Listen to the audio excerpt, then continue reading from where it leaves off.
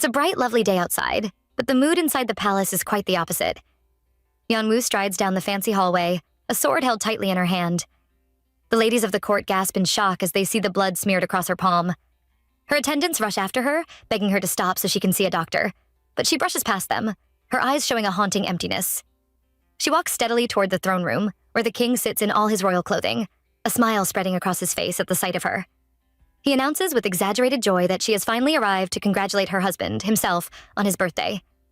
However, Yeonwoo does not join in his joke. Instead, she holds his gaze firmly, her expression cold and hard. The king's joy wavers as he senses the tension in the air. He orders her to stop her reckless behavior immediately, but she responds with a strong and clear no. Confusion crosses his face, and a flicker of amusement sparkles in his eyes as he wonders if this is another attempt on his life, especially after her last unsuccessful try to take him down. His men laugh at her, dismissing Yeonwoo as just a foolish joke. Hearing their laughter, she grips the sword even tighter, and the sharp edges digs into her skin, drawing fresh blood. She tells her husband he should have just killed her instead of murdering innocent members of her family. He should have killed her and turned her into crow's food. The king urges her not to say such things, insisting that he could never kill the one that he loves. This declaration snaps something deep within our female lead's mind, and she flashes a smile that borders on insanity. She declares that her husband is crazy if he dares to call this love. Wobbling on her feet, she breaks into maniacal laughter. Yeonwoo questions him about how he can speak of love after all the terrible things he has done. Hot, bitter tears begin to stream down her face as the weight of her pain overwhelms her. She confronts him, reminding him that after he slaughtered her entire family and hung their heads on the city gate, he has the audacity to mention love. Her body trembles at the mere sound of his name, and yet he still thinks this twisted reality is love. The king gazes at her with an unsettling calmness, asserting that, of course, this is love. Her eyes, filled with disbelief, search his face for any hint of remorse or understanding. But there is only cold certainty in his expression.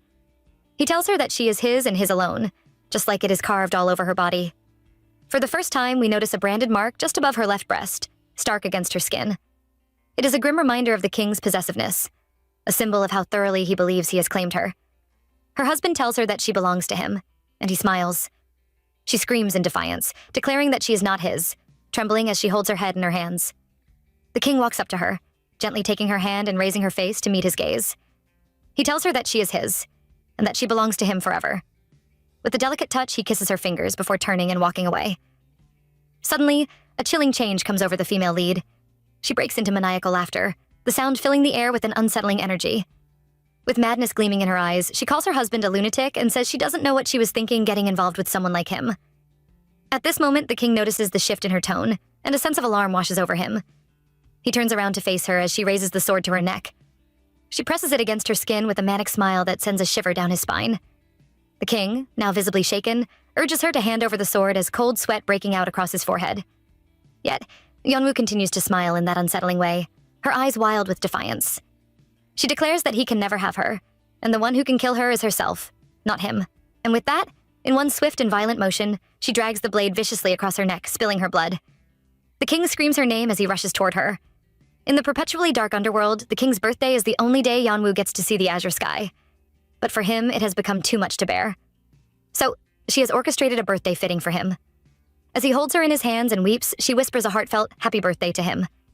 In a moment of desperation, he turns around and shouts for one of his guards to fetch the physician immediately. With a hardened resolve, she tells him that, since he has wronged her, may this day mark the beginning of a lifetime of suffering for him. As he screams for his guards to hurry with the physician, she casts her gaze over the crowd gathered, and her eyes land on a peculiar face among them. She wonders who it is and why tears are streaming down the man's cheeks. A chilling thought crosses her mind. Could he be crying for her? Inwardly, she urges him not to look at her with those sorrowful eyes, for she has just executed the ultimate act of revenge. She tells herself that she must revel in this death, to savor the taste of vengeance. In her final moments, she closes her eyes and prays to Tamya, the god of the underworld. She confesses that she doesn't understand why she has been made to endure such a cruel existence, but she does not wish to repeat it. She declares that she would prefer to disappear entirely rather than be thrust into a world where her husband, Hyojo, exists in the next life. Suddenly, Yeonwoo opens her eyes and surveys her surroundings in confusion. She drops to her knees, and she cries out to the heavens in agony, asking why she has been brought here again. The sound of approaching horses' hooves ignites a panic within her. The thought of Hyojo approaching sends shivers down her spine, and she tells herself that she must escape, that she needs to flee immediately. Yet, as she tries to will her legs to move, they remain stubbornly unresponsive. In that moment of anguish, she hears a voice behind her. Turning around, she finds herself face to face with a strikingly beautiful man who gazes at her with awe. He speaks softly and says she is someone from Earth. Yeonwoo turns around to see the man mounted on the horse, and she immediately notices that things are different from before. In her previous life, Hyojo definitely appeared, but the man she sees now is entirely different. A voice comes from her left side, asking if everyone is okay. Yeonwoo turns to see her father and younger sister, and even her mom. Everyone is still alive, and her eyes glitter with tears of relief. The strange man observes them and notes that they look like they've had an accident. He inquires if they are all okay. Her father replies that none of them are injured, then turns to the man on the horse, asking why he is wearing that peculiar outfit and whether there is a drama filming nearby. Yeonwoo and her entire family are dressed in modern clothing, while the man on the horse dons historical attire. Her father continues, asking the stranger if he can borrow a phone since his own has stopped working after the accident. The horseman seems puzzled, saying he's not sure what Yeonwoo's father is talking about, but he might still be able to help. He turns to one of his guards and commands him to escort Yeonwoo's family to meet Lord Jangkong. Our female lead's eyes widen with alarm at the mention of Lord Jangkong. He is the ruler of this place, the underworld, and also Hyojo's father. If things keep progressing like this, she realizes she might run into Hyojo soon, and he could already be on his way here. It's simply not safe. She thinks frantically that she needs to run away with her family, that they must leave this place as soon as possible. But where can they go? Just then, her younger sister Seowoo calls out to her from behind, mentioning that the man on the horse is going to help them. Suddenly, Seowoo stops mid-sentence, pointing out that Yeonwoo's hair has changed color. In that moment, our female lead looks at her hair and notices for the first time that it is now a brilliant shade of silver. The man on the horse remarks that her hair is truly beautiful, and that he has never seen such radiant hair before. He invites her to please come with him. Confused, she glances back at him. Her father quickly intervenes, questioning the man as to why he wants to take only his oldest daughter. The stranger assures her father not to worry, stating that he will ensure they are all reunited again after they meet with Lord Jangkong. Her father, skeptical, asks why he should believe such words. Suddenly, Yeonwoo thinks to herself that if they keep this up, they will most likely run into Hyojo. Memories flood her mind of her family's tragic death in her previous life, and she feels an overwhelming wave of guilt. It's her fault that they ended up this way. Determined to change things, she quickly voices her decision to go with the man on the horse. Her younger sister gasps, asking if she's serious, while her father warns that it's too dangerous. Yeonwoo thinks that she's not sure if this is the right choice, but if she wants to avoid meeting Hyojo right now, there truly isn't another option. At that moment, her mother angrily interrupts, insisting that her father and sister should leave her alone. She points out that our female lead has always operated on her own terms, unaware of the anguish burning in her family's hearts, or the worry that she is causing them. Yeonwoo starts to explain herself, but her mother cuts her off, declaring that she no longer cares and that Yeonwoo can do as she pleases. She then calls to her husband and Seowoo to follow the guard and to leave with him. Her father hesitates, asking if it's truly okay to leave their oldest daughter behind.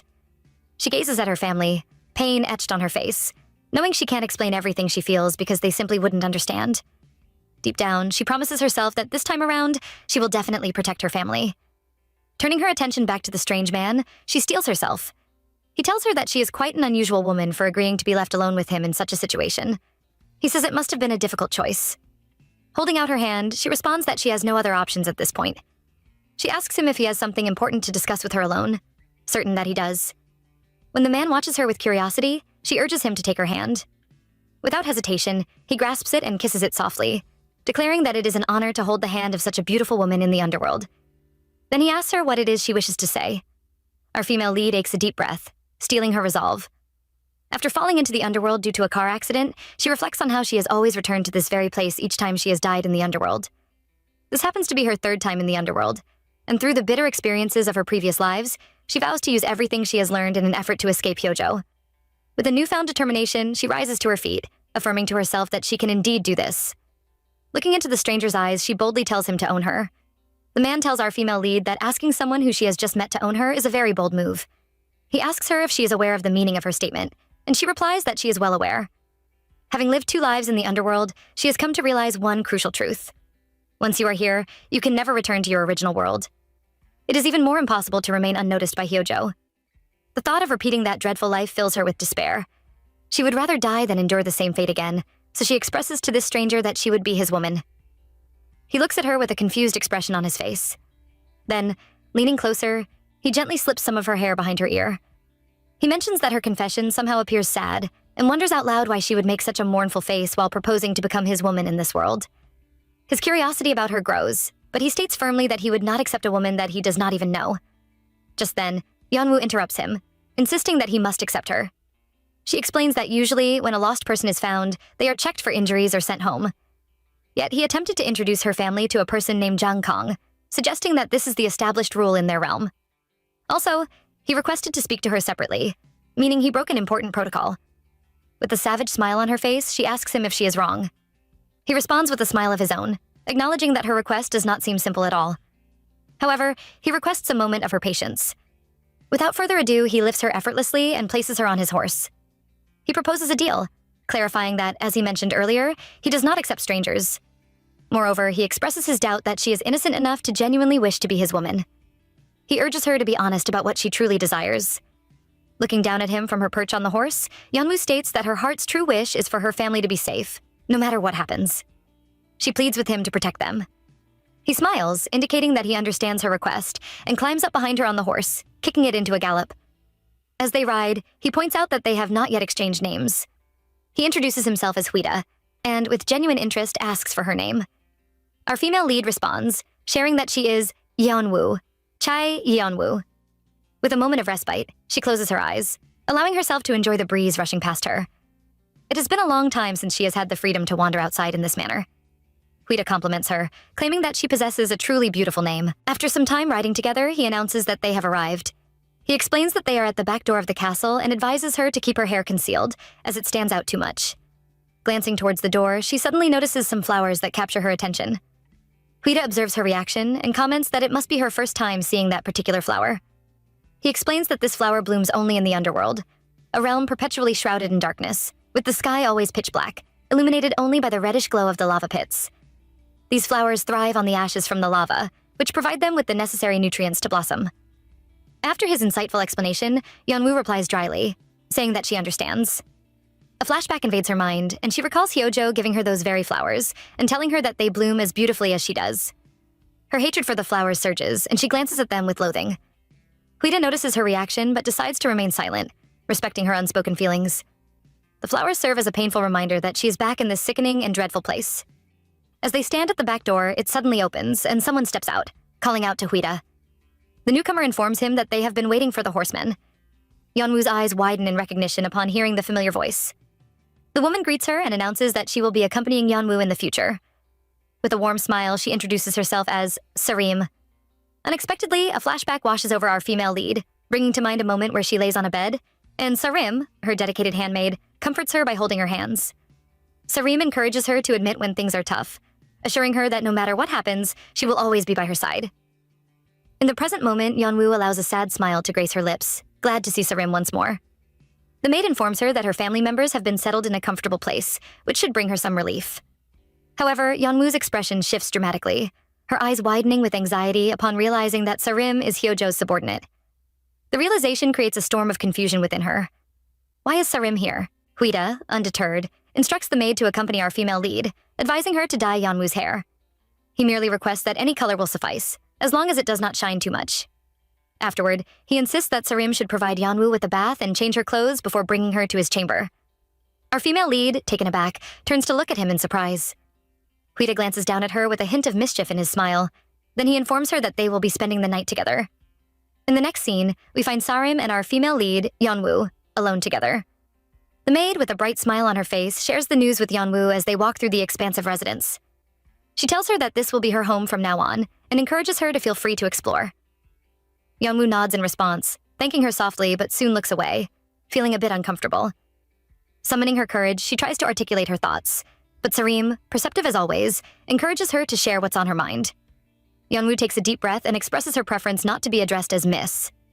She asks Sarim to speak more casually with her, feeling that it would create a more relaxed atmosphere. Furthermore, she mentions that she senses a misunderstanding between them, but reassures Sarim that there is nothing romantic going on between her and Huida. She insists that his earlier remarks do not imply anything of that nature. Before she can finish, Sarim interrupts, shaking her head slightly. She explains that first of all, Huida referred to Yeonwoo as Miss, so it would be inappropriate for her to speak informally to someone whom her master has addressed in that manner.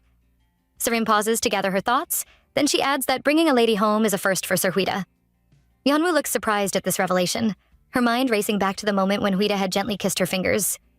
She can't help but think to herself that he doesn't appear to embody that kind of behavior at all.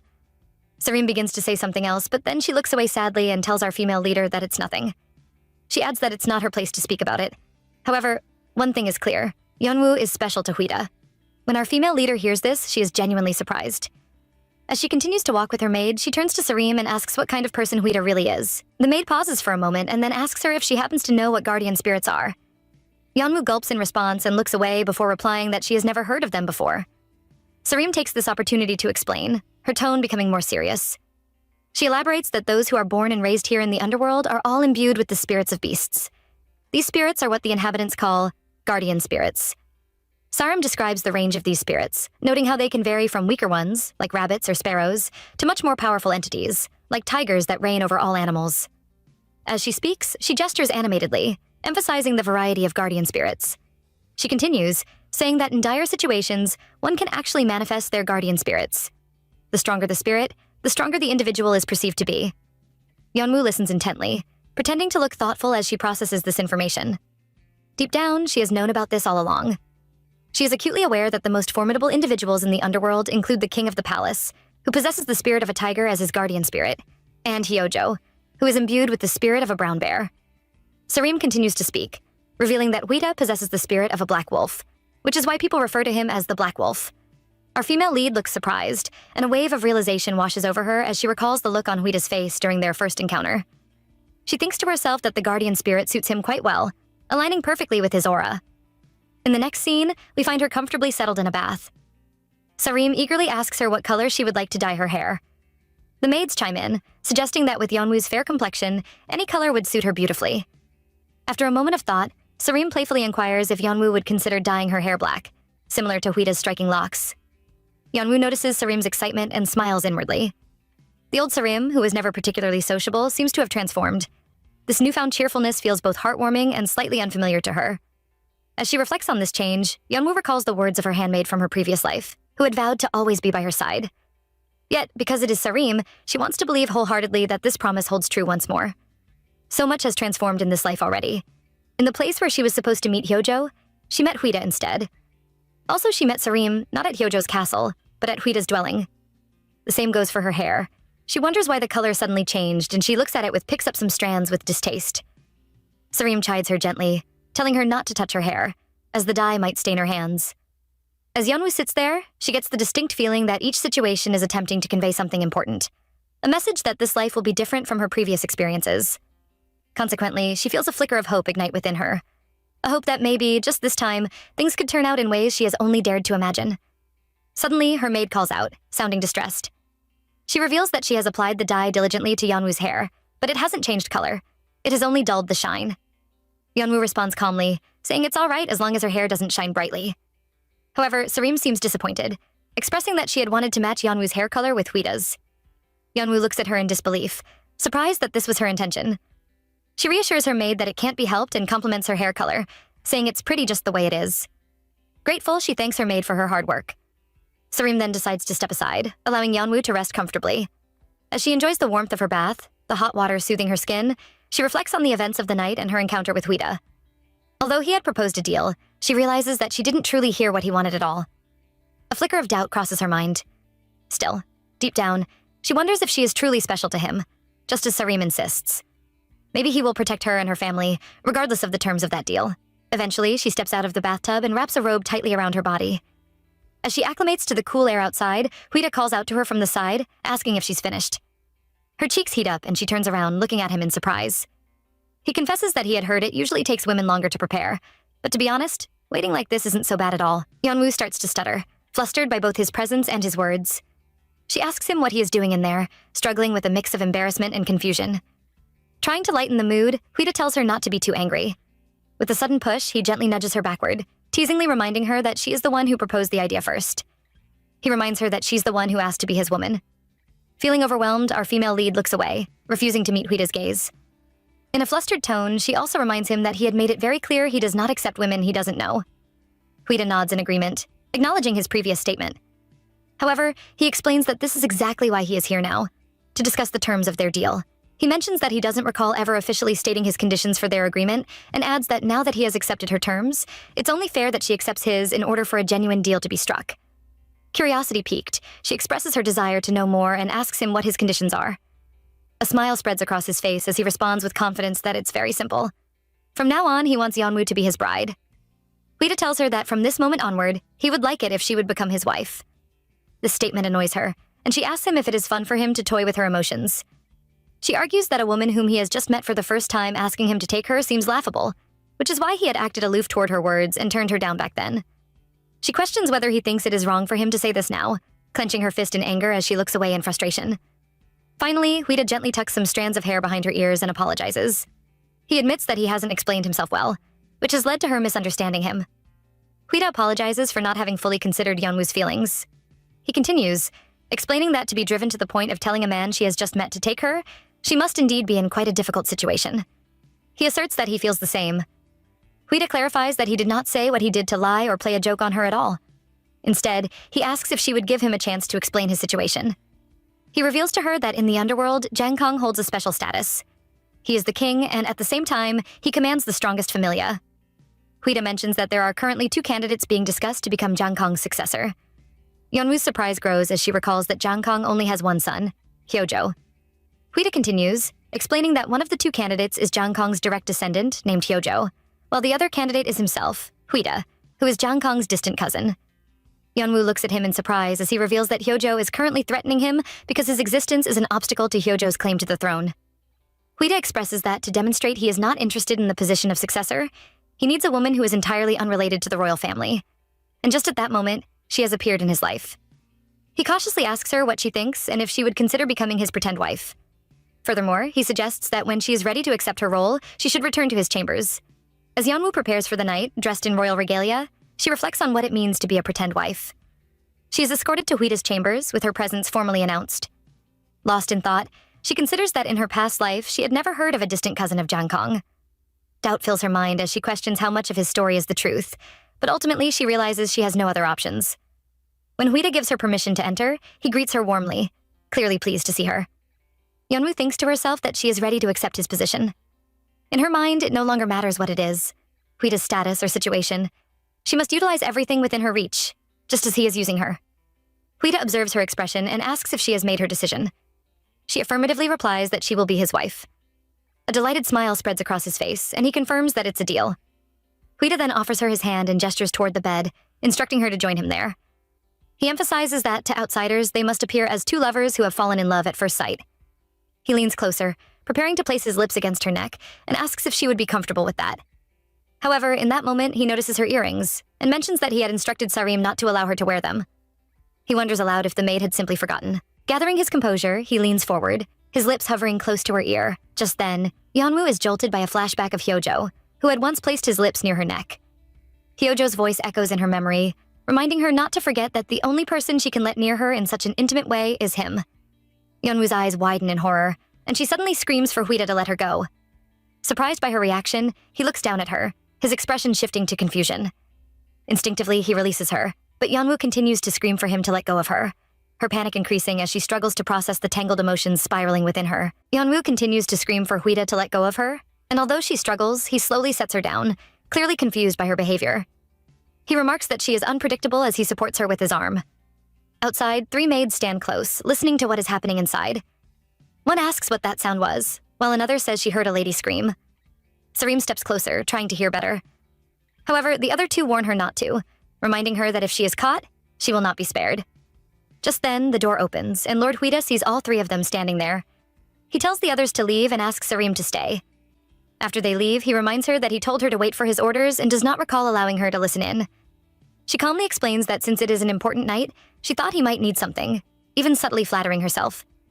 He then says it is over, and that the important night will not happen again. Naturally, she asks what went wrong and why Yeonwoo screamed like that, but instead of answering directly, he instructs her to check for herself. As a result, Sarim enters and sees Yeonwoo lying down. After checking her, she says it is only a brief loss of consciousness and that she will be fine after some rest. She then questions why she cried like that, but he simply replies that he did nothing, which leads her to tease him, saying he handles other matters well yet chose to treat her this way. However, he thinks to himself that from the start, she was not even looking at him properly, as if her mind was elsewhere, and he wonders what occupied her thoughts. Sarim advises him to treat her well, reminding him that she is important and offering to help her feel comfortable, yet he admits he does not know how. He then asks if she has checked the marks on her neck, and she confirms she has but has not been able to trace them yet. She adds that she thought he would confirm it after spending the night, but since her condition is not good, it will be difficult for now. He says he understands and tells her to leave, making it clear that everything that happened today must remain secret.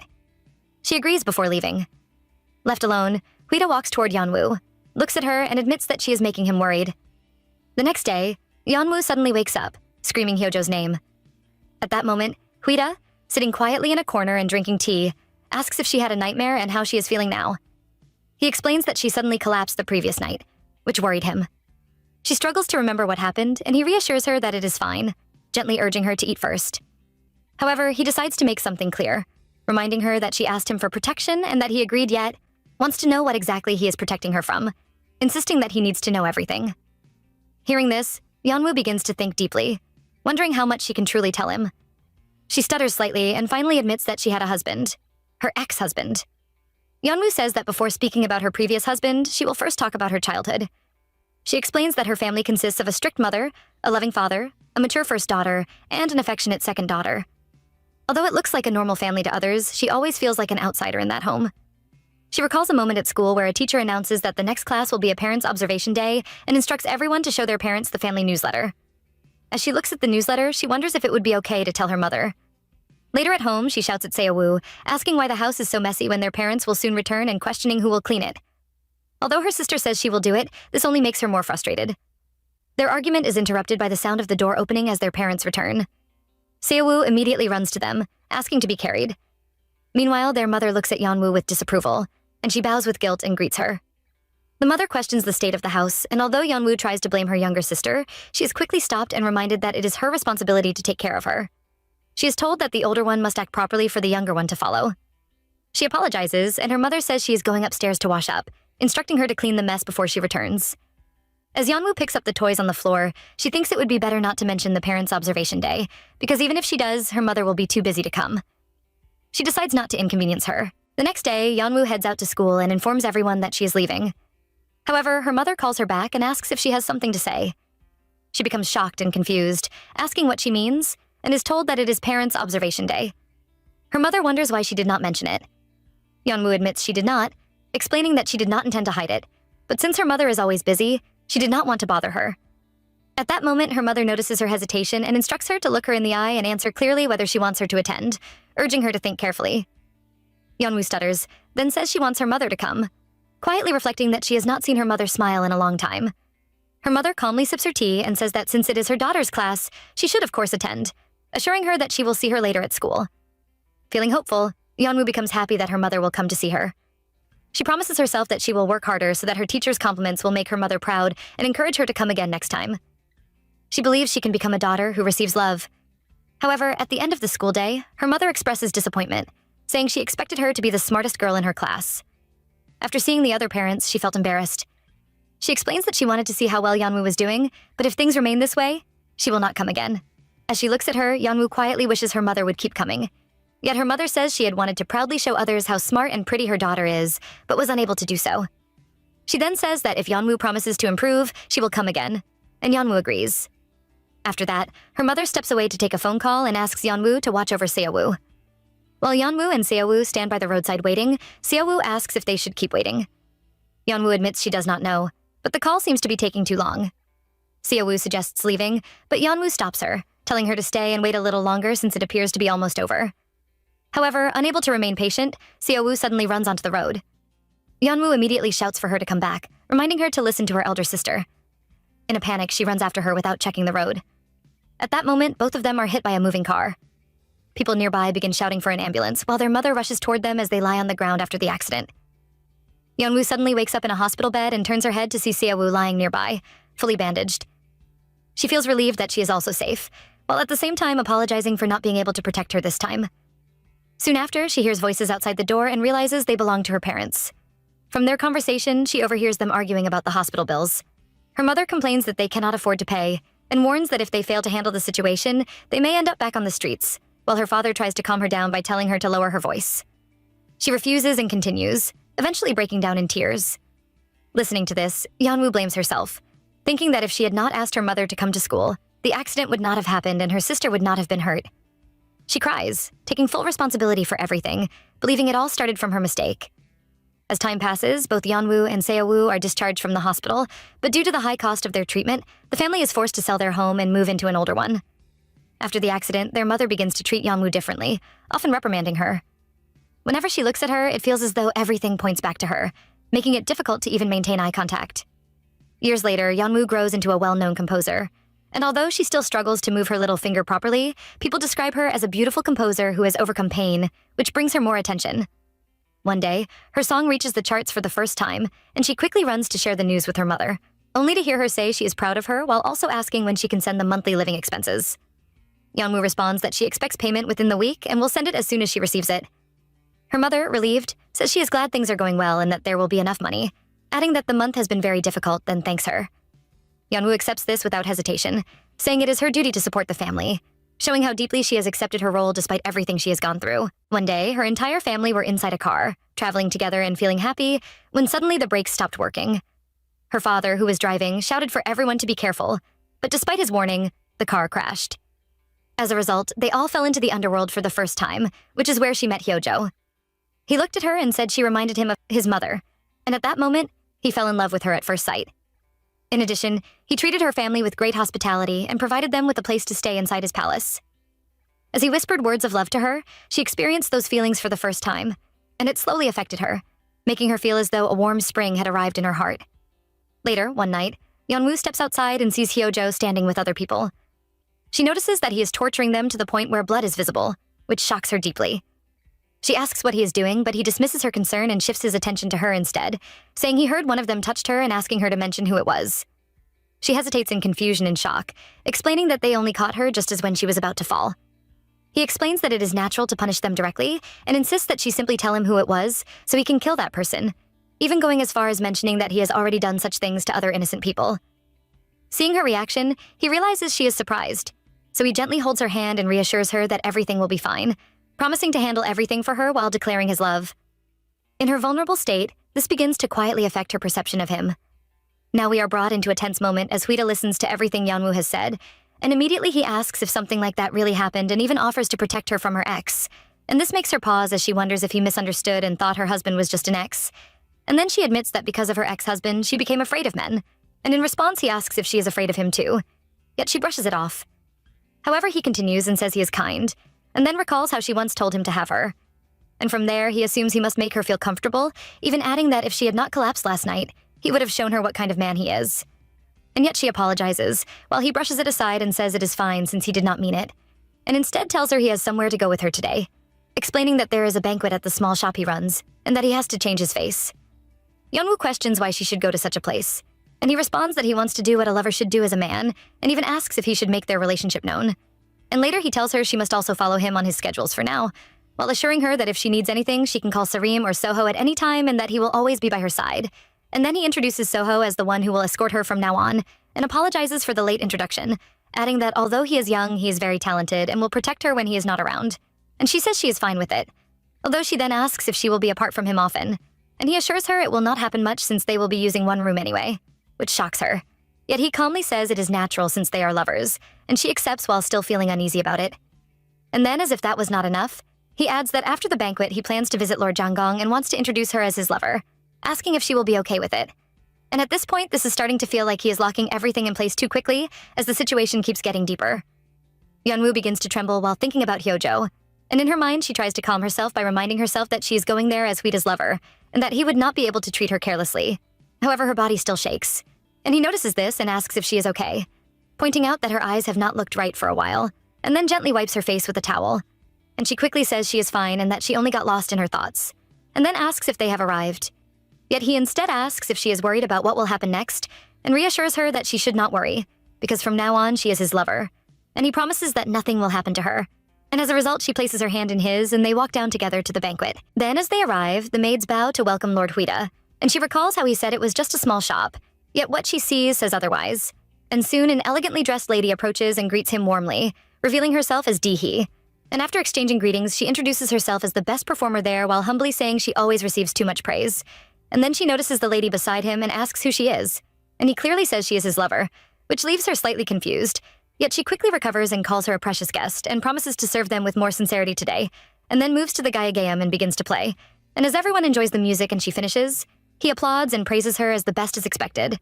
And she explains she practiced hard to give him a better song, which leads him to say it was amazing and that he will grant her one wish, telling her to ask for anything. And although she did not expect this, she makes a request that surprises everyone, asking that Yeonwoo play a song. And she reacts in confusion and asks if she is really being addressed, and she confirms that she is. Things start getting uncomfortable real fast as all attention shifts onto her. Now the moment takes a turn as Dee-hee explains that she noticed the young lady's hands and saw calluses on her fingers, which made her think she might play an instrument just like her. And she adds that a performer can always recognize another performer, therefore believing that if her guess is right, then her performance will be just as beautiful as her appearance. And as a result, Huida turns to Yeonwoo and asks if she can play. And she nods, and he tells her to go ahead, adding that while he would love to hear it, she should not do it if she does not want to. However, she accepts and says although it is sudden, she will play. But then she asks if her wish will also be granted, which confuses him, and she explains that since he liked the other performance and granted that wish, hers should count too. He lets out a soft laugh and says she still does not know him well, because even if she does not play, he would still grant all her wishes, and this makes her smile and thank him. We can see that she is slowly getting comfortable with him as she steps forward. She walks to the Gaiagam and introduces her song as Untitled, explaining that she made it when she was underground in a low room with no windows, trapped because of Hyojo's obsession. And as those empty days repeated, she found the Gaiagam, picked it up, and created the song, pouring in her regret for ever loving him and filling it with her hatred. And as she begins to play, the entire room is drawn in, while Dee-hee stands in a corner, shocked and watching closely. And everyone, including Huida, is moved by the performance. And this clearly provokes her as she cannot hide how much she is affected. And when the song ends, applause fills the room, and he praises it as the most beautiful performance he has ever heard and says since she fulfilled her part.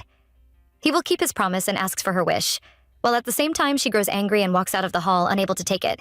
And she decides to tell him her wish only when they are alone. And meanwhile, the other one, burning with jealousy, moves to the back, remembering his words about the best performance and thinking that the seat beside him should have been hers, and she breaks down in tears. This kind of jealousy is already turning dangerous as the tension keeps rising. After the banquet ends, Huida and Yeonwoo walk together. He admits he is truly shocked that she can play the Gaiagam so beautifully. She thanks him. He then wonders if she used to play often on Earth. She explains that she did not. Instead, she made music professionally, which is why she can play many instruments a little. She adds that she has created several other songs as well, although it has been a long time since she last played them herself. As if that were not enough, he brings up something he noticed, saying that while she was performing, her pinky finger trembled slightly as if it had been injured, and he asks if she is in pain. She admits she injured it a long time ago, and although it makes it hard to perform perfectly, it no longer hurts.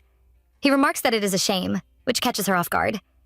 He explains that even though she plays beautifully now, if she had not been injured, her music could have been even more beautiful. She thanks him for saying that, letting out a small sigh, thinking that such praise reaches deeper than ordinary compliments because it acknowledges both her skill and her loss. The moment shifts as he reminds her about the wish she said she would ask for. She begins to think about what she truly wants, which is to ask if they can use separate rooms. However, she hesitates, wondering if they must share one since their relationship is contractual. She also recalls that the first night was already ruined because of her, leaving her uncertain of what to say next. Yeonwoo suddenly looks up and realizes they have walked quite far. Instead of stating her wish, she simply asks where they are. Huida calmly explains that the place is sponsored by his clan and that it is his favorite spot. Without hesitation, he removes his shoes and steps into the ash, explaining that the wall is low, so a lot of volcanic ash gathers there. Moreover, if someone steps on it with bare feet, it feels like walking on clouds. Although she initially refuses, saying she is fine, he insists and points out that she has been tense ever since she arrived in the underworld. As a result, she finally agrees and removes her shoes, saying she will only try a little. As she steps into it, she is surprised by how soft it feels, and at the same time, she realizes it has been a while since she last experienced something like this. However, just as the moment becomes peaceful, he suddenly kicks Ash toward her. She protests, but he continues, encouraging her to enjoy it. Eventually, she fights back, throws Ash at him, then apologizes, saying that was why she warned him. He casually replies that it is fine, assuming she could not tolerate it, while she quietly thinks he looks handsome and even laughs. After that playful moment, they sit together on the fence. He asks if she likes it, then casually reveals that this is actually the room she will be staying in. She is surprised and asks if she was not supposed to share a room with him. He explains that his own room is right next to hers, and that there is a small side door connecting both rooms, so they are almost together anyway. He even jokes about his appearance, adding that since she is afraid of men, there is no way she would feel comfortable sharing a room with him, so this arrangement is better and will not burden her. He reminds her that the house is large with many rooms and encourages her to rest well. She thanks him. Later that night, Lord Huida walks down the hallway, and suddenly Soho is kneeling before him. When he asks what is going on, the boy reveals that he has finally found that person. In the next scene, Hyojo and Yeonwoo ride together in a chariot, and soon, it comes to a stop. As she looks ahead, she realizes the place is Janggong's castle, and immediately it becomes clear that this is the very day she might see Hyojo. The mere thought of him makes her feel dizzy. He notices right away and asks if she is okay. She quickly apologizes and explains that she just felt nauseous for a moment. However, he reminds her that he made a promise not to allow anything to torment her. As he says this, he moves a little closer, yet she turns her face away and insists she is fine. She has already made a promise to herself that she will never be afraid because of Hyojo again, even though the situation is frightening. After that, she walks toward the door, leaving him slightly confused, then asks if they should go in. He agrees. As they step forward, everything inside the palace remains exactly the same, from the structure to the placement of every item, which pulls her into a trance-like state. Suddenly, she imagines Hyojo right behind her, whispering that she has finally arrived while holding her neck.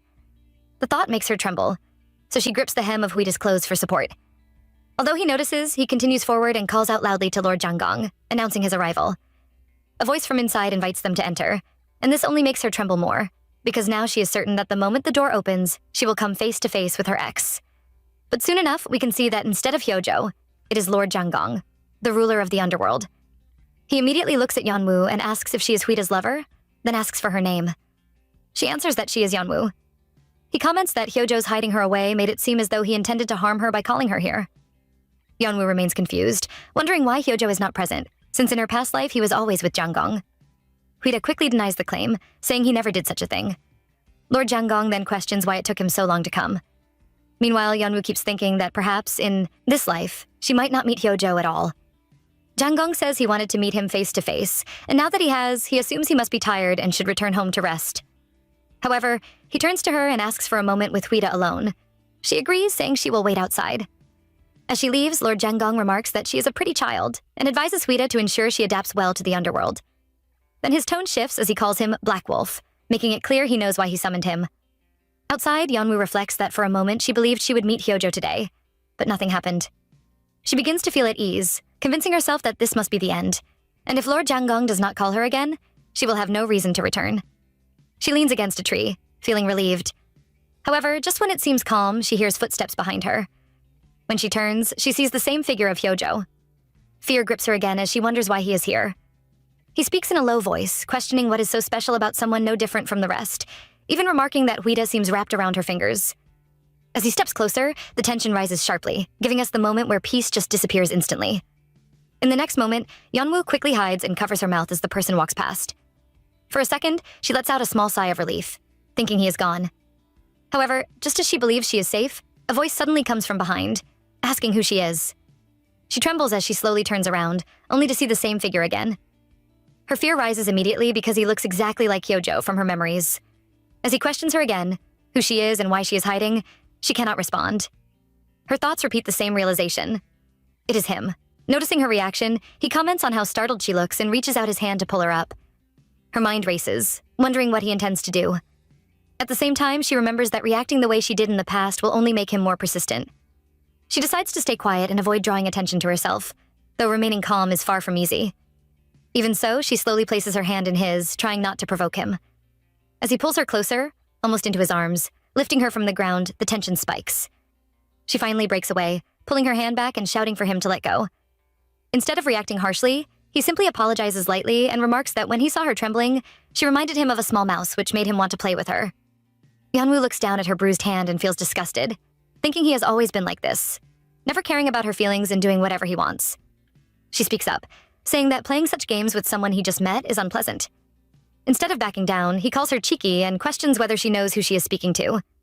When he says her name, she gasps and quickly declares that she is Lord Huida's lover, warning him not to treat her carelessly. She adds that even basic manners should make that clear. He reacts with amusement, calling her that man's woman and saying she is quite fierce. He even comments that Huida must have enjoyed himself with her and mentions that he once thought the rumor about him being a eunuch was true, but now finds it disappointing that it is not. His words only make the situation worse. After that, he asks for her name, and when she says Yeonwoo, he replies that it is a lovely name, which only deepens the uneasy tension. Soon after, Sarim comes looking for her. Upon seeing Hyojo, she is visibly shocked. Yeonwoo asks for a moment alone, saying she needs to rest, while Sarim continues calling out to her. She explains that she feels weak and that her legs have lost their strength, then leaves. Not long after, Sarim finds her and asks what happened. Yeonwoo apologizes and asks if she can return home first. Sarim agrees. Later, when Huida returns, Sarim informs him of what happened. He immediately asks where Yeonwoo is, and she says she is resting. He praises her for handling things well and asks what happened, but Sarim admits she is unsure since Yeonwoo was alone. However, she adds that Yeonwoo seemed very terrified of something. Hearing this, he questions it, saying nothing unusual happened during the meeting with Lord Janggong. Sarim then mentions one more detail. That before Yeonwoo left the back garden, Lord Hyojo came out from the same area. Several hours earlier, we are taken aback as Lord Janggong calls Huida, the Black Wolf, closer and says he is always grateful to him and his brother, explaining that their presence maintains peace. Suddenly, he coughs harshly. Although Huida moves to assist him, he insists he is fine and says it is only natural with age, as his body no longer obeys him as it once did. He admits he feels the time is approaching to pass on his position. Huida immediately objects, insisting he is still strong. However, Janggong brings up Hyojo, saying it seems he still does not trust him, and even admits he feels the same despite being his father. Huida agrees, adding that the false family bond will end someday, because Hyojo will eventually discover they are not related by blood. That truth will surface the moment he becomes ruler. Janggong acknowledges this, admitting he has been careless. Changing the subject, he asks about Yeonwoo, wondering if she is the woman he has been searching for. Huida pauses, uncertain, and admits he is not sure. Even so, something deeper lingers in his thoughts. Janggong calmly says he hopes she is the one, and in silence, Huida finds himself hoping the same. The next day, Huida and Yeonwoo sit across from each other, sipping tea. She apologizes for leaving abruptly the previous night, explaining that she intended to wait but left without saying anything. He dismisses it, saying it is not a big deal. When he asks about her condition, noticing she still seems unwell, she struggles with how much she can reveal. Memories of Hyojo and her past lives surface, reminding her of everything she endured. She promised herself this life would be different, yet seeing him again brings back the same fear. She simply says she is tired. He encourages her to rest, showing concern that surprises her. Sarim announces that her bath is ready and will wait outside. As Yeonwoo carries her things, she reflects on how Huida does not seem suspicious, only genuinely worried. She quietly admires his kindness. Just as she is about to enter, she hears a voice from inside saying, "No extra help is needed." She looks up and is startled to see Huida in the bath. She quickly apologizes and turns to leave, but he stops her.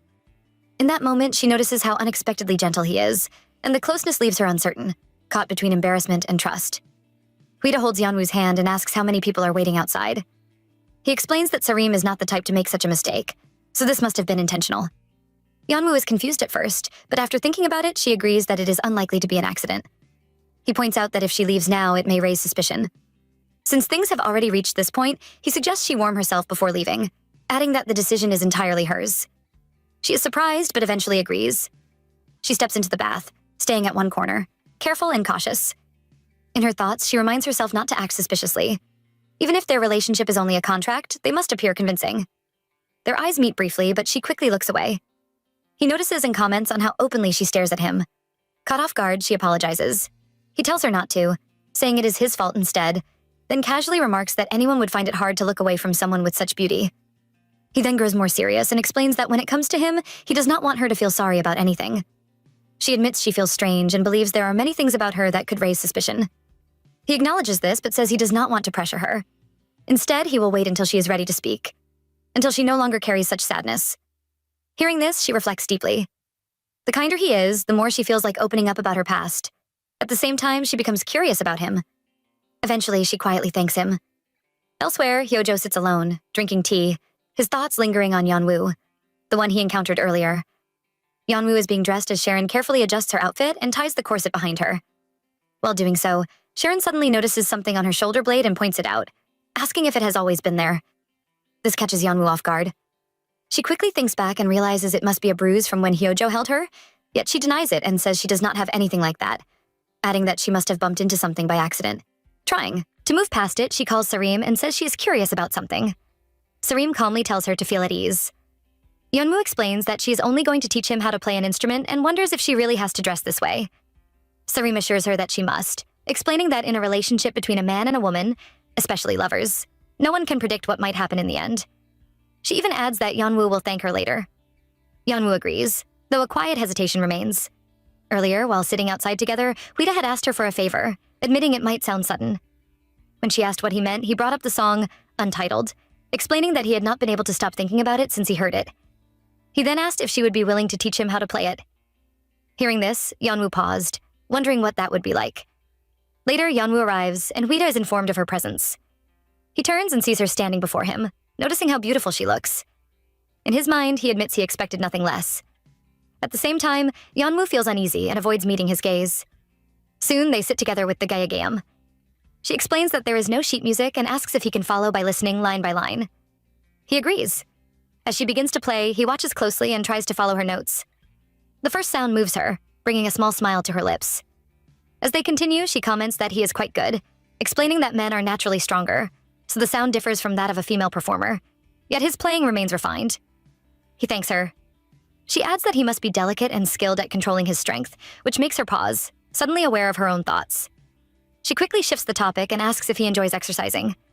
He is confused at first, but she explains it relates to playing the instrument. Once he understands, he remarks that he thought she had become interested in him again, but she simply laughs it off. He explains that he does not follow a specific exercise routine, but practices horseback riding and archery when necessary. Then he asks something in return, what she likes. The question catches her off guard. After a moment, she answers that she likes the sky, especially the blue sky. He admits he wanted to get her a gift, but now it seems difficult.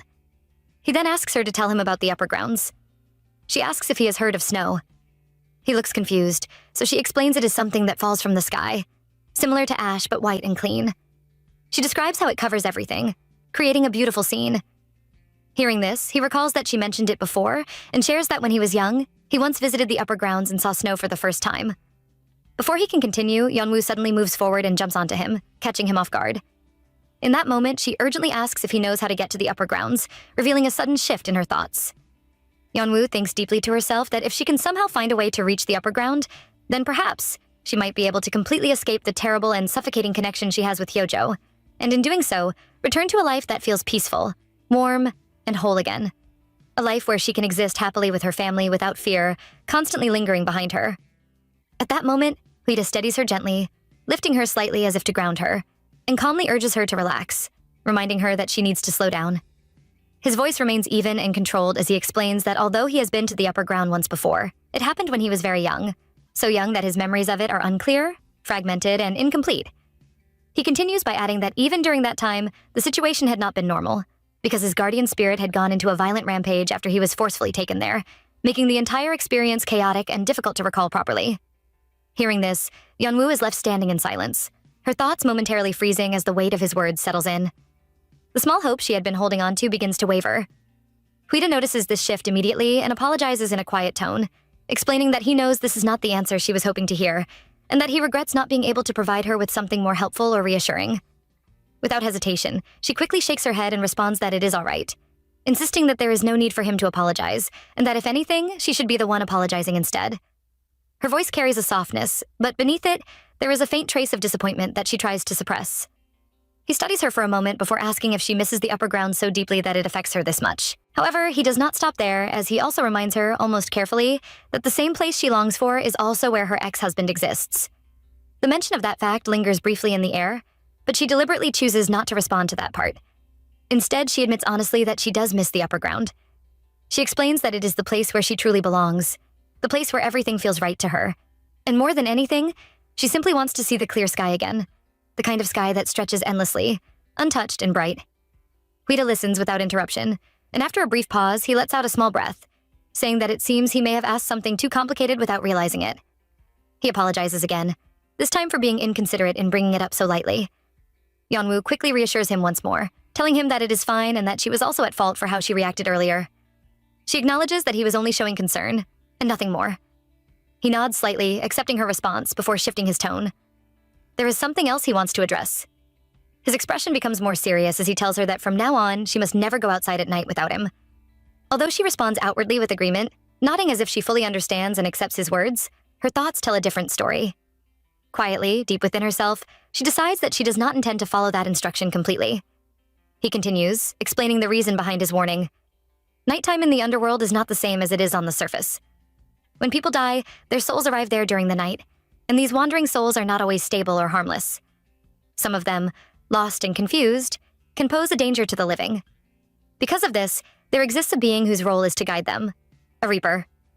Yeonwoo listens carefully, nodding in understanding, though inside, she reflects on how strange it would seem if she revealed that she already knows all of this. Then, as if shifting the mood, Huida adds something else. He tells her that she will be able to visit her family that same day, explaining that the issue regarding their lodging has already been resolved. For a moment, she simply stares at him, processing his words before a genuine sense of happiness begins to spread across her expression. This time, her reaction is not forced or restrained. It is real.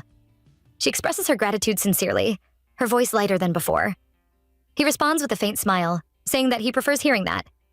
She looks slightly surprised, and he explains that he likes it when she says thank you, adding that from now on, she should express gratitude like that instead of apologizing so often. She accepts this quietly, nodding as she takes in his words. Later, we see Yeonwoo speaking with Sarim in front of her family's place. She asks whether it will truly be all right for her to go alone, wondering if Sarim will have to wait for her for a long time. Sarim reassures her calmly, saying that there is no need to worry. She reminds her that this will be the first time she is seeing her family again since that day, encouraging her to take her time and be fully present with them. Yeonwoo thanks her, and Sarim mentions that she has other matters to attend to in the meantime. Yeonwoo agrees before heading off on her own. Soon after, there is a knock at the door. When it opens, Jae immediately recognizes her. Her reaction is immediate and full of energy as she calls out Yeonwoo's name and rushes forward to embrace her tightly. She comments excitedly on how successful Yeonwoo must be now, even pointing out how refined and expensive her clothes look. Without hesitation, she calls out to their parents, announcing her arrival. Her father appears, and the moment their eyes meet, there is a quiet pause before she greets him, saying it has been a long time. He responds with visible relief, saying that he has been worried about her all this time. She apologizes softly for causing that worry, but reassures him that she has been doing well. Then her mother steps out. She looks at Yeonwoo for a moment, almost as if confirming what she is seeing, before asking if it is truly her. Yeonwoo greets her as well. In that moment, there is a silence that lingers between them, a silence filled with everything that has happened, everything that has not been said, and everything that still remains unresolved beneath the surface. In a brief flashback, Sarim stands quietly beside Huida, maintaining her usual composed posture as he asks where Yeonwoo is at that moment. His tone is calm, yet there is a subtle expectation in his voice. Sarim responds respectfully, explaining that Yeonwoo is currently preparing to go out. Huida pauses for a short moment, as if considering something carefully before giving her a quiet instruction. He tells her to take care of a certain matter once they leave, though his words remain measured and indirect. Sarim lowers her head slightly in acknowledgement, accepting the task without further question. The scene shifts back to the present. Yeonwoo now sits at a table with her family. The atmosphere feels both familiar and distant at the same time, as though something invisible stands between them. Her father looks at her with concern that has clearly been building for a long time. He asks how she has been, his voice carrying genuine worry, as though he has been waiting for this moment to confirm her safety. She responds softly, apologizing once again for making them worry, while reassuring him that there was nothing serious to be concerned about. She explains that the man she encountered in the forest helped her significantly and appeared to be a good person. As she speaks, she keeps her tone steady, careful not to reveal too much. Her mother reaches out and takes her hand, her grip firm yet not harsh. She advises her not to trust people too easily, her words carrying a familiar sharpness, though not as severe as before. Then, in a slightly quieter tone, she apologizes for having raised her voice in the past. She continues, telling Yeonwoo that she must think carefully about everything moving forward, because none of them truly understand where they are or how long they will remain in this place. Yeonwoo nods in agreement, lowering her gaze slightly as she apologizes once more. Her mother exhales softly before thanking her. She says that from now on, as a family, they should share everything with one another. There should be no secrets between them anymore. Yeonwoo agrees again, her voice gentle, though something in her expression remains restrained. However, the atmosphere begins to shift. Her mother's attention moves to Yeonwoo's clothes. Her expression changes as she questions how she came to be dressed in such fine garments. There is dissatisfaction in her voice as she looks her over. Soon her words begin to carry a different tone, one that drifts toward complaint. She speaks about their current living conditions, about how difficult things have been, and about the lack of proper food. Seowoo quietly raises her hands, showing the blisters that have formed on her skin. She explains that she has been working in the fields, her voice small but honest. The sight alone says more than her words. The reality of the underworld becomes clearer in that moment. The air feels heavy, filled with smoke that never seems to fade. Above them, there is no clear blue sky, only a dull, suffocating atmosphere that weighs on everything. Despite all of this, Seowoo looks at Yeonwoo and asks if they can come live with her instead. Her voice carries a small hope, fragile and uncertain. Yeonwoo hesitates. Her thoughts begin to tangle as she tries to find the right answer. She admits that she cannot make such a decision on her own, her voice careful, almost apologetic. Before she can say anything further, her mother interrupts. She tells Seowoo not to place additional burdens on her sister, pointing out that Yeonwoo herself is still relying on someone else. Her tone becomes firm again, drawing a clear line. Then, almost immediately, her mother's expression softens. Her voice changes once more, becoming gentler, almost persuasive. She asks if Yeonwoo can bring something for them the next time she visits, explaining that their supplies are running low and that things have been very difficult. She suggests that Yeonwoo speak to the man who helped her, the one she described as kind, implying that he might be willing to provide assistance. At that moment, Yeonwoo finds herself unable to respond. Her mother pulls her into a tight embrace, apologizing for having to rely on her in this way. The weight of her words lingers heavily in the air. Around them, the others remain silent, as though they are all aware of what is happening but choose not to say anything. In the end, Yeonwoo slowly reassures her. She says that she understands and promises that she will speak to him. Even as she says it, she feels the burden settling deeper within her, heavier than before. Time passes, and she prepares to leave. Her mother notices and asks why she is going so soon. Yeonwoo explains that someone is waiting for her, keeping her tone simple and direct. Her mother nods, accepting the explanation, but just as Yeonwoo begins to step away, she calls her back. She asks if she is forgetting something. Yeonwoo pauses, then returns. Without hesitation, she leans forward and hugs her mother. The embrace is quiet, but it carries a sense of obligation more than comfort. In that moment, her mother speaks softly, reminding her that she is the only one they can rely on. Yeonwoo closes her eyes briefly before responding that she will do her best. As she walks away, those words echo repeatedly in her mind. She tells herself that she must protect her family, no matter what it takes. At the same time, another thought rises within her, just as strong. She must also protect herself from Yeojo. Her steps continue forward, steady but heavy, until suddenly a hand grabs hers from behind and her thoughts break instantly. Yeonwoo turns quickly, her heart tightening in her chest from the sudden contact, only to see that it is Sarim. The tension that had gripped her just moments ago loosens almost immediately, replaced by a quiet sense of relief. Sarim looks at her carefully, her gaze observant and steady. She asks if something is wrong, noting that Yeonwoo's expression appears unsettled, almost frightened. Yeonwoo exhales slowly, as though releasing something she had been holding in for a while. She admits that she could not find Sarim earlier and wonders aloud if her expression had truly been that obvious. Sarim apologizes softly, explaining that she may not have noticed clearly at the time. After a brief pause, Sarim asks if she has eaten. The question seems simple, yet it catches Yeonwoo slightly off guard. She realizes then that she has not eaten anything. Sarim suggests going to a place she likes, a buchimgae restaurant. She mentions it casually, as though it is something she has already decided. Yeonwoo hesitates for a moment, unsure, but eventually nods with a small, polite smile. Without questioning it further, she agrees and follows Sarim. As they walk, Sarim suggests that they also take some time to look around the market afterward, adding that it might help Yeonwoo relax a little. Hearing this, Yeonwoo quietly wonders to herself when she ever mentioned liking buchimgae, but she chooses not to question it aloud. When they arrive, Sarim gives her a small warning, explaining that the place might feel chaotic and that she should not be too surprised by the atmosphere. Just as they are about to enter, Dee-hee appears. She greets them with a composed smile, her presence immediately shifting the atmosphere. Her eyes move toward Yeonwoo as she notes that she has come out alone today. Sarim explains briefly, keeping her response simple. Dee-hee then turns her attention fully to Yeonwoo, offering praise for her previous performance. She describes it as unique, something that stands apart. However, her words carry an undertone. She continues, mentioning that Huida tends to enjoy things that are new and different, but that his interest does not last long. She expresses a quiet hope that Yeonwoo will be able to hold his attention for as long as possible. The meaning behind her words does not go unnoticed.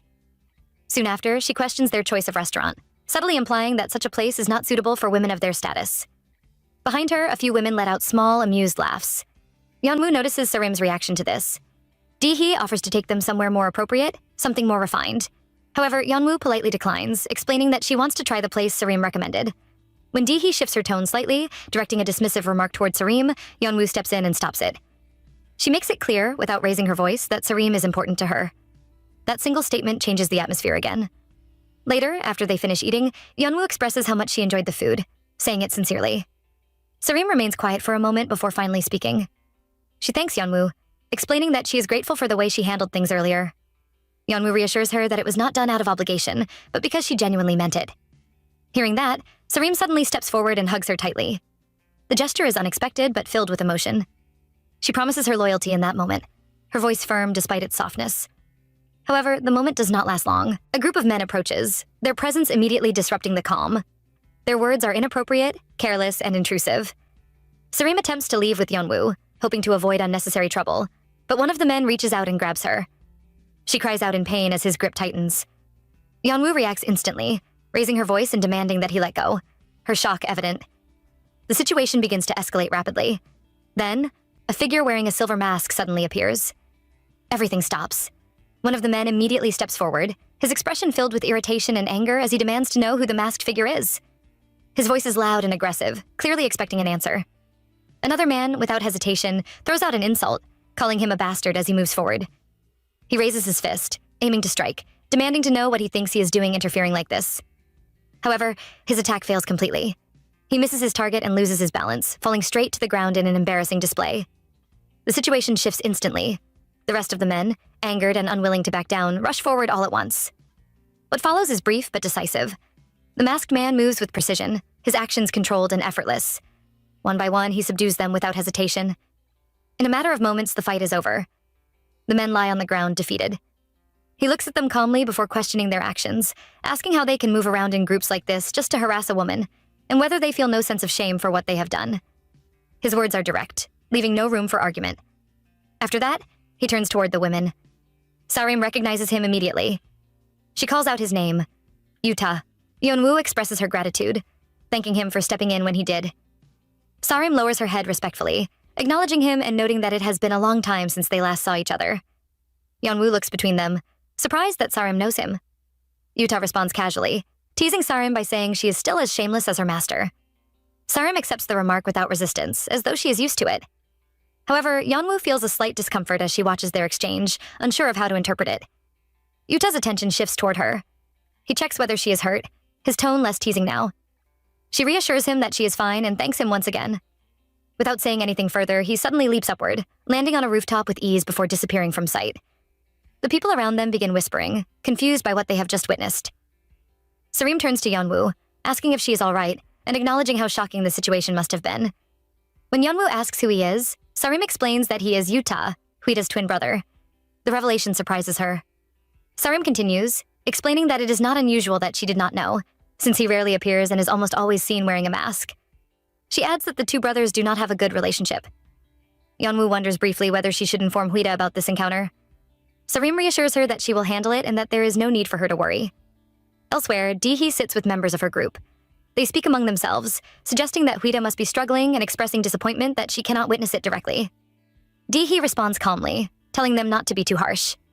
She suggests that Yeonwoo likely does not know any better and adds that situations like this provide opportunities for people to learn. However, as she turns, she freezes. Yuta is standing right in front of her. She questions his presence, asking if he has something to say. Before she can react further, he strikes her down. The action is swift and unexpected. He warns her clearly, telling her never to lay a hand on that woman again. Dee-hee, shocked and angered, demands an explanation, asking who he is referring to and why she is being treated this way. He responds by pointing out details that are small but precise, making it clear that he knows exactly what she did. His warning is final. There will not be another chance.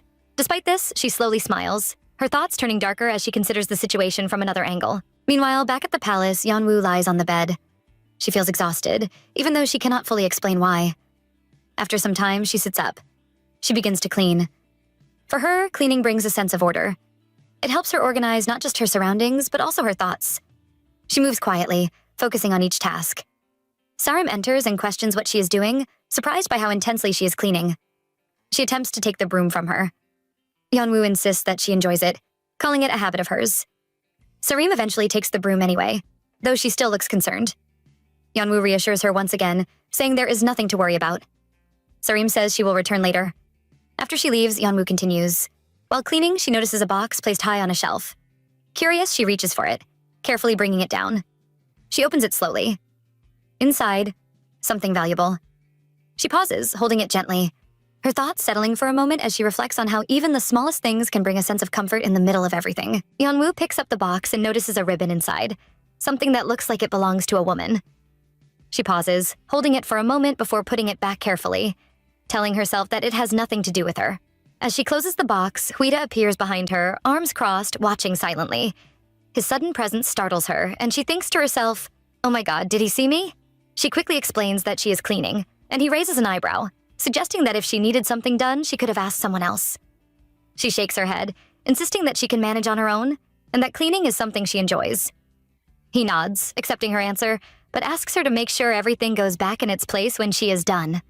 Surprised, she listens carefully as he explains that the room used to belong to him, and although it feels a little embarrassing, he cannot feel at ease if things are left out of order.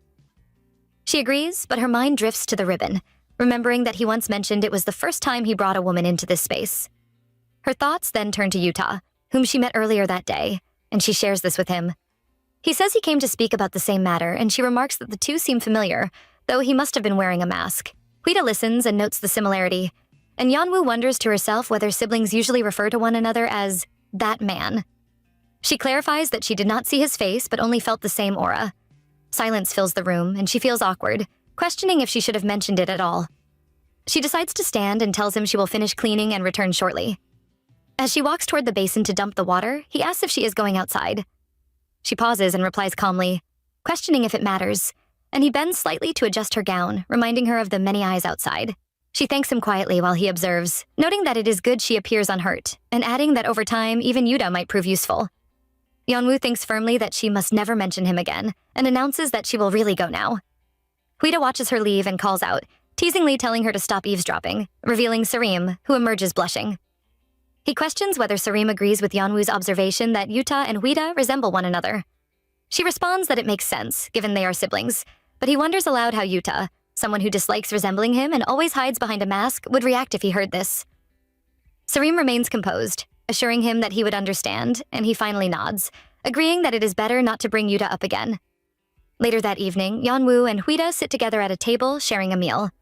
He mentions that tonight's dinner was prepared by Sareem herself and insists that she must try it.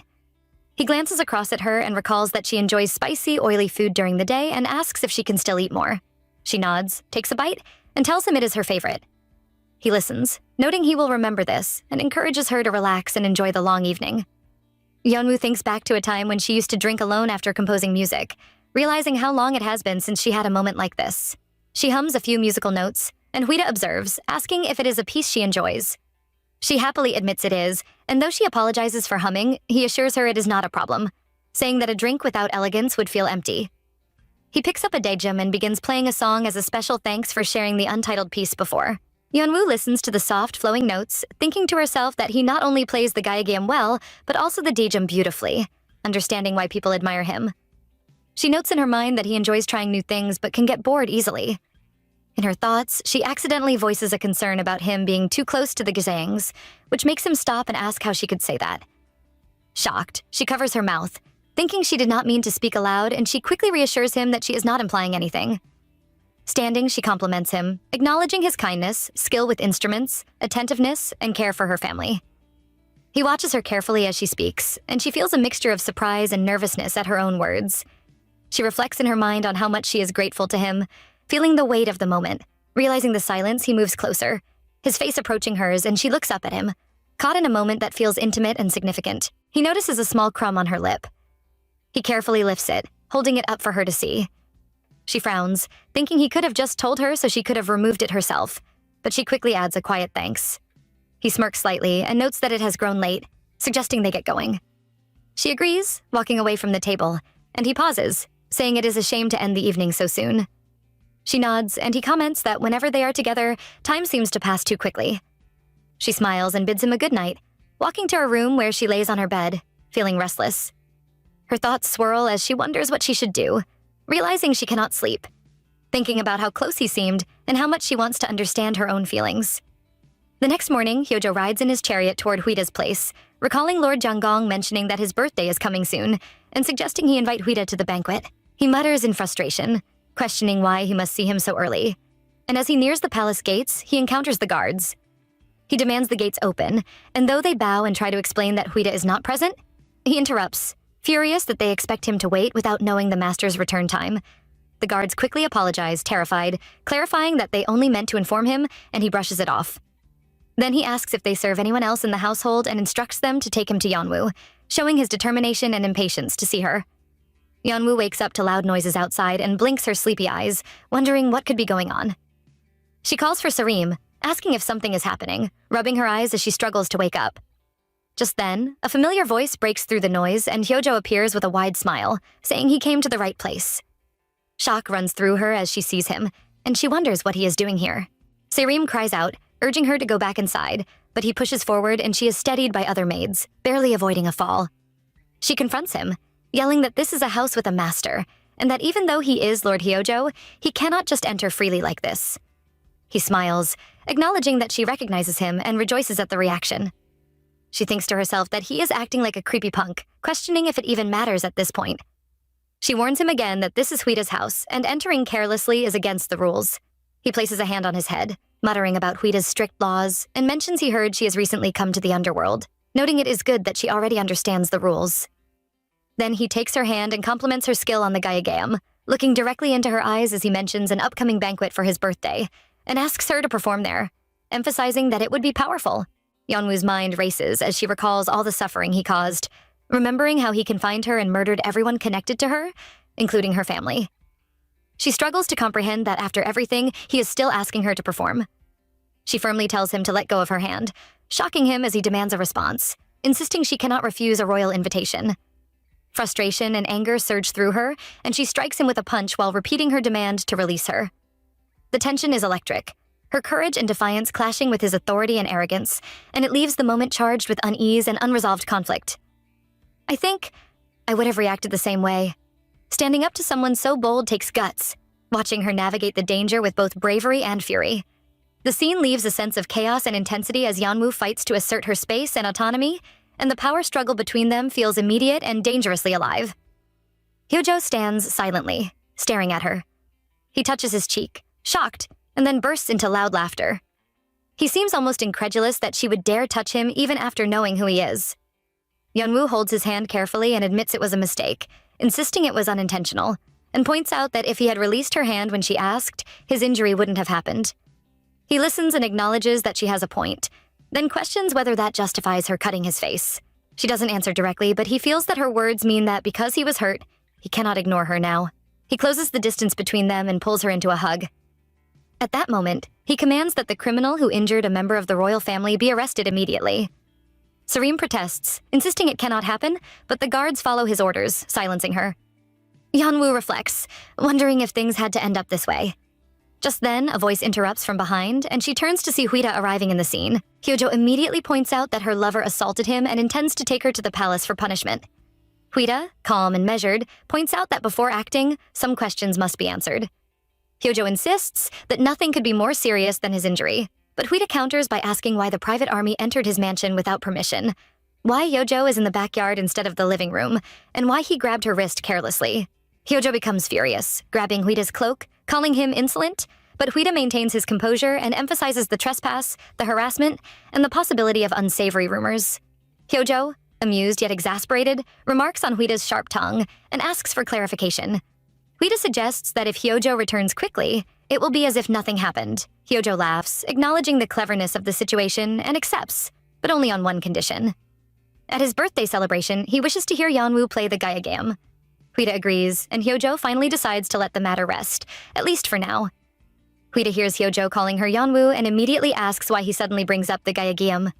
He explains that there is a rumor her performance is extraordinary, and he wants to witness it himself.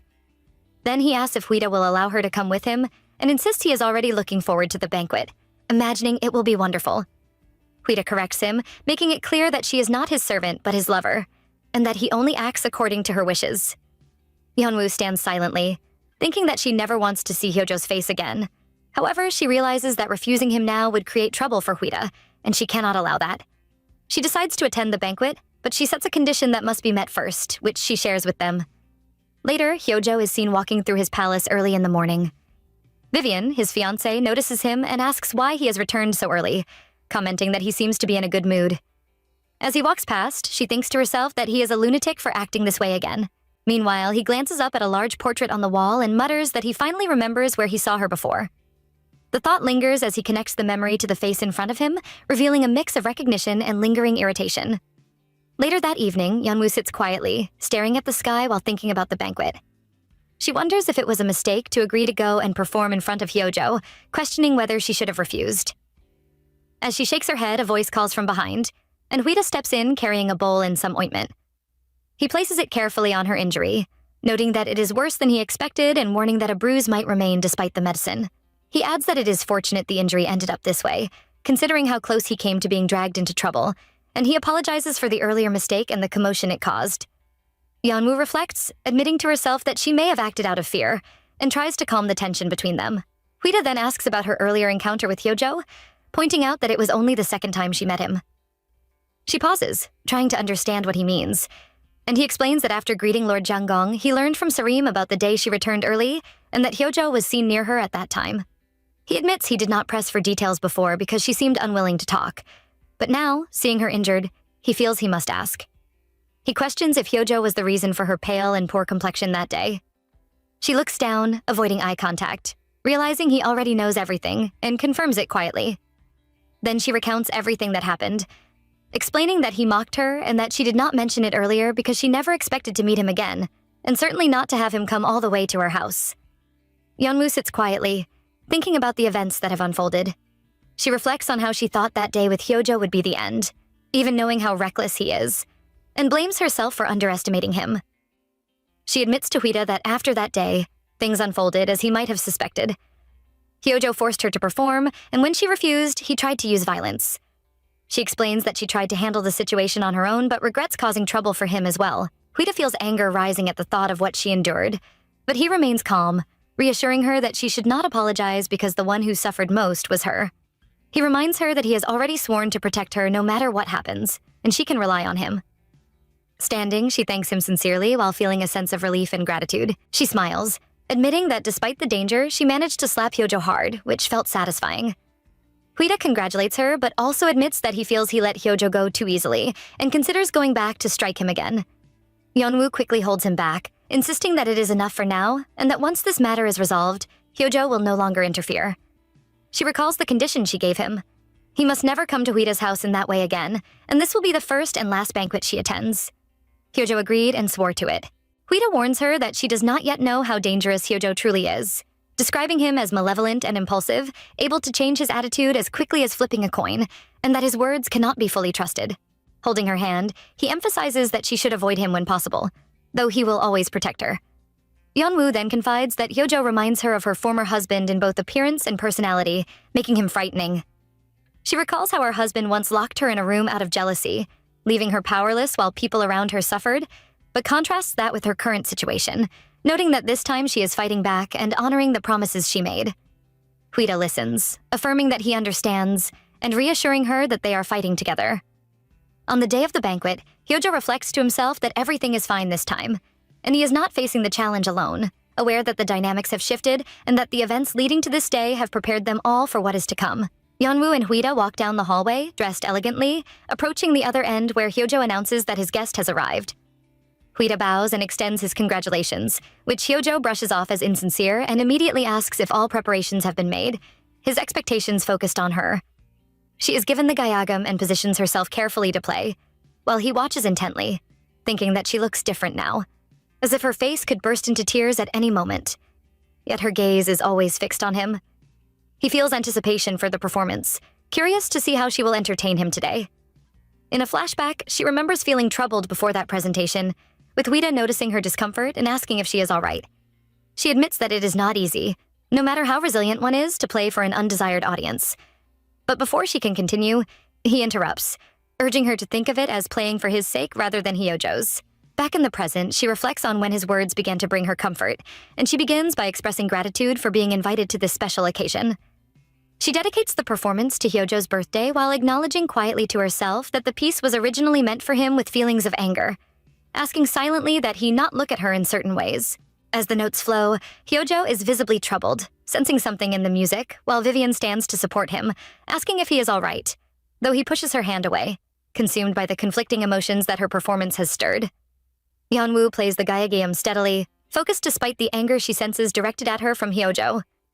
His gaze troubles him, and he scolds Vivian silently for her complexion as Yeonwoo continues playing without faltering. Once she finishes, she stands, and the room fills with applause. Later that evening, she is with Huida, and he praises her for performing so well, admitting that he had been worried, though it seems his concern was overthinking. She responds that she did as he asked, imagining she was playing for his sake, and his support gave her the courage to perform. She thanks him sincerely, but inwardly wonders if her words sounded like a confession, realizing that she only meant to convey that he has been a source of strength for her. Huida notices the cold wind and suggests she go inside, but she hesitates, aware that Hyojo could be nearby. Seeing the shift in her expression, he offers to fetch a quilt, and she agrees, sitting on the grass while reflecting that her words were not too burdensome.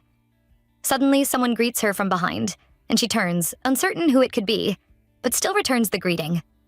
Before she can react further, the person pushes her to the ground, startling her as she asks what he is doing. He looks at her with fury and accuses her, asking if she is the bride of the god of death. The shock of his words and the sudden attack leave her frozen, and in that moment, the quiet evening with Huida is replaced by tension and danger, making her heart race as she struggles to process what has just happened. In the next moment, we watch Yeonwoo trying to understand what Hyunsa just said about her being the god of death's bride, and confusion fills her as she questions his meaning. However, he does not hold back, as he accuses her of pretending, insisting that this must be the reason Huida accepted her. At the same time, he tightens his grip around her neck, and as a result, her breath begins to fail, causing her to struggle more and more. Furthermore, he continues, explaining that the plan is to use her to gain the full power of the god of death, and even suggests that Huida aims to take Lord Hyojo's place. Because of this, panic rises within her as she realizes she can no longer breathe properly, and the situation grows more dangerous with every passing second. Just when it seems like all hope is fading, everything changes suddenly, as a strong punch lands on Hyunsa's face and slams him to the ground, and we immediately see that it is Huida, who has arrived. In response, Hyunsa recognizes him and questions his actions, yet before anything else can happen, he casts a spell that strikes his hand, forcing him to pull back at once. Nevertheless, he begins to speak with a strange calm, revealing that his guardian spirit is a snake, and among them, the most dangerous is the pit viper. Moreover, he explains that once he uses that power, venom spreads through his whole body, and if the contact had lasted longer, the arm would have rotted away. As if that was not enough, he adds that the poison will soon spread unless the arm is cut off, and even mocks him by saying that the mighty black wolf is not so special. Yeonwoo, on hearing this, is shocked, and Huida says, "This is nothing," cutting him by surprise and giving him a heavy punch to his face, which makes him fall to the ground. Then, before cutting off my arm, "I will just kill you." "Am I so incapable that I cannot even handle such trivial poison?" Huida says. This mysterious man now replies, "Very well. In that case, I shall enjoy watching you succumb to this drivel poison," he says as he summons another spell to blast him with it. "We will see what you have to say when that time comes."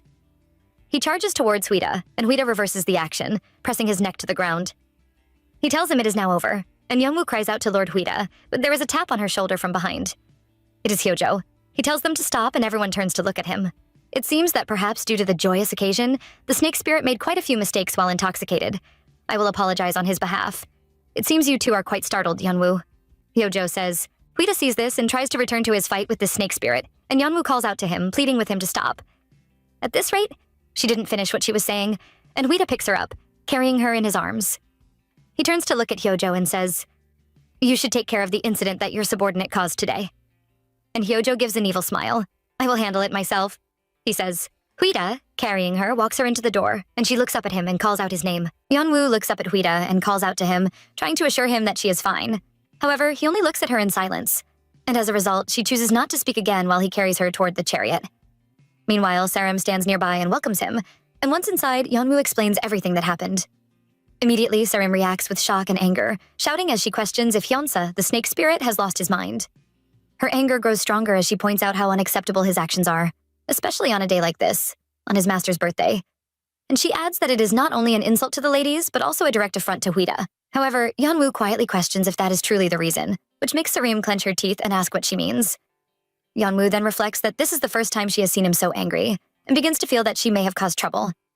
Hearing this, Sarim looks at her with disbelief and reminds her that she was in serious danger, adding that even she feels enraged, which surprises Yeonwoo. In her thoughts, she begins to admire Sarim, feeling as though her guardian spirit must be a dragon, and even praises her strength and presence, almost like she has a rare ability. As the conversation continues, Sarim openly states that she dislikes anyone whose guardian spirit is a snake and admits she never liked Hyunsa from the beginning, especially when he caused trouble as Hyojo's aide. Hearing this, Yeonwoo recalls what Hyunsa said earlier, calling her the bride of the god of death. Yet she hesitates at first, and almost keeps it to herself, but eventually brings it up, admitting that he said something strange to her. This catches Sarim off guard, and Yeonwoo, still confused, asks what it means to be the bride of the god of death. However, Sarim chooses to remain silent for the moment, which only deepens the mystery. That silence says more than any answer could. At the same time, the scene shifts back to Hyojo's palace, where Hyunsa is seen in pain, frustrated and angry as he curses Hyojo, complaining that he was beaten so badly just for touching one woman, even though she is not his. As he struggles with the injuries and blood left on his body, we are taken into Hyunsa's thoughts as he recalls a past moment where Hyojo gave him only one warning. Back then, he pleaded for forgiveness, yet his plea was ignored, and he was firmly warned never to touch that woman again, being beaten up mercilessly. Now, in the present, he reflects on everything and begins to connect the dots, realizing that since even Hyojo is involved with that woman, the rumors must be true. Recently, stories have been spreading that the god of death who rules the underground night has a weakness. The rumor explains that during the day, when spirits cannot move freely, the god of death also cannot use his full power. As a result, if someone kills him during that time, they can take his power and become stronger. However, there is a condition, and he carefully thinks through it, recognizing that the only obstacle is the bride of the god of death.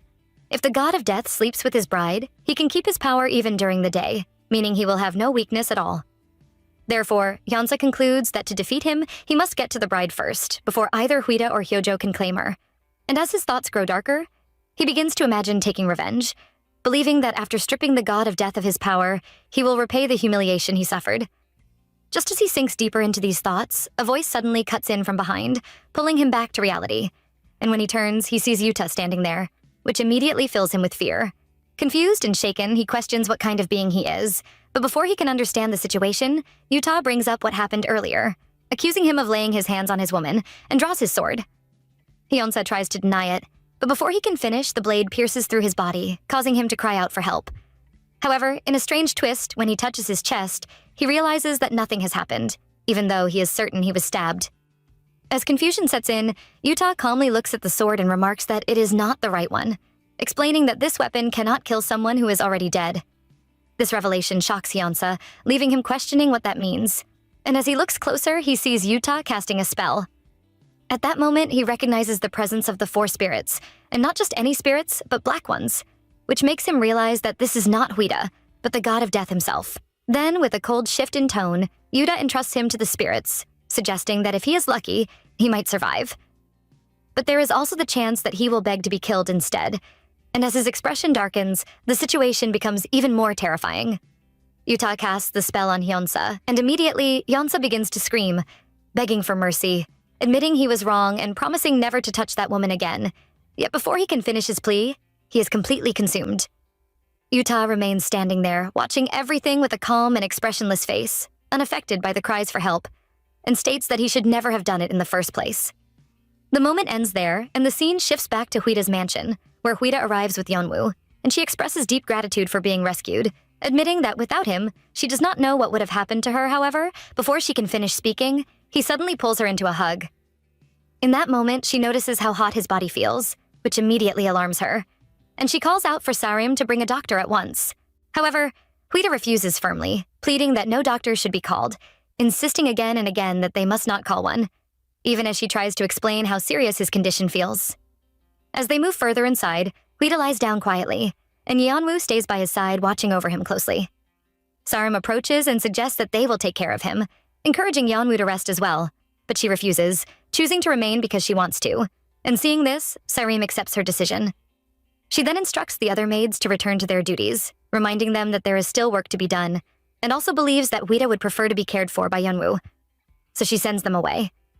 Left alone with him, Yeonwoo dips a cloth into water and gently places it on his head, quietly scolding him for being reckless. She then takes his hand and presses a soft kiss against it, her emotions rising as she begins to speak about the fear of something bad happening to him because of her. But before she can finish, she suddenly feels movement. Huida's hand lifts slightly and brushes against her hair, bringing the moment to a quiet pause. As Huida regains consciousness, Yeonwoo immediately notices and asks if he is awake, explaining that she did not call a doctor because he asked her not to, yet she is still willing to call one if he is in pain. However, he stops her and instead focuses on her face, asking why she is crying as he gently wipes her tears, but she quickly denies it. He smiles softly and says he must have been mistaken, since he thought he saw tears in her eyes, and even admits that he was startled. Hearing this, Yeonwoo reflects that this is how he usually behaves. Soon after, he says he needs to rest, but before he can withdraw, Yeonwoo raises her voice and scolds him, telling him never to act so recklessly again, explaining how frightened she was when she thought something terrible had happened to him, repeating his own words back to him. In response, Huida admits that he felt the same way, explaining that in the moment he thought something had happened to her, he could see nothing at all. And even if he may have looked unsightly, he was still able to protect her. So he asks if he can at least be forgiven for that much. As the moment deepens, he pulls her closer, and they share a kiss. Overwhelmed, Yeonwoo admits that she likes him and asks if he feels the same. And he responds in a way that suggests she should already know his answer. As time passes, morning arrives, and Yeonwoo wakes up lying in bed, only to realize that she is in Huida's room. Startled, she sits up and questions how she ended up there, then begins to recall what happened the previous night, remembering that after taking care of him, they kissed, and she wonders if she fell asleep right after. However, as she looks around, she notices that he is not in the room and begins to question if he is already feeling better. Just then, she hears voices coming from outside. Sareem is speaking, explaining that she handled something as instructed earlier, and Huida acknowledges her effort. Hearing this, Yeonwoo realizes he is outside with her. Then Sareem brings up that Yeonwoo had asked about the bride of the god of death, and explains that she pretended not to know anything, asking what should be done next.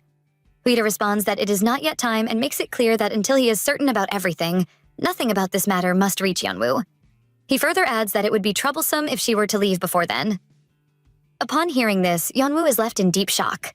Yeonwoo feels a chill of confusion as she processes what she just heard. Questions flood her mind, wondering why Huida speaks in such a strange way about her.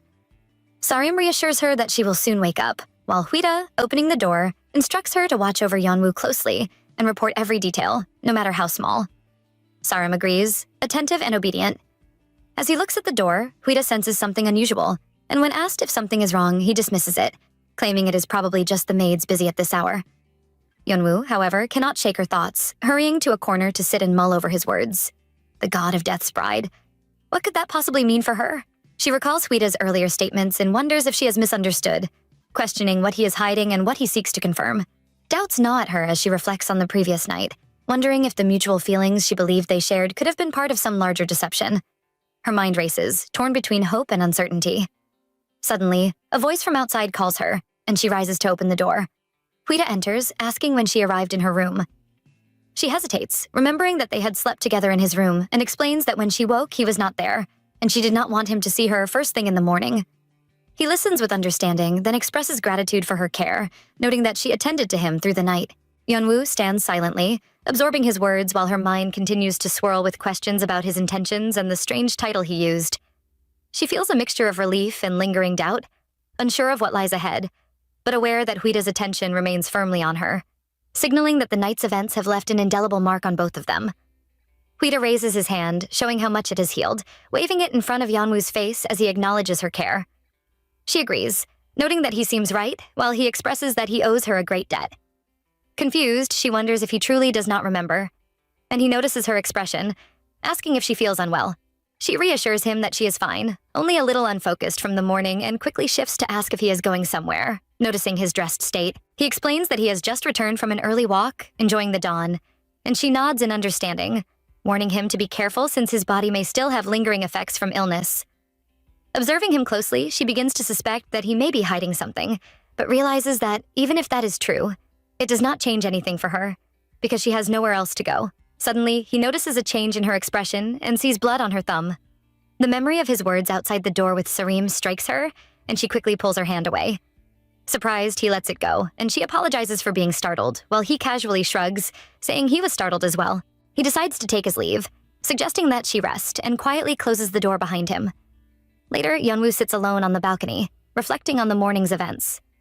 She thinks about how she shook off his hand without realizing it, and imagines how shocked he must have been.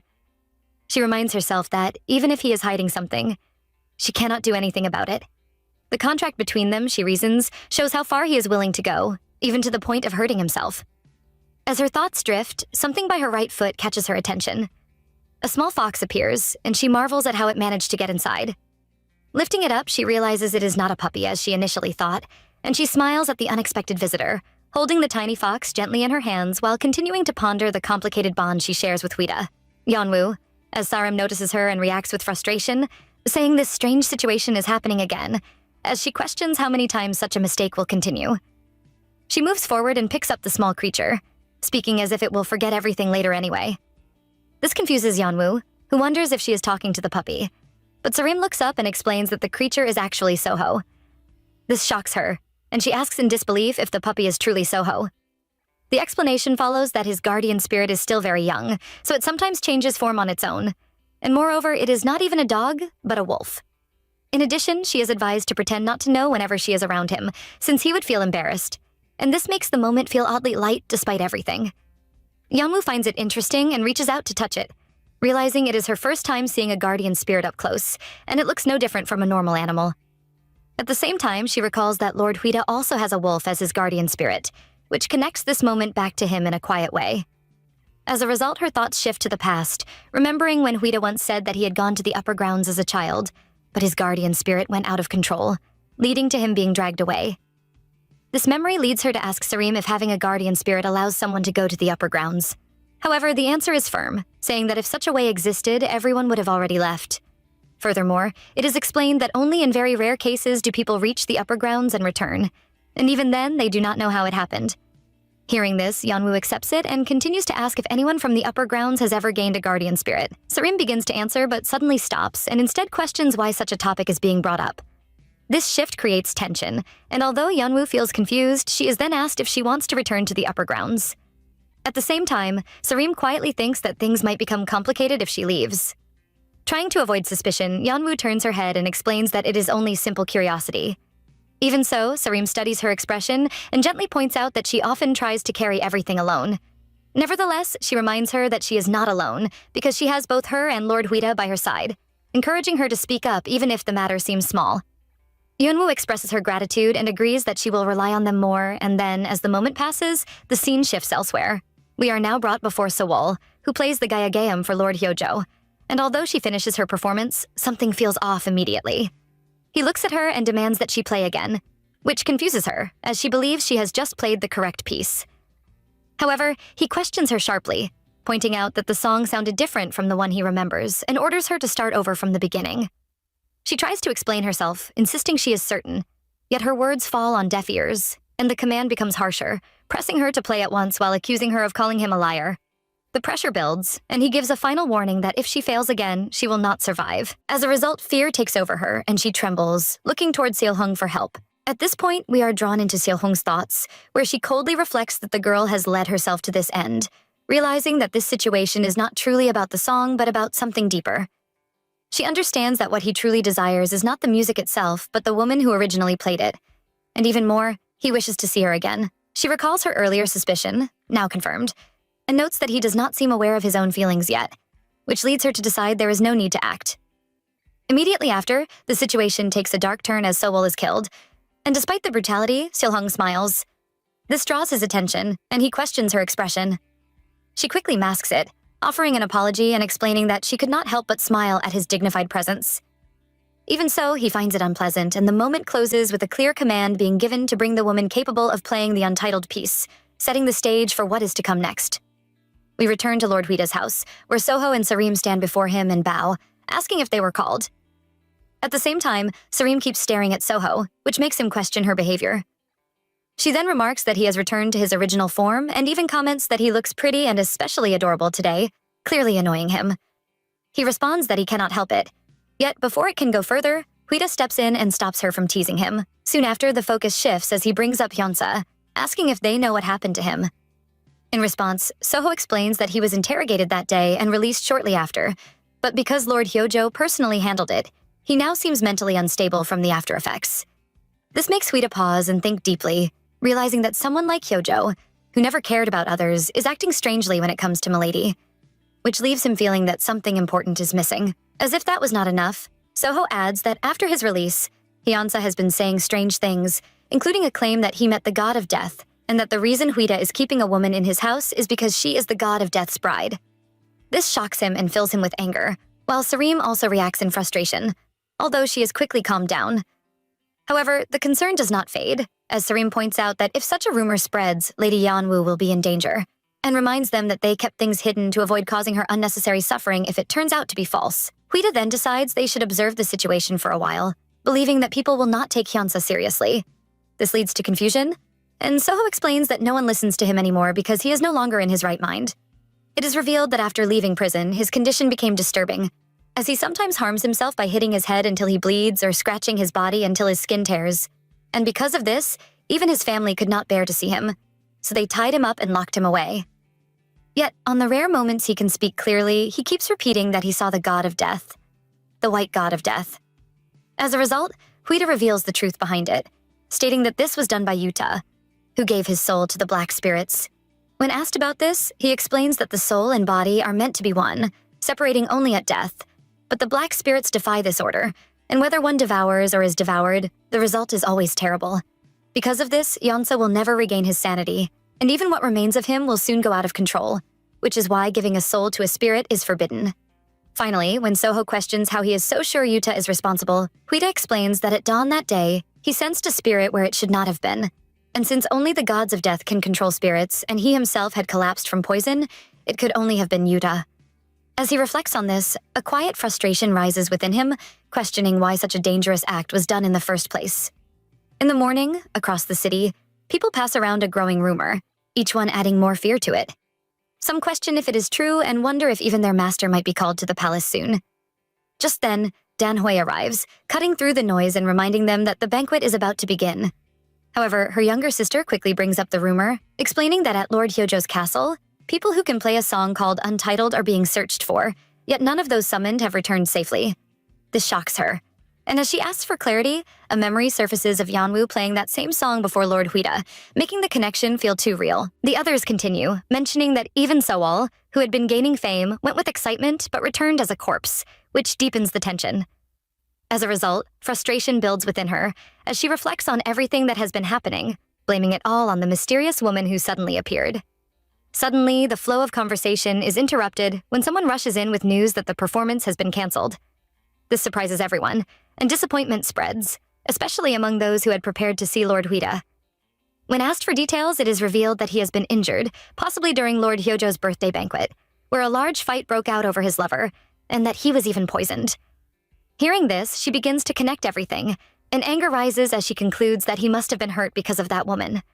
Without hesitation, she storms out, determined to see him herself, ignoring those who call after her. At the same time, we return to Lord Huida's house, where Yeonwoo stands quietly, looking up at the sky, until footsteps approach from behind. She turns and sees Danhui rushing toward her with clear anger. The moment quickly turns tense as accusations are thrown, blaming her for the harm done to him, questioning how she can remain so calm. Confused, she asks what she means, but the response only grows sharper, bringing up the rumor again and claiming that those summoned to play the untitled song have all lost their lives. The words grow harsher, accusing her of charming men so easily, and even suggesting she should have been born as a Gijiang instead. She then questions how she even entered such a place, only to be met with a calm but firm reply that such titles mean nothing, and that barging in like this shows selfishness. The argument escalates further as her actions are called out, pointing out that this is not concern but anger being taken out on the wrong person. As if that was not enough, her idea of love is challenged, described as forceful and wrong, which only fuels her rage. Unable to accept it, she lashes out and strikes her, but the moment does not end there, as Yeonwoo immediately fights back with a punch, leaving her completely speechless and shifting the balance of the confrontation in an instant. Ms. Danhui falls to the ground, holding her face in shock, and yet her anger does not fade. She demands an answer, while Yeonwoo, still holding her wrist, questions her actions in return. The reason comes out in a rush of blame, as she insists everything is her fault, claiming her colleagues died and even Lord Huida was injured because of her. However, Yeonwoo does not accept this, and instead calmly points out the truth. The ones who went to the castle were summoned by someone else, ordered to play a song, and killed for failing to satisfy that person. Therefore, the blame makes no sense. As we follow this exchange, it becomes clear that the real reason behind the anger is not justice, but jealousy. And once this is exposed, Danhui admits it without hesitation. Just when it feels like the situation might settle, everything escalates again as she pulls out a hairpin and tries to stab her, driven by the thought that she should have been the one standing beside Lord Huida. However, the guards step in at once, blocking the attack and calling her out, warning her to stop before they summon him. At that point, Yeonwoo remains composed and asks her to leave, hoping they never meet under such circumstances again. Even then, the anger in Danhui does not disappear, and she trembles as she stands there. Soon after, as Yeonwoo walks inside, Sareem rushes to her side, worried and checking if she was hurt. At the same time, guilt fills her voice, as she apologizes for not being there at that moment, saying she failed to stay by her side and protect her. Even so, Yeonwoo reassures her, explaining that the situation was handled properly on her own. Hearing this, Sareem praises her, and the moment softens slightly. Then, curiosity shifts the focus as she asks about Lord Huida, and Sareem explains that he has stepped out of the compound for a while. However, something in her tone feels unclear, and Yeonwoo notices it, especially after hearing that the banquet was canceled. When she asks again, the answer remains uncertain, and she learns that he may have gone anyway because of his role, although he plans to return early. As we stay with her thoughts, we see her quietly accept this. Yet she also reflects that there are many others around him, and Dan Hui is not the only one lingering. Even though she knows she cannot control his actions, she still wishes, just for today, things were different. As she touches her face, Sareem notices and asks if she is all right. But instead of explaining further, she simply apologizes and hurries back inside to rest, leaving behind a feeling that something is not quite right. Yeonwoo walks outside to Huida's favorite spot, her bare feet pressing into the ash as she begins kicking it absent-mindedly. She questions herself, trying to make sense of her emotions, and wonders what she is doing there. As she kicks, she reminds herself that Huida is simply doing his duty as the leader of the merchant group, and asks why that should bother her. She recalls her earlier words to Dan Hui, and admits quietly to herself that she didn't mean them as she said. Maybe Dan Hui wasn't the jealous one. Perhaps it was her. Her thoughts swirl as she continues, the ash scattering with each movement, when suddenly a voice calls behind her. She spins around in shock to see Lord Yuta standing there, asking if she is feeling any better. He mentions that he heard about the incident with Hyunsa, and she reassures him that she is fine, thanking him. Then he apologizes, saying that because of her, Lord Huida was seriously injured. Yeonwoo reassures him that there is no need to worry, though she catches herself thinking that no matter how strained their relationship is, that seems extreme. She starts to remind him that Huida is still his brother, but he interrupts, explaining that she doesn't need to worry because of their peculiar constitution. Even if injured, they recover faster than ordinary people, though the pain they feel is far more intense. He shows her his arm, and she finds it interesting, though she doubts him, and cautiously asks if such a constitution might cause total memory loss. He says no, and she smiles, admitting she asked a useless question. Turning her face away, she hears him continue, saying that sometimes the pain causes confusion, and there are moments when he forgets what he said. Her mind flashes back to that night, realizing it might explain why she remembered so little. Then he shifts the topic, noting that she still enjoys walking on ashes barefoot. She responds simply, saying there is no grand reason, that she does it because she wants to, and it makes her feel at ease. His words make her pause, and she questions him silently, thinking that he just acknowledged something personal.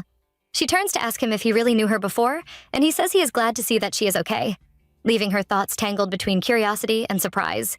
The rumor continues to swirl at Miss Danhui's place, and gossip fills the room. People talk excitedly, wondering if the banquet will be held again, and whether that means Lord Huida has recovered. Some express that it will be wonderful just to see him again. Then the conversation turns to Miss Danhui herself, with whispers that she visited Lord Huida's home area and caused a commotion involving his lover. The comments are sharp, and she darkens at the insinuation. We are taken back in a flashback to a lonely moment when Yeonwoo sits by herself, crying and wishing to return home. She hears music and, curious, looks out the window to see a younger Danhui playing the gayagayam. Danhui notices her and asks why she is lingering there, suggesting that she might want to try playing music. Hesitant, Yeonwoo admits she dares to try, and Danhui begins teaching her. Through her guidance, Yeonwoo learns the basics of the gayagayam. Soon, Danhui applauds her, remarking that her performance is impressive, even if a little rustic, and that it is one of the most beautiful she has heard in a while. Recalling this, Danhui slams her hand on the table in frustration, enraged by the memory. Back at the banquet, maids welcome Lord Huida warmly, expressing how much they missed him and how glad they are to see him again. He notices that Miss Danhui is not present and asks about her. A maid begins to answer, but Danhui arrives just in time, apologizing for her lateness with a composed smile. As they sit down to have their meal, Danhui speaks first, telling Huida that she heard he had been very ill and could not bear her worry, so she went to visit his place. However, she met Lady Yeonwoo instead. She continues, admitting that perhaps she misspoke back then, and that her words had quickly upset Yeonwoo. Realizing she had hurt her feelings, she apologized to him as well. Pouring a drink into a cup for him, she says this is her apology and hands it to him, watching closely as he lifts it toward his mouth. Huida perceives that something about the drink is different from usual. He pauses, tracing the scent with suspicion, and drops his hand. He asks if something unusual was added, and she reacts in shock, trying to explain herself. Trembling, she bows and admits that she was wrong, apologizing profusely and promising never to do it again. He questions if she put poison in the drink, and she tries to deny it, stammering that it is ridiculous but cannot finish her sentence. Huida simply remarks that it does not matter. When has he ever refused a glass she offered? Since she prepared it, he should drink every last drop. Without hesitation, he lifts the cup and drinks it all. She cries out for him to stop, but he continues, leaving her in complete shock. Lord Huida finishes the cup and smashes it to the ground beside her, making her tremble even more. He rises and glares at her, his tone stern, telling her that she is no longer one of his people, and warning her never to appear before him or Lady Yanwu again. He means every word and walks away. She quickly reaches for his robe, calling out that she was wrong and begging for forgiveness. She promises to apologize to Yanwu personally and swears never to act so recklessly again, pleading that he not cast her aside. He pushes her hand away, but she continues, explaining that before meeting him, she could not even receive guests properly and was considered worthless, nearly abandoned even at the Giseng house. Memories flood back, showing a woman shouting at her younger self, demanding that she act properly and berating her for the mistakes she made despite her parents' sacrifices. Back in the present, tears streaming down her face, she tells Huida that starting from that lowest point, she survived a harsh life, surrounded by people who only brought her harm. Her brother thrived because of his status, and her parents sold her for money, leaving her to live only for revenge. Yet, he showed her that life still had value. She admits that if she could be with him, revenge would no longer matter, and that loving him seemed to be all that counted. She asks if all the time they spent together has only meant something to her. He turns to face her, looking her in the eye, and finally tells her that he never misled her. The only reason he brought her in was for her exceptional musical talents. Nothing more. Lord Huida tells her that as the master of this group, he recruits talented performers and has treated her according to her skills. He asks if he has ever treated her specially beyond that, and tells her that no matter what delusions she had in the past, they were of no concern to him. However, now that has changed. As he walks away, he orders her to pack her things immediately and leave, insisting that they never see each other again. Later that evening, riding his horse back, he feels his body burning. The substance Ms. Danhui put in the alcohol was not poison, he realizes, and yet the effect is undeniable. Back in his house, Yanwu arranges flowers in his room, telling herself to finish before he returns. She recalls the moment with Lord Yuta when she asked if he knew her before. He had not answered but said he would see her again soon. She wonders what that meant and whether Huida could be similar. The door suddenly opens, revealing him in pain. She rushes to him, asking if he is okay, and he questions why she's there. She explains that she wanted him to recover soon, so she left flowers and planned to go. She apologizes for entering without permission, but he raises his hand, telling her it is fine. Groaning, he insists that she leave immediately. She looks at him, acknowledges his words, and tells him to rest. She adds that banquets are all well and good, but he must think of his own health, warning that overindulgence will hinder his recovery. He tells her he is not drunk, but that he consumed a drug, a type that drives desire, and at that moment the need to hold her consumes him. Yeonwoo touches him lightly, asking if he is okay, confused by his earlier words. He looks at her and she presses him, saying she doesn't fully understand. He quickly removes his hand, turns his face away, and asks her to leave the room. She stands there, speechless, thinking to herself that he desires to hold her. She wonders if it is because of the drug and realizes that at today's banquet, many people must have wanted to be near him. Her thoughts trail off as he pulls her hand away. He tells her firmly that she must not provoke him further, that he is already losing control whenever he touches her, and pleads for her to leave the room. She watches him, understanding that even though he is struggling, she absolutely cannot be with him. She thinks that if she cannot, perhaps someone else could help him. He stops her thought immediately, holding her back, insisting that no one else would be of any use to him. She turns to ask why, and he explains that he cannot let anyone else be involved because to him, she is incredible and precious, especially when he is affected by this drug. Yeonwoo studies him carefully, feeling her heart stir and realizes that she likes him. She presses him gently toward the bed and asks if he remembers the events from the night he became hot. He admits he cannot recall and asks what happened. She tells him that she confessed her feelings to him that night. He responds softly, calling out to her. She thinks to herself that even if their relationship is only contractual, even if he is using her, she cannot stop her heart from liking him. She leans closer, letting him know that he does not need to restrain himself, bringing her face near his. We watch as Yeonwoo leans in and kisses Huida. However, before things go any further, he stops her gently. Even though his feelings are clear, he chooses restraint, saying he wants to cherish her. He fears that if he embraces her while under the effect of the drug, she might misunderstand his true intentions later. Therefore, instead of acting on impulse, he asks her to simply stay by his side for the night, believing he can endure at least that much. In response, she agrees, yet firmly reminds him that this time, he is not allowed to forget. As a result, the moment settles into something quiet yet meaningful, where both choose presence over haste. Then, in the morning, we see Yeonwoo wake up in Lord Huida's room. She looks around and notices he is not beside her, which causes a brief moment of confusion. Just then, his voice comes from the corner, asking if she slept well. Relieved, she confirms that she did and quickly shifts her concern to him, noting that he seems much better. He admits that he is fine now, though he feels a bit embarrassed. as he believes he has only shown her his weak sides recently. However, she denies that, explaining that there were reasons for everything that happened. Even so, as she reflects on the night before, her expression darkens, realizing he might have forgotten again. Noticing this change, he gently lifts her chin and reassures her that this time is different, that he has not forgotten. This surprises her deeply, and as she processes it, he takes her hand and looks into her eyes.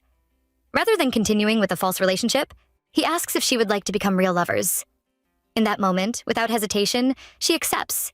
And just like that, what once began as a contract begins to turn into something real. Rain begins to fall, and Yeonwoo notices it at once, stretching her hand out as she wonders why it starts so suddenly.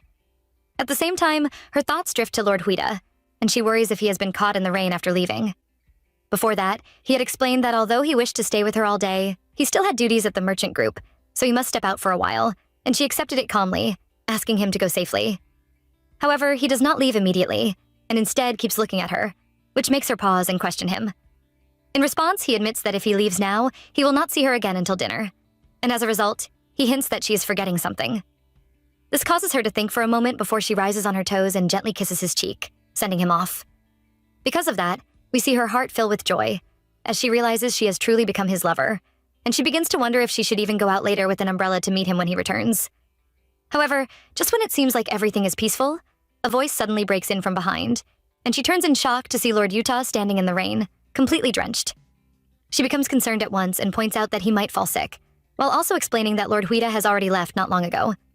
Nevertheless, he makes it clear that he did not come to see him, but rather came only for her, which confuses her deeply. As a result, she gathers her thoughts and questions him directly, recalling how he has appeared and disappeared without clear answers each time. Therefore, she presses him firmly this time, asking if he knew her even before they first met at the market. Yet instead of answering directly, he shifts the focus by asking if she trusts that fellow, which leaves her puzzled as she tries to understand who he means. Because of that, she urges him not to avoid the question and demands a clear answer, and just when we think he might finally explain, he drops a shocking truth, revealing that the man she trusts is deceiving her. Yeonwoo freezes in shock as Lord Utah's words sink in. She recalls the time she had eavesdropped on Huida and Sarim when they told her she should not know what they were discussing. Her mind races, thinking that perhaps Utah is referring to that situation, and she calls out to him, demanding to know what he really knows. Yet he stays silent, and she grows frustrated, realizing he is doing it again and refusing to answer. In anger, she raises her voice, questioning how he could expect her to trust him if he keeps withholding the truth, and what his intentions are behind revealing such a thing. Despite her outburst, he remains calm, admitting that it might be confusing but urging her to trust him. He thumps his chest and warns that the other person will only bring despair, and when he tries to continue, a sharp pain strikes his chest, forcing him to fall to one knee.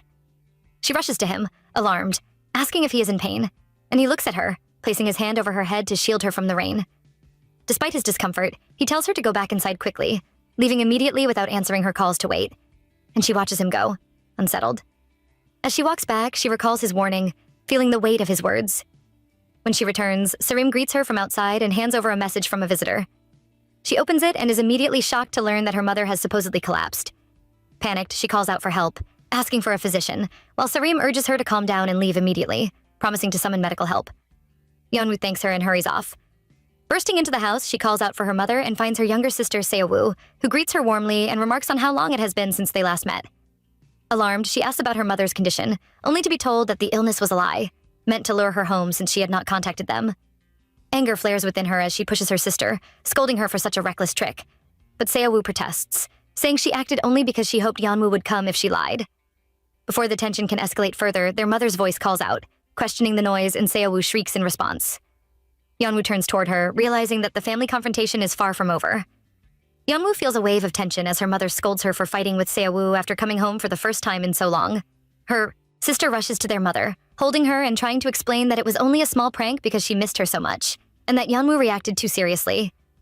Despite the apology, she refuses to accept it, insisting that lying about their mother's collapse was far beyond acceptable. Their mother intervenes, questioning Seowoo and making her apologize properly, which she does. Then she turns to Yeonwoo, asking why she has not been in touch all this time, and if she understands why Seowoo acted as she did. Yeonwoo calms herself and explains that her circumstances kept her away, and their mother acknowledges this, understanding the difficulty she must have faced in adjusting to her current life.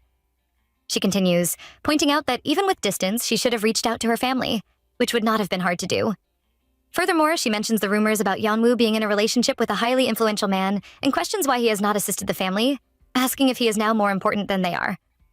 Yeonwoo is stunned by the accusation and tries to explain, but their mother insists she should go, saying that she relied too much on her alone and apologizing for speaking so directly. She guides Yeonwoo to take Seo-woo inside, leaving her words hanging, firm but caring. As Yeonwoo closes the door behind them, her thoughts turn inward. Memories of her past life flash before her, recalling how her family perished at Hyojo's hands, a tragedy she feels responsible for. Survival has been her sole focus ever since, and she realizes that she has neglected her family despite always treasuring them in her heart. Questions haunt her.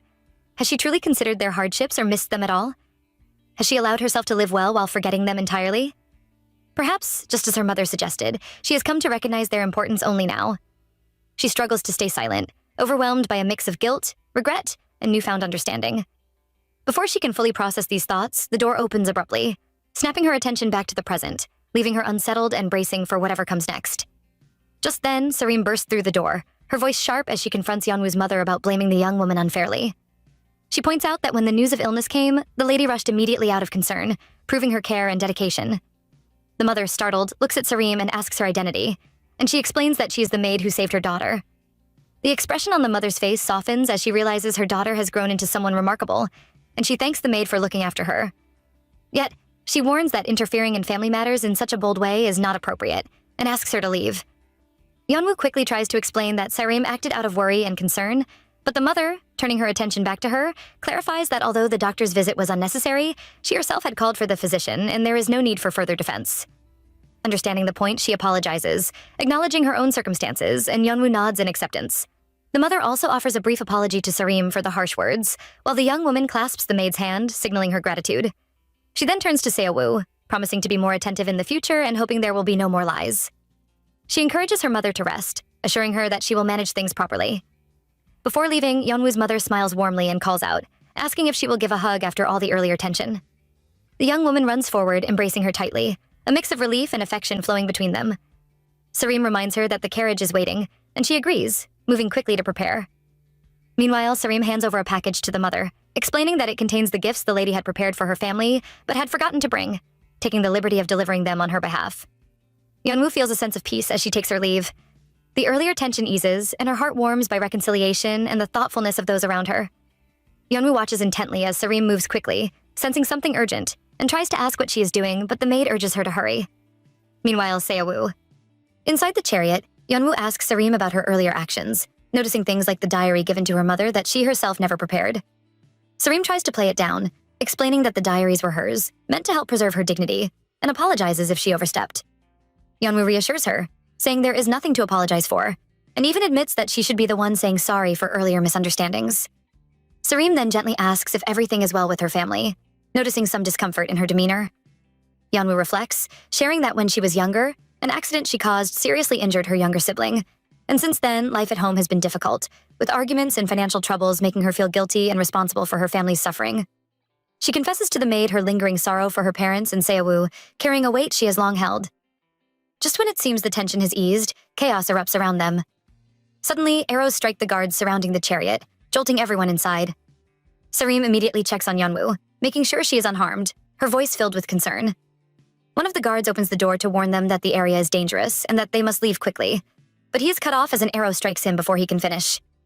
Yeonwoo freezes, shock gripping her as confusion and fear wash over her. She struggles to comprehend the sudden ambush, questioning what is happening and realizing that the journey has taken a perilous turn in an instant, leaving them vulnerable and in urgent need of action. The attack throws everything into chaos, forcing her to process both her family reflections and the immediate threat all at once. The scene escalates into chaos as the guards outside clash fiercely with the attackers, their swords flashing in defense. Yeonwoo watches in horror as one of the guards is struck down before her eyes, and a shiver of fear runs through her. She trembles uncontrollably, unable to take in the violence around her, until Sareem grabs her hand firmly, urging her to regain focus. She tries to explain her fear, but the maid reminds her that they had already sensed an ambush and stresses that they must move quickly. Her attention shifts to Soho, who is bravely fighting the assailants to buy them time. Holding Yeonwoo's hand tightly, she guides her toward a safer spot, but their escape is abruptly blocked by a man standing in their path. He questions why they are in such a hurry and smiles, drawing a sword toward them, signaling that running is not an option. Sareem warns that it is dangerous, but he strikes her, sending her crashing to the ground. Yeonwoo looks down in panic, pleading silently for her to rise, but she does not respond. The man grabs her hair, forcing her to be silent and comply. but a sharp female voice interrupts, commanding him to release her. Yeonwoo lifts her eyes to see Ms. Dan-hui stepping forward, ready to intervene. Confused and desperate, she asks why, only to be met with cryptic words that deepen her confusion. Ms. Dan-hui ignores her questions, lunging forward and pressing her to the ground, pulling a knife toward her neck, telling her it will all end soon. Tears streak down Yeonwoo's face as her mind races. She recalls past events and her previous death, a strange calm washing over her despite the knife above her. She reasons that perhaps this is the end she was meant to meet, a quiet ending without ugliness or suffering for her family. Her heart aches, and yet she cannot help but cry, the emotions overwhelming her. As the knife descends, everything shifts abruptly. She opens her eyes to find herself in a different world, disoriented and bewildered. The surroundings are unfamiliar, leaving her questioning where she is and what has just occurred. The strangeness of the moment presses in, mingling relief with confusion as she tries to understand the sudden change in her reality. The terror, the fear, and the chaos are still fresh in her mind, but a new sense of uncertainty takes over, and she wonders silently how she ended up here and what will come next. Yeonwoo looks down at her hand, her mind racing as she tries to make sense of everything that has happened. She thinks about how every time she dies, she ends up back when she first fell into the underground, and a thought crosses her mind. Could this be the last time? Does that mean she no longer has to repeat her life over and over? A strange mix of relief and disbelief washes over her as she wonders if this is really the end, her thoughts lingering on Huida. Suddenly, a voice calls out from behind, questioning why she wears that expression and whether she is hoping for another chance. Shocked, she spins around to see a figure emerging from the shadows, and he introduces himself as Tamya, the being she has always called a god. She asks if she is dead now, and he responds that it is similar, but not quite, revealing the situation to her as she notices Ms. Dan-hui paused above her, knife raised. Tamya warns that if things continue as they are, she will soon die, and Yeonwoo asks why he appears only now, recalling how he had brought her back twice before when she had wanted to end her life. He simply tells her that he has one question. Does she truly want to end it like this? Confused, she admits the guilt she has carried all her life, the suffering she caused others, and how she once wished to die. But now things are different. She feels someone who cares for her, someone who gets angry and worries, and finally understands a glimpse of true happiness. Tears fall freely as she cries out that she wants to live, that she does not want it to end here. In response, Tamya touches her forehead with his finger and urges her to try one more time. Suddenly, she is thrust back into reality, facing Ms. Dan-hui, who is at the point of stabbing her. Blood splashes everywhere as Yeonwoo instinctively blocks the knife with her hand, the pain stabbing through her. Using the moment, she punches her attacker fiercely, forcing her to turn and glare in shock at the defiance. Rising to her feet, Yeonwoo seizes the knife, now in control, her mind sharp and alert, ready to face whatever comes next. The chaos of the ambush, the fear, and the past moments of death swirl in her mind, yet a newfound determination pulses through her. She understands that this moment is hers to fight, hers to survive, and hers to live. Ms. Dan-hui glares at Yeonwoo, her anger rising as she begins to transform into a fox, though the change is not complete. She jumps toward Yeonwoo, claiming that this time, escape will be impossible. Suddenly, we are taken to a flashback where a little girl and a man hold hands, walking through the snow. It is Yeonwoo and her father. He warns her that deep in the mountain, foxes sometimes appear, and she must never let go of his hand while they are walking. To keep her interested, he begins telling her about foxes, explaining that they have keen hearing and smell, move quickly, and hunt in a unique way. When they spot prey, they use their hind legs to leap into the air, throwing their whole body toward their target. Yeonwoo reflects that this lesson is the moment she uses now to defend herself, just when Ms. Dan-hui lunges at her. Back in the present, Yeonwoo stabs her attacker with the knife she holds, causing a groan of pain. Ms. Dan-hui commands her men to catch Yeonwoo immediately, but she runs for her life. The villain yells at her gang to find the woman, complaining that it is ridiculous for so many people to be unable to catch one severely injured woman. Suddenly, Ms. Dan-hui notices something and points the group in a direction, claiming to smell blood. She finds a piece of Yeonwoo's cloth and grows furious, thinking she is close to capturing her. She tears up more bloodied clothes to scatter, while the man accompanying her explains that the underground people have keen senses due to the guardian spirit, and they are clever. He asks what she will do next, and she snaps at him, saying she didn't hire him to praise her. He smiles, amused at the spectacle of her unraveling over a single woman. She cuts him short, offering all her wealth, 100 gold coins, to bring Yeonwoo to her alive or dead. The man assures her there is no doubt. Meanwhile, Yeonwoo sits alone, cold and weakened from blood loss, realizing she cannot hide much longer. She remembers the pieces of clothes she left as decoys in the forest and considers moving toward Lord Huida's place, hoping for help from patrolling guards. Determined, she rises, promising herself survival, saving her family, sharing a meal with Sareem, and living happily with Lord Huida. Suddenly, a fox appears, confirming her thoughts, and she is shocked. At that moment, the gang leader grabs her from behind, pinning her to the ground, demanding the promised money from Ms. Dan Hui in her fox form. She does not answer, but leaps at Yeonwoo. The girl closes her eyes, thinking this is the end, as blood splashes once more, her mind set on surviving at all costs. Yeonwoo closes her eyes, bracing herself for the worst, yet nothing happens for some time. Slowly, she opens them and sees a shocking scene unfolding. The fox has bitten someone's hand. Everyone freezes in surprise. The victim is Lord Huida. Miss Dan Hui, still in her fox form, steps back in shock as she recognizes him. Confused, a man nearby reacts to the sudden chaos. Lord Huida, however, turns to him and delivers a heavy punch, warning him sharply not to appear before his eyes again. The fox, startled by the intensity of the moment, runs away immediately. Lord Huida commands the others to chase her, while telling two of the men to stay and handle the immediate situation. In the next moment, Huida approaches Yeonwoo, holding her carefully to help her stand. She feels a mix of surprise, relief, and fear as she sees him. Concern quickly takes over as he notices her wound. He insists on treating it first, gently trying to unwrap what she has tied around her arm. She moans softly from the pain, yet thanks him for his help. As she struggles to comprehend how he arrived, he explains that he was on his way to meet her but smelled blood along the way. He confesses that he prayed endlessly for her safety. Before leaving, he promises to punish those who dared to harm her. He tells her to stay put while he rushes off, leaving her in the care of the guards. The scene lingers on her, both shaken and touched, as she watches him go, realizing how much he cares and how fiercely he protects her. We're taken deeper into the forest, where Miss Dan Hui is running desperately for her life. She counts the pursuers in her mind and realizes there are quite a few, yet none of them seem especially fast. She wonders if she could somehow escape, but every thought of running is blocked when she reaches the edge of a cliff. Looking down, she sees there is no way forward and turns back to face the approaching threat. Lord Huida stands there with the guards, and she senses that this is the end. She speaks to him with a mixture of resignation and despair, expressing a wish for him to end her miserable life. Huida, however, stops in his tracks, asking why he should grant such a wish. She expects contempt, yet he does not hate her. Instead, he explains that his anger is directed at the one who dared to harm Yeonwoo, the person he cherishes. He walks away, indifferent to her plea, leaving her shocked and dangerously close to the cliff's edge. Despite the danger, he does not look back, and she realizes how alone she has become in that moment. The next scene shifts to a quiet morning after the fight.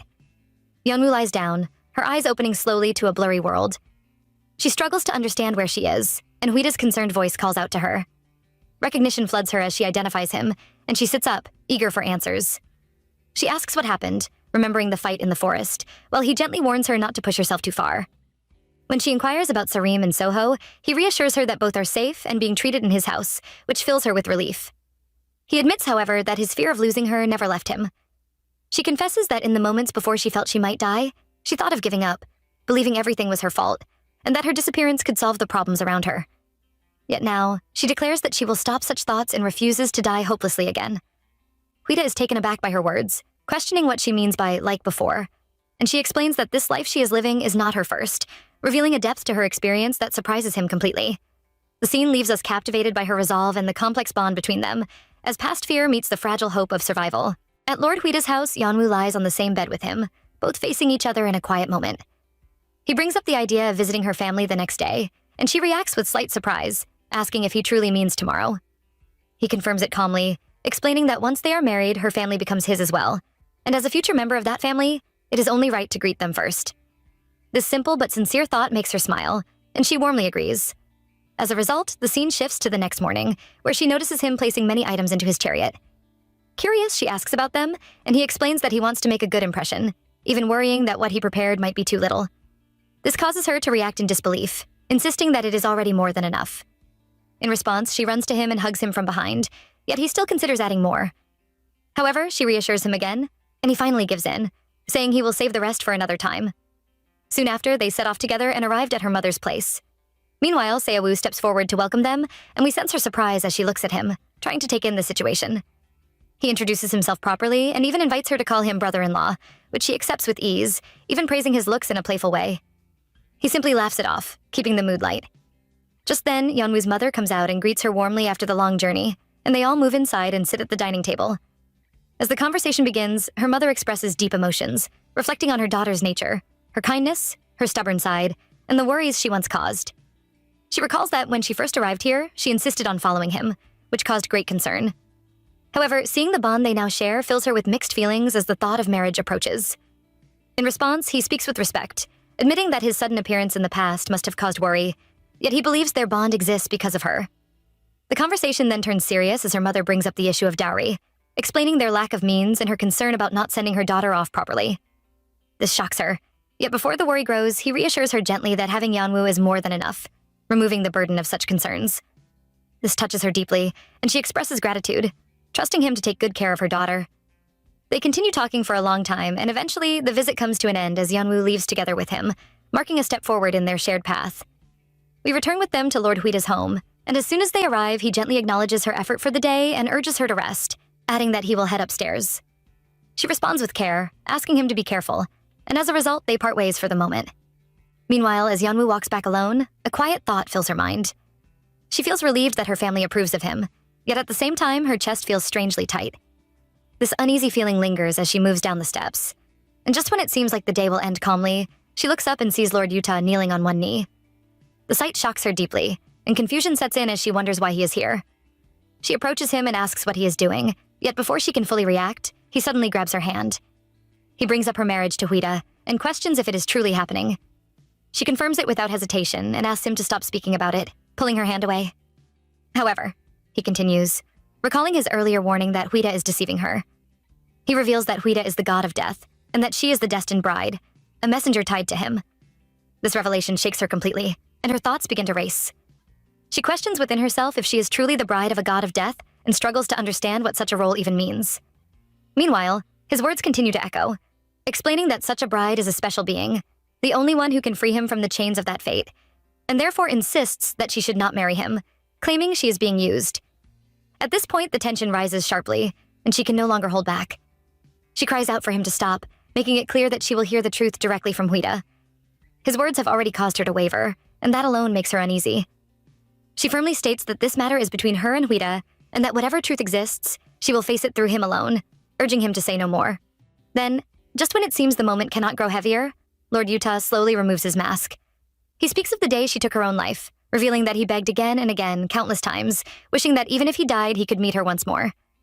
This confession leaves her in complete shock as she sees his face, and everything she thought she understood begins to break apart.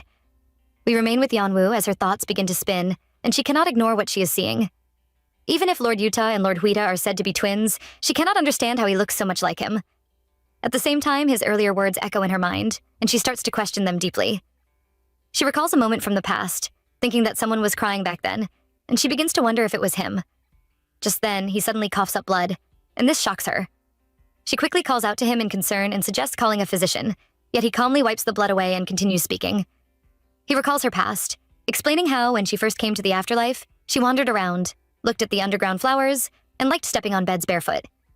He reminds her that she once said she liked the afterlife, until she was locked away in Hyojo's palace. Hearing this, she is shaken and begins to suspect the truth. She cries out, questioning if he truly knows who she was back then. He admits that all he could do was watch and express regret. As a result, her emotions break free, and she bursts into tears. He gently reassures her that it is all right to cry, since she could not do so back then. He almost reaches out to comfort her, yet stops himself and pulls back, choosing to keep his distance. Even so, he expresses a wish for her to be happy in this life, yet insists that Huida cannot give her that happiness because of who he is. Meanwhile, she steadies herself and responds, showing that she now understands his words a little. She recognizes his concern, yet still chooses to stay by Huida's side. She admits that she feels uneasy, as spending a lifetime together is not simple. However, she accepts that even if she becomes unhappy, it will be enough as long as she is with him. Hearing this, he reacts with frustration, saying she does not understand what he is trying to say, and attempts to explain further. Suddenly, he feels a sharp pain in his chest and drops to one knee. This causes her concern to rise again, and she questions his condition, noticing that this has been happening since before. He brushes it off, saying it is simply a price to pay. She tries to understand what he means, yet he does not explain. Instead, he places his hand on her forehead and makes a quiet promise to protect her this time. Then, without another word, he lets go and turns away. She calls out, asking where he is going, yet he does not respond and leaves. As a result, she remains standing there, holding onto the hand he just touched, completely speechless. Later on, we find Yeonwoo sitting by the window, lost in deep thought as she reflects on everything Lord Yuta said. His words weigh heavily on her mind, and she struggles to make sense of them. Just then, a voice breaks the silence from the door, and before she can react, it opens. It is Lord Huida. She turns toward him and acknowledges his return, and almost immediately he closes the distance and hugs her tightly. In that moment, he expresses a quiet feeling of comfort, explaining that knowing someone is waiting for him feels good. Furthermore, he shares that after visiting her home, something has been on his mind. This draws her attention, and she asks what he has been thinking about. He then brings up the idea of moving her family's home, recalling that, in the beginning, she chose to follow him to protect them. Because of that, he suggests that there is a place near his home where they could live.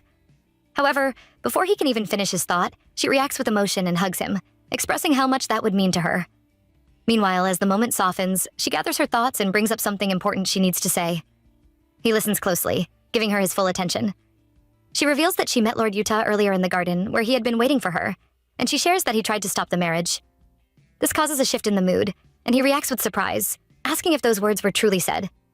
She continues, explaining that she was warned that marrying him would lead to unhappiness, and that the reason lies in his being the god of death while she is the bride meant for him. As a result, she makes her stance clear, expressing her desire to hear the truth directly from him, no matter what it may be. She questions his true reason for wanting to marry her, asking if what was said is real. For a brief moment, silence fills the space between them, and just when it feels like everything hangs in balance, he finally responds and confirms that the words are true. Remaining in that tense moment, as soon as Yeonwoo hears the truth from Lord Huida, shock takes over her completely. She begins to piece everything together, realizing that Lord Utah's words were true after all. As a result, her thoughts turn to the reason behind everything, and she questions if it all comes down to her being the bride of the god of death. Furthermore, she recalls how he approached her right after her hair color changed, and this leads her to ask if that change is a sign of being the bride. He confirms it calmly, explaining that her white hair is the first proof, along with the mark on her shoulder blade. He admits that at the beginning, it was because of that sign that he brought her close, believing she was the destined bride. Until he was certain, he kept her near and chose to hide the truth. This causes confusion to rise within her, and she questions what he means by calling it a lie. In response, he begins to explain everything clearly, revealing that he is not a relative of the Grand Duke, the ruler of the underworld. Instead, the ruler and the god of death work together, each maintaining balance for their own benefit. The god of death takes care of wandering souls and keeps order, while the ruler protects his position. However, false rumors about the god of death's power began to spread, and because of that, he feared she could be put in danger. Meanwhile, as the truth unfolds, his tone softens, and he makes it clear that his feelings were never false. He recalls the first time he saw her, when she boldly offered herself and proposed a deal. At first, he saw her as reckless, yet as time passed, he came to see her true nature. He remembers how timid and unsure she often was, how easily she cried, and how he could not take his eyes off her. Even so, he reflects on how she always found the courage to step forward when it mattered most, no matter how painful the path became. Because of this, he admits that he has fallen deeply for her, and that alone is enough for him.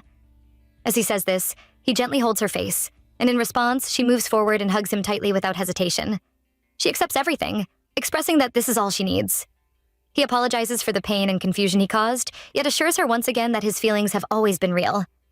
In that moment, she believes him completely, and they hold each other tightly, finding comfort in the truth they now share. We are taken through Yeonwoo's thoughts as she reflects on how the wedding preparations move forward smoothly. Unlike before, when she only followed Hyojo's taste, this time feels different. Preparing every small detail together with Lord Huida brings her real joy, and even though she rarely sees him, each moment becomes precious, making her want to cherish everything without leaving anything undone. As a result, the next morning arrives, and she is still asleep when he enters quietly to wake her. He notices that she fell asleep while working on something the night before and gently touches her head. Meanwhile, Sarim steps out, saying she will gather the remaining accessories and asks her to rest. She sits up and lets out a soft sigh, thinking to herself that compared to Nana and him, Sarim seems even more excited about the wedding than both of them. Just then, a sudden noise comes from outside, drawing her attention. Curious, she goes to the window to check, and to her surprise, she sees him. She runs to him and asks when he arrived, and he explains that he was waiting for Sarim to leave. Without hesitation, he pulls her into a hug and admits that he proposed because he wanted to spend all day with her, yet they have barely had time together. He even calls it unfair, which makes her laugh. However, she reminds him that he was the one who wanted a grand ceremony, and she recalls how he once spoke of 5 bridal gowns, 30 musicians, and a grand wedding split into 3 parts. Even so, he does not deny it, yet insists that despite all that, he still wants more time with her. He holds her hand and suddenly suggests that they run away, and before she can fully react, they are already on their way. As a result, they head into the city, and when she asks where they are going, he simply asks her to trust him and follow. He assures her that taking one day off will not cause harm, and that he will deal with Sarim later. This carefree moment makes her laugh, and together they enjoy the day, buying small chops, picking up a book to read, and looking at jewelry, filling their time with simple happiness. As evening comes, he expresses gratitude, saying the day feels special because of her, and even suggests spending another day like this. However, she playfully refuses, saying that is a different matter. He teases her, claiming she cares more about Sareem, yet she gently counters by saying they will have plenty of time after the wedding. She speaks of traveling together as husband and wife, visiting many places, and this makes him give in, admitting he can never win against her. She becomes excited and holds his hand, then mentions a place she wants to show him, asking him to follow her this time. She leads him into the woods, explaining it is a place she loved and that few people visit, yet it is very beautiful. However, just when it feels like a peaceful moment, they both look up and see Hyojo, and shock immediately takes over the scene. Yeonwoo stands frozen as Hyojo appears before her, and she immediately asks how he ended up in this place. In her thoughts, she recalls that this is somewhere she used to visit often, yet she has only been there twice and once was with him. She wonders silently how he could have known about this hidden spot. Hyojo breaks the tension, mentioning that it is the first time he has come here, and of all people, it had to be her. He suggests they come closer to have a brief chat. Trembling, she reaches out, and he holds her hand tightly, acknowledging that they would not want to disturb her on such a rare day off. As they start to leave, he suddenly pauses and addresses Lord Yuta, asking if he is invited to the wedding since he has heard the news of her upcoming marriage. Yuta explains that the wedding will be kept as quiet as possible, with only her family invited. Hyojo responds thoughtfully, expressing that it is still a shame and suggesting that her father should be invited because he cherishes her deeply. Lord Huida agrees to this, showing consideration for her family.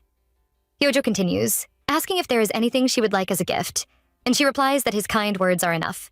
He insists, saying he still feels bad for not being able to repay her properly for a past performance, and emphasizes that more congratulations would bring her happiness. Yeonwoo reflects internally, noticing how different Hyojo seems from what she expected. Instead of anger, he shows care. She repeats that she does not want anything, and he confirms that he will respect her wishes, promising to do anything if it were her request. Finally, he calls out his congratulations on her wedding and walks away, leaving her with a mixture of relief and lingering surprise at his presence and thoughtful words. On the wedding day, everyone gathers around, and Sareem looks at Yeonwoo with admiration, saying how beautiful she looks. She adds that this is the most beautiful bride she has ever seen, and Yeonwoo thanks her, feeling a warmth spread through her heart. In her thoughts, she reflects that in just a short while, she will become a couple with Lord Huida, promising to spend her life with him. Although this will be her third wedding, the moment still feels unreal. She recalls the time when Hyojo looked different, somehow not like his usual self. She wonders if meeting Huida and making a different choice has finally severed the painful connection from the past. If that is the case, she thinks to herself, she will no longer be involved with Hyojo, and the feelings of hate will fade, allowing her to start a new life with Huida. Just then, he walks in and takes her hand, ready to begin their walk together, and in that moment, a voice is heard from outside, calling them to stop. The sudden interruption halts them instantly, filling the air with tension as both turn toward the direction of the voice, unsure of what will happen next. Suddenly, everyone turns and sees Lord Hyojo, and he announces that the king, his father, has just passed away. He says that until the funeral of the late king is completely over, all state and civil events, including weddings, as well as slaughtering and market fairs, are prohibited. He adds that everyone should express their condolences for the king's final journey. Yeonwoo feels a wave of destabilization rush over her, and the shock spreads through everyone present. As Hyojo walks down the long red VIP carpet, he passes by her mother, who instinctively holds her head, unsettled by his presence. Seowoo notices immediately and rushes to help, asking if she feels hot, but she remains silent, turning back to watch him walk away.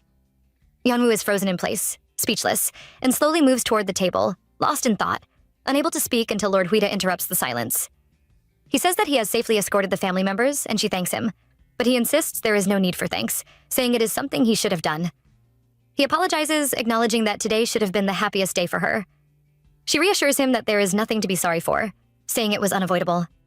He lifts his hand, inviting her to place hers in it, and suggests taking a short walk together. She agrees, and they walk hand in hand. As they stroll, Yeonwoo reflects on the nature of this place, asking where the dead go from here since it is said to connect the world of the living and the dead.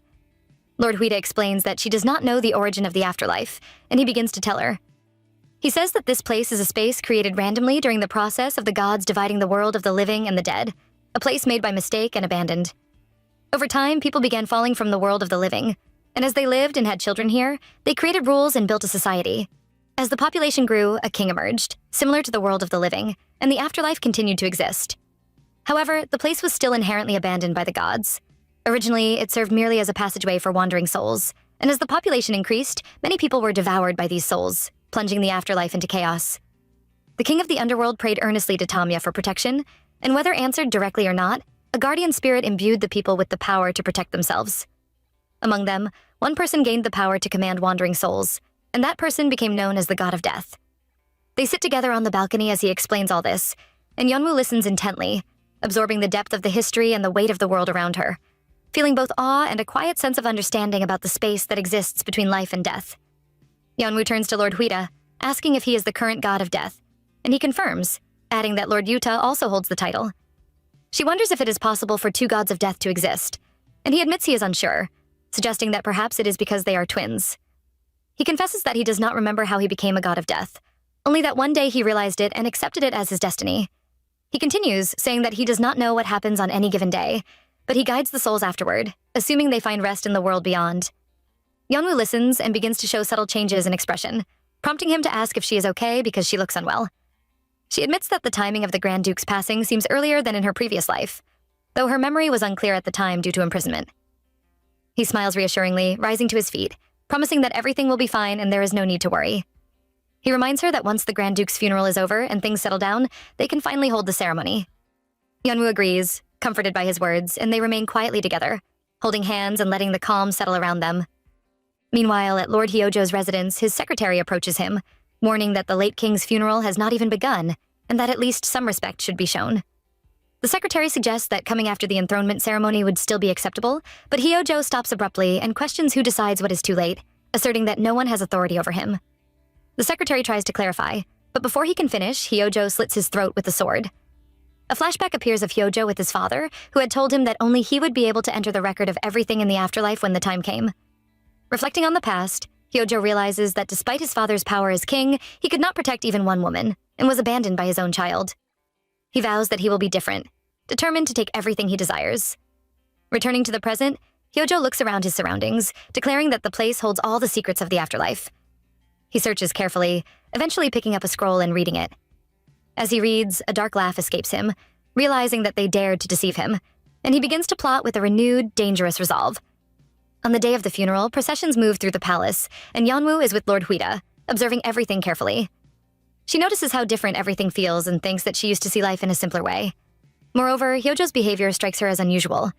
Even though it is his father's funeral, he seems oddly excited, which makes her uneasy.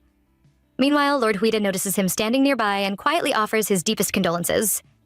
Hyojo responds with measured words, remarking on the passing of His Majesty and thanking everyone for attending despite the inconvenience. Huida reassures him that there is no need for thanks and that it is only natural.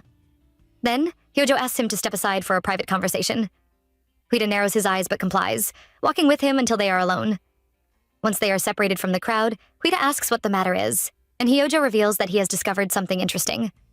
He mentions that they say Huida is the god of death, and Huida realizes that Hyojo has finally learned his identity.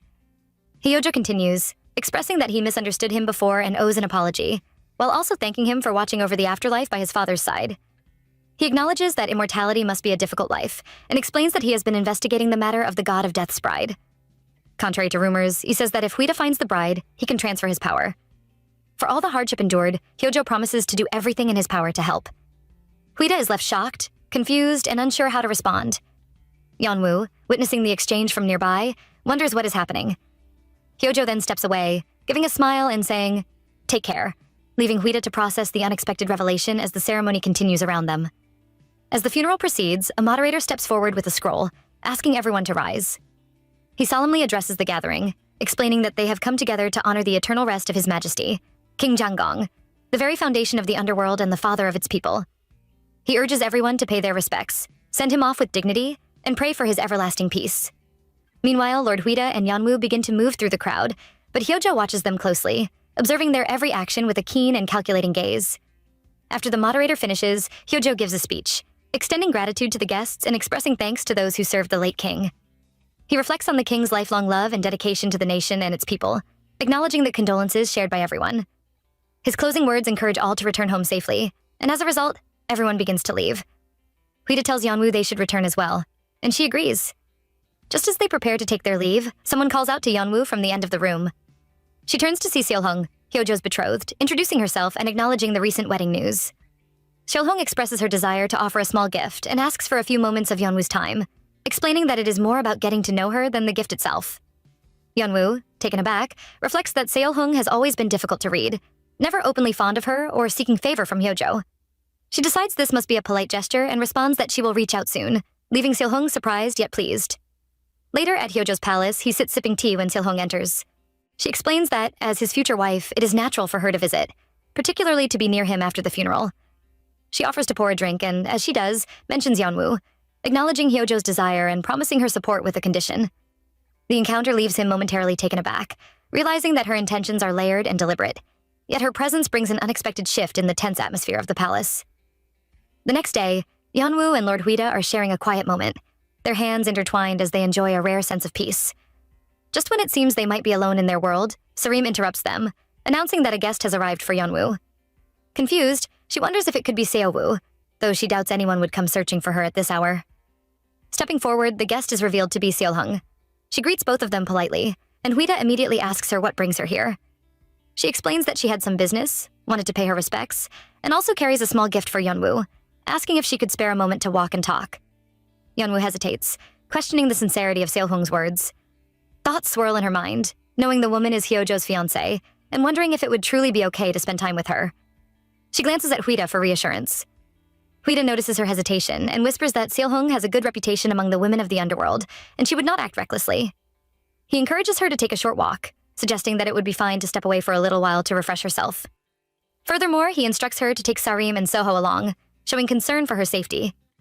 Grateful, Yeonwoo quietly thanks him, feeling comforted by his support. Seolhung, noticing the gesture, smiles and expresses her appreciation, her demeanor calm and polite. As the three of them prepare to leave, the atmosphere is a mix of curiosity and cautious trust, leaving Yeonwoo to wonder about the intentions behind Seolhung's visit, while still feeling reassured by Huida's words. The scene carries a quiet tension and an unspoken understanding between them as they move forward into the day together. Yeonwoo is led to a place that instantly feels familiar, her heart recognizing it as her favorite spot. A waterfall cascades gracefully into a calm body of water below, and she can't help but exclaim at its beauty. Seolhung observes her reaction and says she knew Yeonwoo would like it too. As they settle by the water, she asks about the surface, wanting to hear from Yeonwoo what life is like above. Yeonwoo recalls her childhood, describing the vast blue sky and the times she hiked with her father. When her legs grew tired, he would carry her on his back, climbing steadily until they reached the peak, where the endless sky stretched before her. The memory of that view had sparked her love for the sky, a feeling she still treasures deeply. Seolhung listens and calls it a wonderful memory before asking if she is truly fine now. Yeonwoo hesitates, and the other gently points out that she can no longer see the sky she loves so much. She reassures her that it is okay because she has found something she loves even more. Seolhung chuckles softly, noting the closeness between her and Huida, which surprises Yeonwoo. Seolhung then opens up about her own life, revealing that she had been raised in the palace from a young age to prepare as an empress and had a carefully arranged engagement to Hyojo. Though palace life seemed glamorous, she confesses it was lonely, unlike Yeonwoo, who witnessed love and marriages around her. Hearing this, Yeonwoo realizes she had never known the struggles Seolhung faced. The other woman gestures to a gift, and Seolhee hands over a small box, revealing jewelry that Yeonwoo adores. Overwhelmed, she thanks her, unsure she deserves such a precious item. Seolhyung insists, holding her hand, and asks if they could be friends, noting the rarity of people she can truly confide in. Yeonwoo happily agrees, thinking that having Seolhyung as a friend would bring her more joy alongside Huida and Sarim. In a playful motion, Seolhyung suddenly pushes her into the water. Sarim and Soho rush to help, calling out in alarm, but Seolhyung grabs Yeonwoo's hand and pulls her out immediately. Once on dry ground, Yeonwoo confronts her, asking the meaning of this act. Seolhyung explains that the jewelry was a gift as the future mistress of the palace, but the playful push is a gift to celebrate their new friendship. She warns Yeonwoo that Hyojo is targeting her and plans to eliminate Huida to claim her, and in exchange, she will share his scheme if Yeonwoo helps her secure her place. The moment blends trust, caution, and the budding bond between them, leaving Yeonwoo to absorb both the warmth of friendship and the weight of the warning she must now bear. Yeonwoo, shocked and frustrated, turns to Seolhung, questioning her reckless behavior and the offer she just made.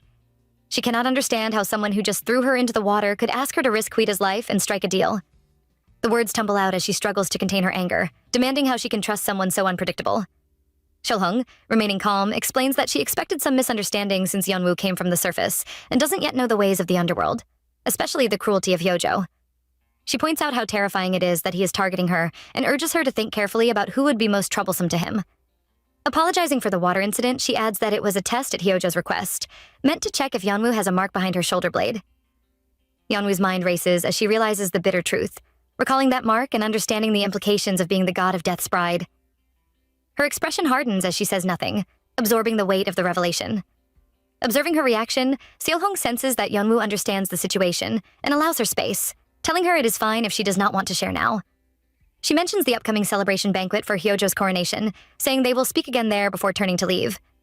Yet Yeonwoo, unable to hold back, speaks about Hyojo, revealing that she already knows and would have accepted the offer without needing the deception. Seolhong pauses, listening, and smiles, saying that perhaps the test was the quickest and most certain way to ensure understanding. She reassures her sincerely about wanting to be her friend, and departs, leaving Yeonwoo to reflect on the mixture of warning, trust, and the uneasy bond forming between them. The moment hangs heavily, blending caution with the budding potential of loyalty and strategy, while Yeonwoo realizes the gravity of what she must now consider in protecting Huida and herself. When they return, Lord Huida is waiting at the gate, standing with quiet attentiveness as he helps Yeonwoo descend from the chariot and asks if her journey was safe. She begins recounting everything that Seolhong told her, and he listens in disbelief, asking if she really said all that, while she confirms every word. She emphasizes that the most important thing is the proposal she received, and as they continue talking, she recounts past events and shares details of what has happened in the underworld since their last encounter. His shock deepens with each revelation, struggling to absorb the truth.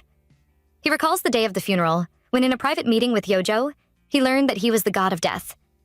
At that time, Hyojo also mentioned helping him find the god of death's bride, explaining the significance of the bride and the connection to freeing the god of death. Yeonwoo listens carefully, asking what being the god of death's bride truly means, and he admits he did not fully know at first. He explains that discovering the god of death's power brought an overwhelming need to find someone, and that only the bride can set the god of death free. When she asks what free means, he clarifies that the god of death would lose their power and become human again. Some may see it as a blessing to have eternal power, but to him it is a curse not to grow old with someone you love. Yeonwoo, processing this, asks how the bride can accomplish this, and he says she will understand naturally if she spends the night with the god of death. Realizing what he implies, she comprehends the full meaning of the role, and he warns that if Hyojo seeks to kill him, he will first try to take the god of death's power. For now, he decides to accept Seolhyung's proposal, knowing it is necessary.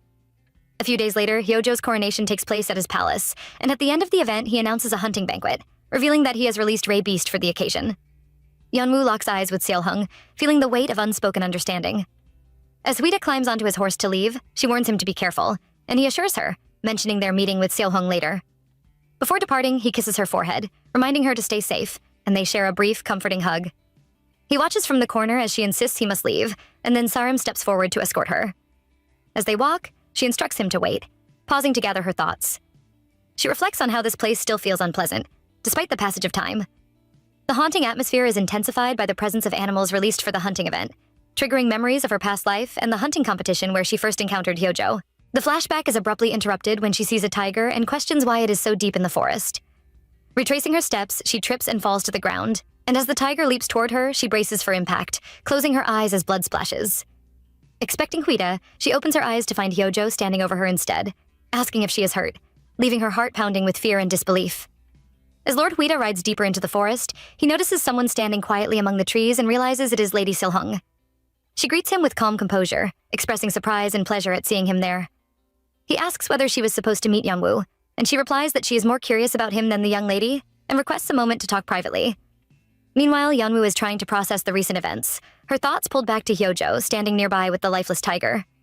She reflects on the hunting ground, the smell of blood, and the red hair billowing in the wind, realizing how all their misfortune began right there.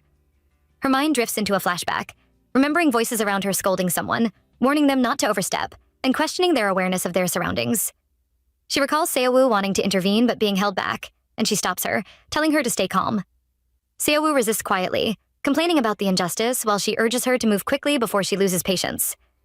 Leaning against a tree in that memory, she had marveled at how this place did not suit her, the sky gray and dark, feeling distant from the blue sky she once loved. Suddenly, a tiger charges toward her, shattering her thoughts. Instantly, it is killed, and opening her eyes, she finds Hyojo standing before her, concerned for her safety. She thanks him while wiping tears, reasoning that a beast meant for the banquet had strayed and could have caused serious harm. Yet she questions whether she truly owes him gratitude since he brought the dangerous animals and insisted on her presence despite her disinterest in hunting. Hyojo, unshaken, asks if she dislikes the banquet and offers to make it even more extravagant for her, inquiring whether the food suits her taste and encouraging her honesty.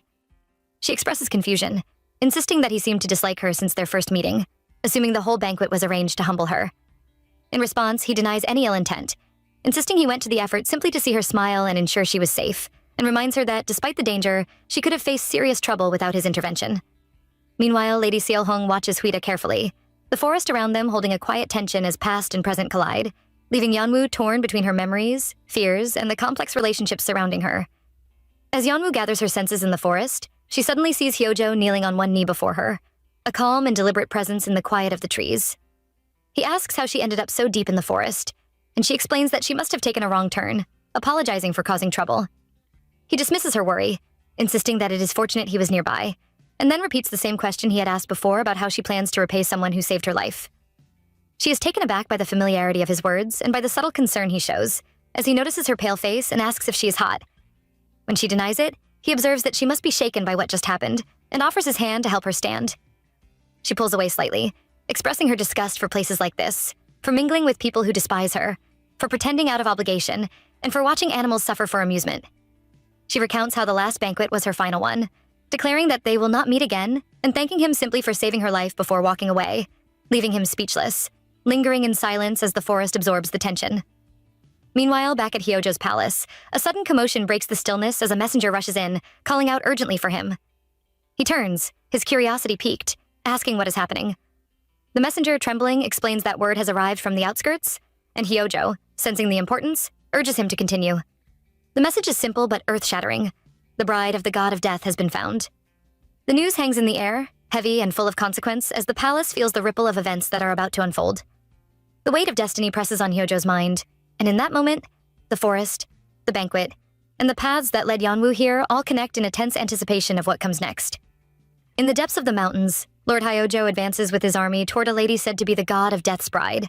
She looks up, startled by his presence, and asks who he is and why he has come so far into these mountains. One of the guards immediately shouts at her, demanding respect before the ruler of the underworld. Instantly, she falls to the ground face down, apologizing for her rudeness and asking what brings such a noble person to this humble place. Hyojo explains that as he ascended to the throne, he studied the lineage of the god of death and learned that her late husband was the previous god. He adds that he could not ignore the sacrifices made to protect the underworld, and that the legend continues until the next god of death is chosen. She trembles as he tells her of the cruel fate awaiting the god until that time, forced to fight vengeful spirits for eternity with an immortal body. He declares that he has decided to support the god of death in every possible way, and for that, he needs her help. He asks if she knows how the god of death can be freed from this rule, and she responds that only the bride can do it, explaining that when the god of death and his bride share a bed, the power transfers to her, and then she must find the next god of death and pass it on for the original god to be free. Hyojo considers her words, confused yet intrigued, wondering if there could be another way. She trembles and admits she knows of no other method, and he questions how he is supposed to believe her. Then he challenges her, doubting whether she is truly the god of death's bride, recalling that the lineage records only mention her late husband. He says he tried to find the previous god, but he was already dead, so he came searching for her instead, wondering what to do if she proves useless. The lady, desperate, swears upon her late husband that she is telling the truth, prompting him to pause and consider her story. He asks if she remembers who received the god of death's power from her, and she recalls a very tall man with black hair and a wolf as his guardian spirit, though she cannot remember his name. Hyojo concludes that she may not be entirely useless after all, and commands the guards to restrain her, insisting that if she sleeps with the god of death again, they will discover if she retains any of her powers. She protests, claiming she has lost all her powers and is now an ordinary woman. Yet he insists that they cannot know until they try, leaving her to think that the king has truly lost his mind. The tension lingers as every word hangs heavy in the air, the weight of destiny and the potential of lost or regained power pressing on them both. Back at Lord Huida's place, a gift arrives from Lady Seolhong. He opens the letter and reads that last night, out-of-season white flowers bloomed beautifully in the palace, a rare flower that noble houses have searched for across generations. She urges him to come see them before they wither, and even sends a banquet. Yeonwoo, watching quietly, reasons that the banquet was sent along with the letter. As they examine the flowers, a strand of hair catches her eye. Huida picks it up and confirms that the white flowers are indeed out of season. He recalls Hyojo's words about helping the god of death find the bride, and a shock runs through him as he realizes the hair may belong to the god of death's bride. Yeonwoo's mind races with the thought that if the flowers truly mark the previous bride, then she is in the palace right now, and in danger. Huida reasons that they cannot let Hyojo discover this secret. They must get her out immediately to prevent any disaster. Yeonwoo asks if he plans to go to Hyojo's palace, and he reassures her, promising that nothing bad will happen. Meanwhile, at Hyojo's palace, Huida sneaks into the room, thinking this must be the place Seolhong mentioned. However, a strange scent lingers in the air, and his eyes fall on a lady lying on the bed. He wonders if this is the woman whose hair Seolhung sent. Suddenly, the door opens and Hyojo appears, surprising him. Huida freezes, questioning why he is here, while the ruler reminds him that this is his palace and it is natural for him to be present. Then Hyojo adds that he has a command. The woman on the bed must share it with Huida. Shock and fury overwhelm him at the audacity of the order, and tension fills the room as the stakes of the situation sink in. Everything hangs on this moment. The danger of the previous god of Death's bride, the secrets of the lineage, and the clash between Huida and Hyojo's power and authority, leaving the audience on edge, wondering what will happen next. In the next moment, Lord Huida confronts Lord Hyojo, clearly shaken and filled with anger. He cannot believe what he is hearing, as he questions why he is being pushed to betray the one he loves and be with another woman. He rejects the idea completely and tries to walk away, hoping to end the matter. However, before he can leave, he is suddenly pushed back and falls to the ground. This shift in control changes everything. As he struggles, Hyojo notices something is wrong and points out his weak state. At that moment, Huida begins to connect the feeling in his body to a past event, recalling the day Mrs. Danhui drugged him. As a result, he suspects that the strange scent from earlier may be the cause. Meanwhile, Hyojo watches closely and warns that moving like this could be dangerous, suggesting that he should stop resisting and simply rest. In response, Huida grows even more furious, demanding to know what has been done to him. However, Hyojo responds calmly, almost mockingly, reminding him of his own past wish to find a bride and escape his duties as an envoy. He claims that he has only fulfilled that wish by bringing a bride to him, yet instead of gratitude, he is met with anger.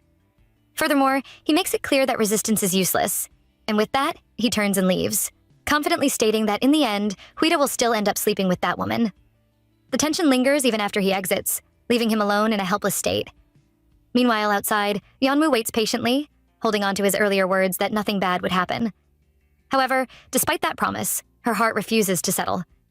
As time passes, unease continues to grow within her, and although she cannot act, she remains there, waiting, because it is the only thing she can do. A sudden sound comes from the right, and Yeonwoo turns at once, only to see Lord Huida's chariot arriving. Without hesitation, she rushes toward it, filled with worry, calling out as she tries to know if he is safe or hurt. However, just when she expects to see him, a woman steps out instead, and it is Seolhung. This shocks her, and she quickly questions why she is there. In response, Seolhung reveals that everything has gone wrong, as Hyojo has intercepted their letters. This news only deepens the tension, and Yeonwoo immediately demands to know what has happened to Lord Huida. She wonders whether he has been captured, noting that he trusted only Seolhung, yet she is the one who returned. Her voice rises with anger, but she is quickly stopped and warned to watch her words. Furthermore, Seolhung challenges her, asking what she has done besides waiting, and then says that this entire situation is because of her. As a result, Yeonwoo is shaken, and she reflects inwardly, blaming herself and thinking that if she had not been here, he would not be in danger. Yet, at the same time, she questions why Seolhung came to find her, realizing she truly has no power to change anything. However, instead of breaking down, she suddenly changes her expression and makes a firm decision, asking Seolhung to take her to the palace because she will face Hyojo herself. Soon after, we see her arrive there, walking forward with heavy thoughts. She reflects on her past, admitting that in this life she never wanted to be involved with him again. She had wished to forget everything he did to her, to let go of the hatred she once held, and to live peacefully as if none of it had happened. Moreover, she had hoped that by doing so, she might finally find happiness, even if only once. However, she now realizes that hope was nothing but a foolish dream. Meanwhile, Hyojo notices her arrival and reacts with surprise, recalling her past words about never meeting again. At that moment, she understands that no matter what she does, she cannot escape this cursed fate. Therefore, she resolves to end it herself this time, and with that firm resolve, she moves forward, holding a knife tightly as she walks toward him with burning determination. We see Lord Huida, who lies down in pain, struggling as a strange feeling spreads through his body. His chest burns and breathing becomes difficult, which causes him to grow more uneasy. At that moment, a woman lies beside him, and in his confusion, he believes it is Yeonwoo. As a result, he reflects that he has seen her many times before, and it feels strange that she appears now in this moment and in this way. Without thinking clearly, he pulls her close, holding on to her as if she is truly the one he longs for. Meanwhile, we shift to Yeonwoo, who stands before Hyojo. He calls her to come closer, yet she remains still and silent. This reaction amuses him, and he laughs, saying this is exactly why he likes her. She asks what is so funny, and he responds by expressing his delight at seeing her, adding that her appearance reminds him of his late mother, which brings back old memories and fills him with longing. However, she does not respond. Instead, she recalls a moment earlier in the chariot with Seolhung. In that past scene, she was told that Hyojo's true goal is her, and everything that has happened was planned to capture her. Furthermore, she was warned that if she steps into his palace on her own, he will be pleased and at some point lower his guard, which is the only chance she has to act. Returning to the present, she questions his actions, wondering why he desires something from her when she has never truly understood his reasons. In response, he speaks vaguely, turning the matter back on her and suggesting that she must also want something, which is why his beloved was taken. As a result, she demands the release of Lord Huida, insisting there is no other reason for her presence. He then questions why she is looking for that man here, yet she makes it clear that he already knows the answer. With nothing left to say, she decides to comply with his wishes and asks him to return her beloved. This bold stance makes him laugh again, and he recalls a past moment when she played the piano for him. He reveals that ever since then, he has called many musicians, yet none could play it properly, and because of that, he had them all killed. Hearing this, she remembers Ms. Danhoy's words about those who played the harp for him never returning alive. Although she finds his reason cruel and petty, she still orders that the harp be brought, deciding to grant his wish while holding on to her resolve. Yeonwoo closes her eyes and recalls the first day she played for Hyojo, back when Lord Huida stood beside her and gently encouraged her to play instead, noticing she felt uneasy. That memory gives her strength, and in the present, she plays the instrument once again. When she finishes, she demands that Huida be released as promised. However, Hyojo simply shakes his head, making it clear that one performance is not enough to grant her wish. He rises and calls her naive, then calmly states that the first step is to ensure she never leaves his sight. This causes her to react strongly, insisting that he must release Huida first, or she has no reason to follow anything he says. In response, he walks closer and refuses, explaining that the man is a god of death, an immortal being, and if he lets him go, he would only return to kill him. Furthermore, he adds that until he is no longer a god of death, release is impossible. At this point, she argues that if he truly wants to stop his power, then he should let him go. However, he dismisses her concern and brings up what he claims to know from the former god of death, explaining that the only way for such power to pass on is through lying with his bride. As a result, he raises a disturbing question, wondering if the former bride were to be with the current god of death, would the power still transfer? This shocks her deeply, and he leaves the thought hanging as he walks away, suggesting they will find out in time. Yet, just when it seems nothing more will happen, she suddenly pulls out the knife hidden in her dress and strikes. He turns at that exact moment, but the blade still pierces his shoulder. He grabs her hand firmly, stopping her, and asks one final question. He reveals that he has heard she is the bride of the current god of death, and wonders if being with her could grant him that power as well. Hearing this, she is filled with anger and calls him out. But before she can react further, he suddenly pulls her in and kisses her, turning the moment into something even more unsettling. We watch as Yeonwoo struggles to free herself, yet in that brief moment, she quickly slips something into Hyojo's mouth. He is caught off guard, and almost at once, he pushes her away. The knife lodged in his shoulder drops to the ground, and he stares at her in shock, demanding to know what she has made him swallow. At that instant, we are taken into a flashback where Seohong hands her a small drug, explaining that it is a sleeping pill that will make him fall into a deep sleep as if he has passed out. However, she questions how she could make him take it, especially since it does not dissolve in water. In response, Seohong calmly suggests that there is a simple way, a method only she can use, hinting that even something as small as a kiss should not be a problem. Although she hesitates, she places the drug in her mouth, realizing that the decision has already been made. Back in the present, Hyojo grabs her and quickly understands the plan, realizing she expected him to kiss her. He laughs at the realization, yet before anything else can happen, the effect takes hold, and he collapses to the ground. At the same time, a guard outside hears the noise and calls out, asking what is happening. Seeing her chance, she picks up the knife with the intent to end it, but just as she moves, the guard enters and stops her from completing her plan. The situation shifts again, and the guard calls for help, forcing her to act quickly. Instead of staying, she chooses to slip away, deciding that confirming Lord Huida's safety is now more important than anything else. In the next moment, we see Lord Huida struggling as a dull, cold scent fills the space beside him, and as the woman moves closer, he notices that her scent is different from the usual, which makes him uneasy. Consequently, he forces himself up and pushes her away, slowly realizing what is happening. Yet before he can fully react, she knocks him down again. He pleads for her to stop, and with effort, he pushes her to the ground, but suddenly she cries out for help, which only deepens his confusion. At the same time, he stares at her, trying to recall if he has ever seen her before. Just then, Seohong enters, and Lord Huida, still weak, tries to understand the situation, but she urges them to leave at once, since Yeonwoo is waiting. At the mention of that name, concern takes over, and he immediately asks if she is safe. He attempts to move toward Seohong. However, his strength fails him, and he collapses, which forces Soho to step in and hold him up. Meanwhile, Soho turns to Seohong and asks what should be done with the woman, and Seohong decides they should take her along, since she has many questions for her during the journey. Furthermore, we are reminded that Hyojo is still being threatened by Yeonwoo, which adds even more tension to the unfolding events. As they move toward the chariot, we are taken into Seohong's thoughts, where she recalls her earlier words to Yeonwoo about how, as long as Hyojo remains alive, he will never leave her alone. However, in the present, a new thought forms in her mind as she begins to see things differently, realizing that if Yeonwoo succeeds in killing Hyojo, she will no longer be needed, and may instead become an obstacle to her own plan. Consequently, a darker decision starts to take shape within her. Just when it seems like everything is about to unfold quietly, the moment is broken as Yeonwoo suddenly runs out of the palace. In response, Seolhung watches her and reaches a firm conclusion. It is better to end things now, which brings a chilling shift to the situation. Yeonwoo walks up to Seolhung, and as she pants, she apologizes. She explains that guards suddenly swarm in, so Yeonwoo was unable to kill Hyojo. Seolhung grows quiet for a moment, then admits it could not be helped with such tight security. Moreover, even if the attempt had worked, escape would not have been easy, so she believes the choice made is the right one. As a result, she urges them to enter the carriage at once, explaining that she has prepared a safe place where both can hide for the time being. Yeonwoo climbs in, and as the door opens, she finds Huida lying inside. This causes her to rush to his side, yet at the same time, she wonders if Seolhung will join them, especially since Hyojo has already thought through her plan and will not forgive her once he wakes. However, she remains calm and insists she will be fine, since no matter how cruel he is, he cannot harm her because of her family, and if he could, she would already be dead. Hearing this, she accepts it and wishes for her safety. Meanwhile, as the carriage leaves, she stands still and watches, reflecting that he is still alive and may still be useful.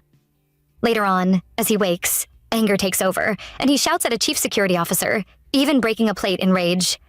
He cannot believe they let them escape after he waited so long, and as if that is not enough, he lashes out at the officer, who quickly begs for forgiveness, claiming concern for him. Nevertheless, this only fuels his anger, and he draws his sword and demands silence. Just then, a female voice calls out, and when he turns, he sees Seolhung. She approaches with concern, saying she rushed over the moment she heard his health was failing. Consequently, his mood shifts, and he admits he has been waiting to see her. However, with the blade still in hand, suspicion rises, and he questions her betrayal and her contact with Huida, wondering how she dares to return. In response, she puts on an act, becoming emotional and defending herself, pointing out that he hid the truth about the envoy's bride and that her actions helped lure both Huida and Yeonwoo there. Furthermore, she questions how someone like him could have collapsed. This annoys him, yet she remains composed and reassures him that even if they escape, they can only hide in the underworld, which belongs to him. As a result, she suggests using Yeonwoo's deep care for her family against her, and this idea slowly calms him as he begins to consider it. Meanwhile, in the safe house, Huida suddenly wakes and calls out for Yeonwoo. When he turns and sees her lying beside him, relief washes over him, and he embraces her tightly. Even so, confusion lingers, and as he looks around, he begins to wonder where they are and what kind of place they have been brought to. Immediately, a voice is heard from outside, and because of that, Lord Huida becomes alert and asks who it is, as well as where they are. In response, the voice explains that this place is a safe house prepared by Seolhung and also reveals being her subordinate. On hearing her name, he feels surprised, and furthermore, the voice continues, explaining that direct orders were given to take great care of the three of them. As a result, the mention of three makes him pause, and he looks around, only to notice another person lying on the other side of the room, the same person from before. Meanwhile, the guard outside adds that they will keep watch over the area and should be called if anything is needed. After that, silence returns, and he falls into deep thought, trying to recall where he has seen that person before. Later, as he walks outside, his thoughts grow heavier, and he begins to question whether the place is truly safe for the young lady. Moreover, doubts rise about whether Seolhung can really be trusted. Even though he once promised to protect her, he admits that without her help, he would already be dead. However, the reason he did not kill Hyojo until now was that Yeonwoo did not want it. Nevertheless, everything has changed, and now he feels that a line has been crossed, which leads him to decide that he will tear that man apart. As he continues walking, a voice suddenly comes from above, as if it has been waiting for this moment when his mind becomes clear. This shocks him, and he quickly turns to find the source, only to realize it is Lord Yuta. At the same time, a sharp pain strikes his head, and confusion follows as he wonders how he even appeared there.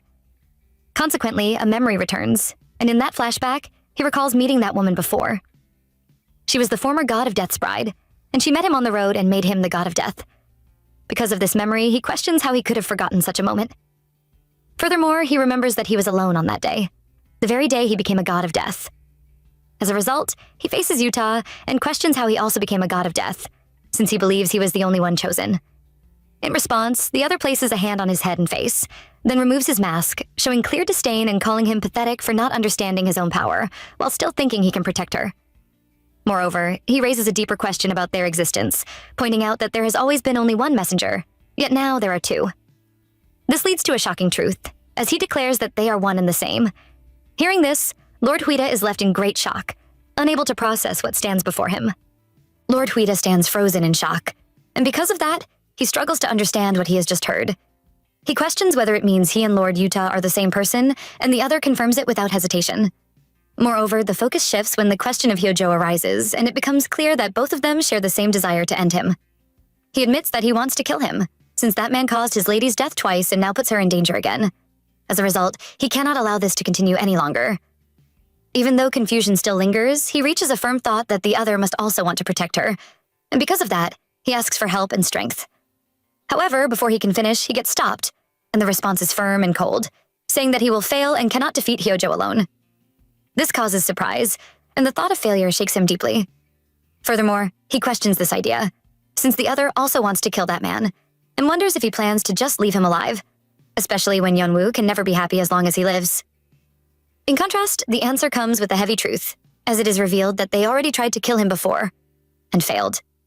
This strikes like a sudden blow, and confusion grows as he tries to remember when this happened. Consequently, a flashback rises in his mind, showing a past sword fight where Lord Hyojo questioned his bond with Yeonwoo, and he responded without giving a clear answer. The memory feels heavy, and pain fills his head, causing him to hold it as he groans. He struggles to understand what is happening to him. Meanwhile, the other offers help but places a condition. Once everything ends, Yeonwoo must be given up, and a promise must be made. Just when it seems more will be said, he vanishes at once and he calls out, wanting to continue. Yet no answer comes. As a result, silence surrounds him, and he is left alone with his thoughts. Meanwhile, inside the safe house, Yeonwoo wakes up, and Lord Huida is already by her side. He checks on her condition, asking if she feels better, yet she quickly sits up and shifts the concern to him, asking if he is all right and if he is hurt in any way. In response, he gently holds her hand and questions why she acted so recklessly, especially since Hyojo is targeting her, and the thought of something going wrong troubles him deeply. However, before he can complete his words, she cuts in and explains that she only wanted to save him. Furthermore, she makes it clear that even if the same moment happens again, she would still make the same choice, since a life without him means nothing to her. This elicits a strong emotion, and he pulls her into an embrace, admitting that he survived because of her, and expressing deep gratitude. In return, she simply feels relieved that he is safe. After this moment, the tone shifts again, and he declares his intent to kill Hyojo. Until now, he held back because she did not want it, yet he can no longer stand aside and do nothing. Moreover, the desire for revenge now lives in him as well. Hearing this, she remains quiet for a short time, then places her hand over his and admits that she feels the same. In addition, she reflects on their journey through his fortress and begins to question herself, wondering if her weakness put him in danger. The fear of losing him because of her grows strong, and although she wants revenge, she remembers her second life, where she tried to kill Hyojo and failed. As a result of that failure, her entire family was slaughtered. This thought hits hard, and suddenly a realization hits her, making her eyes widen as fear takes over. She begins to worry that the same thing could happen again, that her family and he could be lost once more because of her actions. This thought overwhelms her, and she struggles to find what to do. Meanwhile, as she speaks, he recalls the earlier words about their past failure, which now connect to her fear. Because of that, he gently touches her face to calm her and urges her not to cry, even as his own thoughts remain heavy and uncertain. Meanwhile, inside the safe house, the former god of Death's bride slowly wakes up, sits up, and apologizes for interrupting. In addition, she expresses gratitude, explaining that both of them saved her even though it happened late, and she still wishes to thank them. As a result, attention shifts to her, and Yeonwoo studies her closely, recognizing who she is. She greets her calmly, noting that this is their first meeting, and also asks if she feels all right. In response, the woman confirms that she's fine because of them, yet she also admits she overheard their conversation. However, instead of stopping there, she reveals that she believes she can help. This statement draws immediate attention, and Yeonwoo begins to think deeply about what she means and how such help is even possible. Consequently, the woman explains, pointing out that both of them are running from the king of the underworld, and although they wish to kill him, it is far too dangerous. Therefore, she suggests another path, going to the surface. This idea comes as a shock, and both react with surprise while Yeonwoo questions what she means by surface. In response, she explains that a long time ago, someone from her village left for the surface. Moreover, she admits that she does not know the exact method, yet she remembers a place deep in the forest, a shrine dedicated to Tamya, where answers may be found. Because of that, she offers to guide them there herself. Hearing this, Yeonwoo covers her mouth as thoughts rush through her mind. The idea of reaching the surface begins to grow stronger, and she wonders how such a thing could even be possible. If it is real, then everything could change, and they would no longer need to keep running from Hyojo. As a result, she imagines a life in which her family can be happy again, as before. However, another thought quickly follows, and she begins to worry about Lord Huida, questioning if he would follow or even want to go to the surface at all. This inner struggle shows on her face, and noticing it, he gently calls out to her. In response, she apologizes, admitting she had been thinking only of herself. Nevertheless, he reassures her without hesitation, making it clear that wherever she chooses to go, he will follow. Furthermore, he suggests going to the shrine first so they can find a way, and at the same time, he promises to ensure her family is taken to a safe place. Because of this, she agrees and expresses her gratitude, and a new plan begins to take shape. Meanwhile, in another place, Soho receives a letter from Lord Huida, and as he reads it, he learns that he will be away for some time. In addition, the message asks him to take Yeonwoo's family to a safe place. However, instead of feeling relieved, he grows uneasy, wondering why a letter was sent rather than a return. As a result, concern fills his mind, and he begins to question if he is truly safe. Without delay, he moves toward the apartment where Lord Hyojo and his family are staying. Consequently, the moment he opens the door, he is met with a shocking sight, as he sees Lord Hyojo standing there. This sudden encounter leaves him in great shock, and before he can react, the tension rises. The man recognizes him at once and mocks him, calling him Huida's dog and questioning why he has come without his master. Because of this, the situation grows tense, and danger quietly fills the air as events begin to take another uncertain turn. Seeing Lord Hyojo in the room, Soho stops at once, and shock fills his face as he questions why he is there. Moreover, fear begins to rise in his mind, and a troubling thought forms, making him wonder if something has already happened. However, before he can react further, the man bursts into laughter, brushing off the tension as if it means nothing. In addition, he questions why there is so much surprise, calmly adding that nothing has been done yet. As a result, unease grows even stronger. Then, as he walks through the door, he gives Yeonwoo a clear message, explaining that her family is being well taken care of. Nevertheless, the tone quickly turns dark, as he adds a condition that if she does not come to the castle within 3 days, she will never see them again. Because of this, the threat hangs heavily in the air, and the danger becomes clear. Meanwhile, in another place, Yeonwoo, Lord Huida, and the former god of Death's bride move together through the dark, continuing their journey. As they walk, curiosity rises, and Yeonwoo wonders how such a hidden place was even found, especially since she has tried everything to return to the surface and never knew about a shrine. In response, the woman explains that on the first night she spent with her husband, Tamya appeared in her dream and revealed everything. Furthermore, interest shifts as she asks about the two of them, and this causes both of them to blush. As a result, Yeonwoo admits that nothing has happened yet, and another question follows, whether consuming it is required to prove that she is truly the god of Death's bride. In addition, doubt appears as she questions what would happen if nothing changes even after doing so.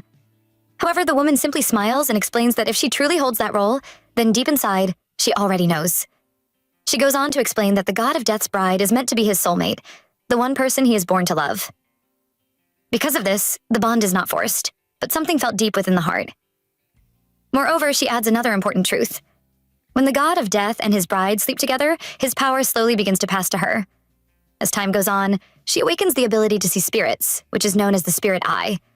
With this power, she can see the color of people's souls.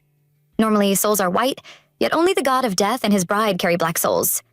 As a result, this means that the next person with a black soul will become the next god of death. Furthermore, she explains that until the bride fully takes in the power, she must find that next person and pass it on. However, if she fails to do so in time, she will not be able to endure the power within her, and this will lead to her death. Because of this, the weight of her words settles heavily, and the journey ahead feels even more serious than before. Hearing this truth, Yeonwoo and Lord Huida grow afraid, and the weight of it settles on both of them at once. As a result, he reacts with shock, unable to accept that the bride must die, since no one has ever said such a thing before. In addition, she begins to question what happens if the bride dies without finding the next god of death, and this leads to a clear answer from the former god of Death's bride. She explains that if that happens, the power returns to its source, Tamya, and this is a form of punishment set by him. Because of this, confusion and frustration rise, and he questions why the bride must risk her life in such a cruel way. In response, she explains that the god of death himself passes the power to the next one, and being his bride means sharing in that burden and punishment. This causes a deep reaction, and he refuses to accept it, deciding that if her life must be at risk for his sake, then he will give up on finding the next god of death. Hearing this, Yeonwoo is shocked and cannot understand why he would say such a thing. However, he stands firm and declares that he would rather remain the god of death forever. As a result, confusion grows, and she questions him again, but he explains that his wish to stop being the god of death was never meant to cost her life. Instead, he only wanted a normal life, where he could grow old and die with the one he loves, not live on alone after losing her. This moment becomes heavy and serious, yet suddenly, The former god of death's bride begins to laugh. This unexpected reaction surprises both of them, and they turn toward her at once. She quickly apologizes, explaining that they reminded her of her husband, who once said the same thing about never wanting to put her in danger. Because of this, she suggests putting the matter aside for now, reasoning that if they find a way to the surface, then all this talk about the god of death may no longer matter. As a result, he agrees. And with a calmer tone, he takes Yeonwoo's hand and suggests moving forward. Meanwhile, as they approach a building, the former god of death's bride slows down and reflects quietly, feeling that her role has come to an end. In addition, she expresses deep gratitude for their kindness and sincerely hopes they find what they are looking for. Just then, Lord Huida and Yeonwoo step inside the building, and immediately, without a single word spoken, all the bells begin to ring. This sudden sound fills the space, and it is clear that they have entered a sacred place. As they react with surprise, a priest appears and points out that only the chosen are allowed to be there, yet an uninvited guest has arrived. Because of this, Yeonwoo steps forward and explains their situation, admitting they arrived without notice but are now being hunted by the king of the underworld. Furthermore, she explains that as long as he refuses to give up, they cannot continue to live in that world. As a result, she brings up what she has heard, asking if it is true that someone once ascended to the surface from this place. In response, the priest confirms that those who went to the surface were sent there by Tamya. This answer brings hope, and she quickly asks if they can also go to the surface. Consequently, the priest replies that if the desire is true, Tamya will grant that wish. This fills her with joy, and she turns to Lord Huida, calling out with excitement. In response, he agrees, saying that they will go together, and expresses a quiet wish to finally see the blue sky she once spoke about. Because of this, happiness fills her heart, and she begins to imagine a future where they return to their families, free from Hyojo, and live together in peace. However, just as this joy grows, the moment shifts suddenly. The priest reaches out and grabs him, focusing on him alone and questions if he truly intends to go as well. Lord Huida stands firm and confirms his choice, making it clear that he will go to the surface with Yeonwoo. However, instead of support, the priest responds with a cold smile, calling him foolish and greedy, and warns that one day ruin will come because of that greed. This causes anger to rise at once, and he questions what ruin and greed even mean, especially when such words are spoken so carelessly. In response, the priest does not soften, but instead turns the question back, challenging why he even thinks he can go to the surface. As a result, tension builds, and the answer comes in a sharp tone, saying that he should know the reason better than anyone else and calling him shameless. At that moment, realization begins to form, and he understands that it is because he is the god of death. Consequently, the truth becomes clear, since if he leaves the underworld, there will be no one left to protect it from the lost souls. Because of this, the priest reminds him that the fate given by Tamya cannot be defied, and if he truly understands, he should never return with the same request. This leaves him silent for a brief moment, yet instead of backing down, he slowly forms a faint smile, as if choosing to face the matter head-on. He questions why it has to be him, wondering if becoming the god of death is truly a punishment, and if so, why he deserves it. Furthermore, he refuses to accept a fate decided by someone else without reason, making it clear that he will not blindly follow it. As a result, his resolve grows stronger, and he declares that he will decide his own fate, and the only fate he accepts is the one before him, as he holds Yeonwoo's hands tightly. Meanwhile, the priest watches this with interest and responds with a calm yet knowing tone, questioning if that choice was truly made on his own. In addition, he points out that something is missing, suggesting he does not remember anything at all. This statement creates confusion and curiosity, and the priest begins to laugh softly, as if he has uncovered something hidden. He then offers to reveal the truth, asking if he wants to know why he became the god of death. Moreover, he explains that the lost memory may be tied to an attempt to escape from a pain so deep that it felt suffocating. Because of this, the moment grows heavy, and the past begins to feel closer, even if it is still unclear. However, the priest does not dwell on it for long, and instead moves forward, saying that it does not matter in the end. Just then, he reaches out, extending his hand toward him, and signals him to step forward. As a result, the air grows tense, and a challenge is set without hesitation. The meaning becomes clear as he urges him to see if he can endure what is about to come. Suddenly, Lord Huida collapses, and because of that, Yeonwoo cries out his name in panic. The moment feels sudden and confusing, and she quickly turns to the priest, demanding to know what is happening and what has been done to him. In response, the priest remains calm and explains that there is no need to worry, since he is only dreaming, although it is a very long dream. However, this answer does not ease her fear, and she immediately questions if he will wake up soon if it is truly just a dream. In contrast, the priest gives an uncertain reply, saying that it depends entirely on his will and that he could wake up soon or may never wake up again. This statement hits hard, and panic rises even more, causing her to cry out in distress as she wonders what she is supposed to do. Meanwhile, the bells in the building continue to ring without stopping, adding to the tension.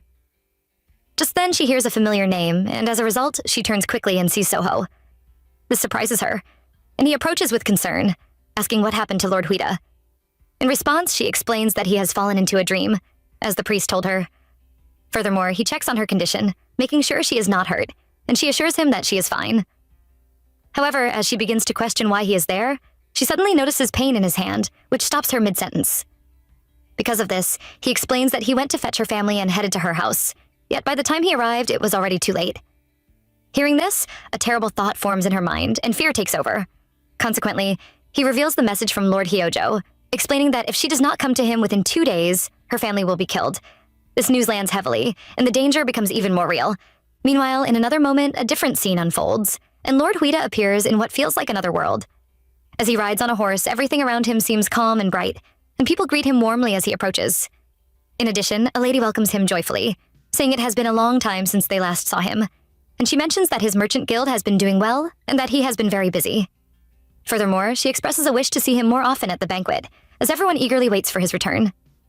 In response, he shows charm, taking her hand and apologizing for keeping such lovely ladies waiting. As a result, he gently kisses her hand and seeks forgiveness, which causes her to blush even more as she assures him that she's not angry. However, just when the moment feels light, something shifts, and another young lady leaving the place catches his attention. This sudden sight draws his focus, and he begins to feel that he recognizes her from somewhere. As a result, his thoughts pause, and at that same moment, her tag falls to the ground. Seeing this, he quickly excuses himself from the others and moves to pick it up. Without delay, he follows after her, trying to reach out as he calls to her, addressing her as his lady, while a strange sense of familiarity continues to grow within him. Sareem quickly approaches Lord Huita and speaks urgently, explaining that the item in his hand belongs to her lady, and that they did not even realize it was missing. As a result, she expresses deep thanks, relieved that it has been found. In response, he brushes it off with ease, saying it is nothing and not a big deal. However, before anything more can be said, she gently pushes the lady forward, urging them to leave at once. This sudden action causes confusion, and the lady questions why she is acting that way all of a sudden. Nevertheless, she insists that it is safer to head back, guiding her away without delay. Because of this, the moment ends quickly, and as they leave, he watches quietly and smiles, thinking of her as someone who passed by like a soft breeze. Meanwhile, in the next moment, he is seen outside, standing alone and looking up at the sky, still thinking about her. The thought lingers, and as a result, he calls out for Soho. Soon, Soho arrives and responds at once, ready to serve. In a calm tone, he suggests going out together for a while. As they step outside and move among the people, the same ladies approach again, greeting him warmly and wondering if he has come for their sake. However, he apologizes and explains that there is an urgent matter to attend to. This makes Soho curious, silently wondering what this urgent matter could be, yet he follows without asking further. They walk past the crowd, and time passes, yet the same pattern repeats as they return again on another day. Because of this, Soho begins to notice the strange habit, thinking to himself that it is happening once more. In the next moment, Lord Huida sits alone, deep in thought, reflecting on how strange everything feels. He reasons that if she is truly from around the area, then there is no way he would not know her. Moreover, no matter how much he searches, there is not even a single trace of her, which only deepens his confusion. As a result, regret begins to form, and he realizes that he should have at least asked for her name that day. However, his thoughts shift, and he suddenly turns to Soho, giving him strict instructions about his training, pointing out that his strength is failing at the end and that he must keep his arms steady and breathe properly. He continues by stressing the need to maintain tension until the end, or else he will not be able to endure. Hearing this sudden change in tone, Soho grows suspicious and questions if something has been troubling him lately. In response, he reacts quickly, asking what he means and why such a question is being asked all of a sudden. Nevertheless, Soho explains that he has been acting differently, mentioning how he suddenly claims to have urgent matters that were never explained and then spends time outside without purpose. Furthermore, he points out that it is unusual for him to care so much about his training that he would give such detailed corrections. Because of this, Lord Huida calls him by name, and when Soho responds, he speaks in a softer tone, reminding him that he cares deeply for him and that no one else follows his will as well as Soho does. As a result, he asks him to think carefully and poses a question. What would he do if he were ordered to find someone? In response, Soho simply says he would go to places where many people gather. However, he continues the question, asking what he would do if no matter how hard he searched, he found no trace of that person. Without hesitation, Soho answers again, saying he would go to places with even more people. Hearing this, Lord Huida becomes slightly frustrated and remarks that he does not understand what is being said. He then dismisses the matter, calling himself foolish for asking and adding that Soho is hopeless when it comes to such things. However, just as he begins to move on, something clicks in his mind. The idea of going somewhere with more people suddenly makes sense in a different way. Because of this realization, he calls out again. And when Soho responds, he confirms that the suggestion might actually work. He repeats that he truly cares for him, yet his tone has changed as a new thought is forming. In response, Soho looks at him with concern and admits that he has been acting very strange these days, unable to fully understand what is going on in his mind. At Hyojo Castle, a grand dinner is laid out, and dancers move gracefully, filling the place with life. Meanwhile, as Lord Huida approaches the castle, a lady comes out to meet him, surprised by his presence, since he has never been seen at the castle banquet before. In response, he offers a calm explanation, saying that something like this could be nice once in a while. However, inside the hall, Lord Hyojo sits on his throne in silence, showing no reaction at all. As a result, Huida observes him closely and begins to think to himself, noticing that he carries a bored expression even while sitting in the most honored seat. Moreover, he reflects on how strange it is that even in such a place of comfort, he cannot enjoy any moment of rest and always appears uninterested, which makes him seem pitiful in a way. Later on, the scene shifts, and Lord Huida is seen walking alone in the bush, lost in thought. He reflects on the effort he made to come all the way to the banquet, yet he has still not met her. Because of this, doubt begins to form, and he wonders if she simply does not like going outside or if this has become another fruitless trip. However, just then, something changes, and he suddenly sees her dancing and singing. This sight catches him off guard, and as a result, he quickly hides behind a tree to watch quietly. The moment feels unexpected, and he gathers himself before calling out softly. Yet, before anything can happen, he suddenly hears her name, Yeonwoo, and the voice comes from Lord Hyojo. Immediately, she runs toward him and embraces him, and he expresses that he has been searching only for her, questioning why she is there. In response, she explains that she does not feel comfortable in places like that and prefers to wait for him there. Seeing this scene unfold, Huida feels deep disappointment, and without stepping forward, turns back quietly. As he leaves, he reflects on how close he came to making a grave mistake, feeling as though he nearly showed great disrespect toward both of them. Meanwhile, in the next moment, Lord Huida walks through the street with Soho by his side, yet his mood has changed completely. He no longer laughs or greets people as he used to, and instead remains distant and silent. As a result, his thoughts become clear, and he firmly decides that it will not happen again. Just then, as they continue walking, two children run past, playing and accidentally bump into Yeonwoo. The sudden impact knocks her off balance and she is about to fall.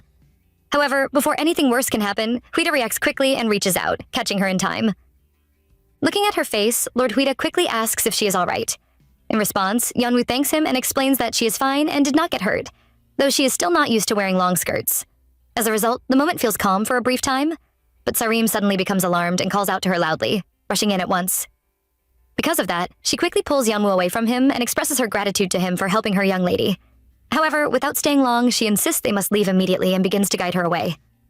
Meanwhile, Sarim also speaks to Yeonwoo, urging her to give a proper thank you before leaving. Yet the situation becomes slightly tense, and Sarim quickly apologizes, explaining that it only felt like it was getting very late, which is why they are leaving in such a hurry. Seeing all of this unfold, he simply smiles, watching them go without stopping them. In the next moment, the scene shifts back to Hyojo Castle, where Lord Hyojo speaks calmly, saying he has heard that she went to the marketplace today, and questioning if nothing bad happened. In response, the guard explains that she seemed to enjoy being outside and appeared very at ease, possibly because she had spent a long time outside before coming to the palace. Moreover, he adds that she even spoke well with other people she met there. Hearing this, Hyojo immediately becomes alert and asks who she spoke with. As a result, the guard explains that she met a passerby in the marketplace and interacted with them as she would with anyone. Furthermore, the guard mentions an incident in which someone caught Yeonwoo as she almost fell. This causes a reaction, and he sharply questions what is being said. In response, the guard clarifies that a man caught her before she fell, and that since no harm was done, there is no cause for concern. However, Hyojo narrows his focus and repeats the detail, questioning who this person was and what exactly happened. At that moment, suspicion begins to form, and the information becomes more important to him. Meanwhile, in the present, Lord Huida is still asleep, unaware of what is happening around him. At the same time, Yeonwoo speaks to Soho with fear in her voice, explaining that if she does not go, her family will be killed one by one, just as Hyojo had warned. Because of this, she begins to panic, wondering what she should do next, especially since Lord Huida is still unconscious and no one knows when he will wake up. Furthermore, she reflects on how careless she had been, thinking that receiving him gave her a false sense of safety. As a result, fear deepens, and she realizes that there is no way Hyojo would leave her family alone. In that moment, she attempts to act, but suddenly Lord Huida reacts slightly, breaking the stillness. This surprises her, and she immediately calls his name, asking if he is awake. However, In response, the priest speaks, explaining that he is not truly awake because he chose to regain his memory on his own.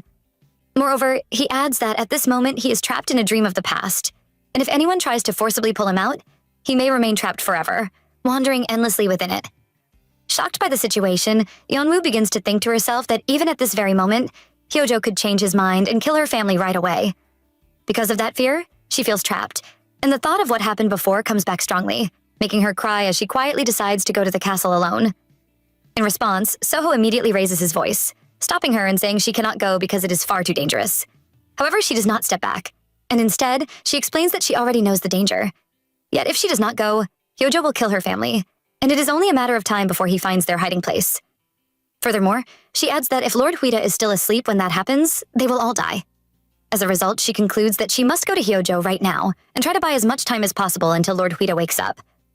Seeing Soho's confusion, she tries to calm him, telling him not to worry and insisting that Hyojo would not kill her, at least for now.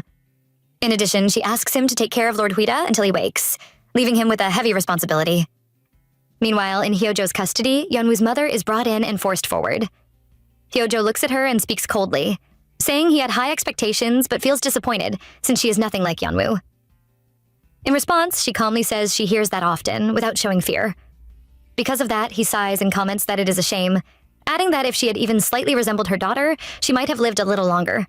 However, she does not break down and instead directly asks if he plans to kill her. He replies without hesitation that he probably should, especially if her daughter does not arrive by today.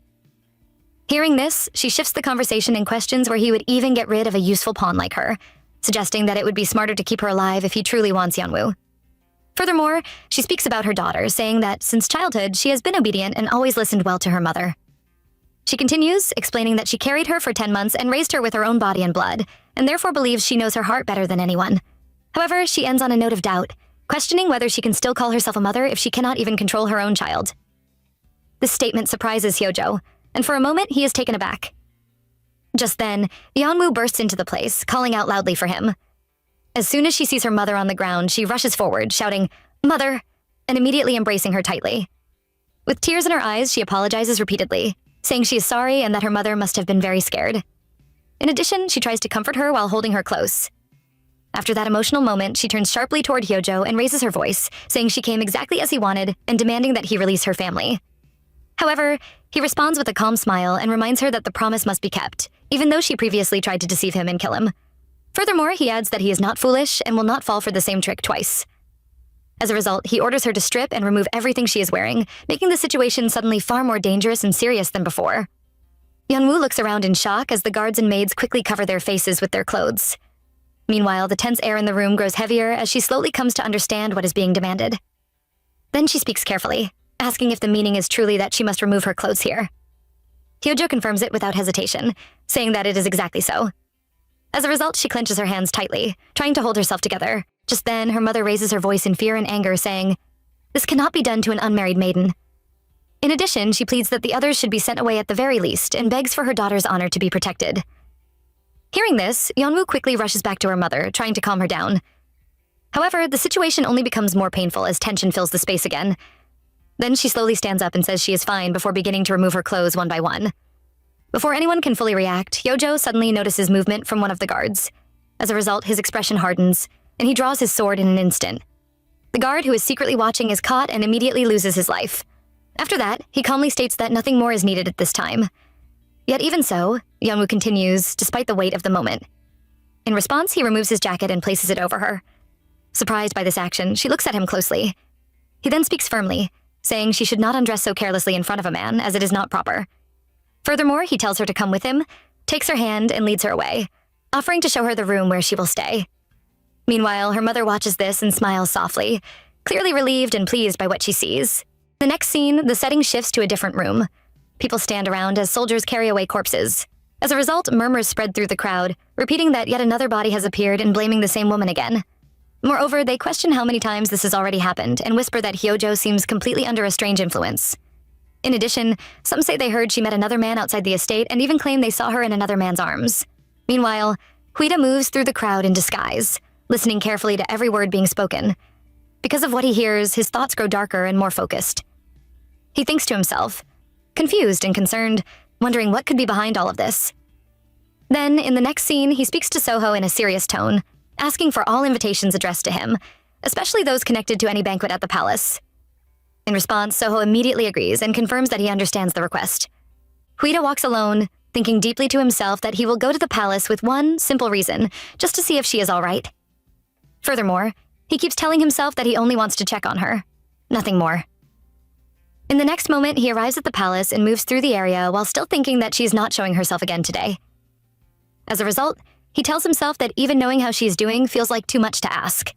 Meanwhile, as he walks further inside, he overhears people speaking in low voices. They say this place feels scary and suggest they should hurry through. Because of that, Huida slows down and listens more closely.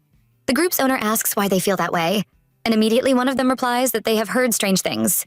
Moreover, they say people claim that a woman uses hyojo to kill others. In addition, they mention that more than a few people have died just from speaking to her. They even add that someone who was supposed to be married in a few days also died. Hearing all of this, Huida becomes disturbed and, in confusion, wonders what is truly going on here. Just then, his attention shifts as he notices Sareem nearby. He recognizes her immediately and says she is the person from back then.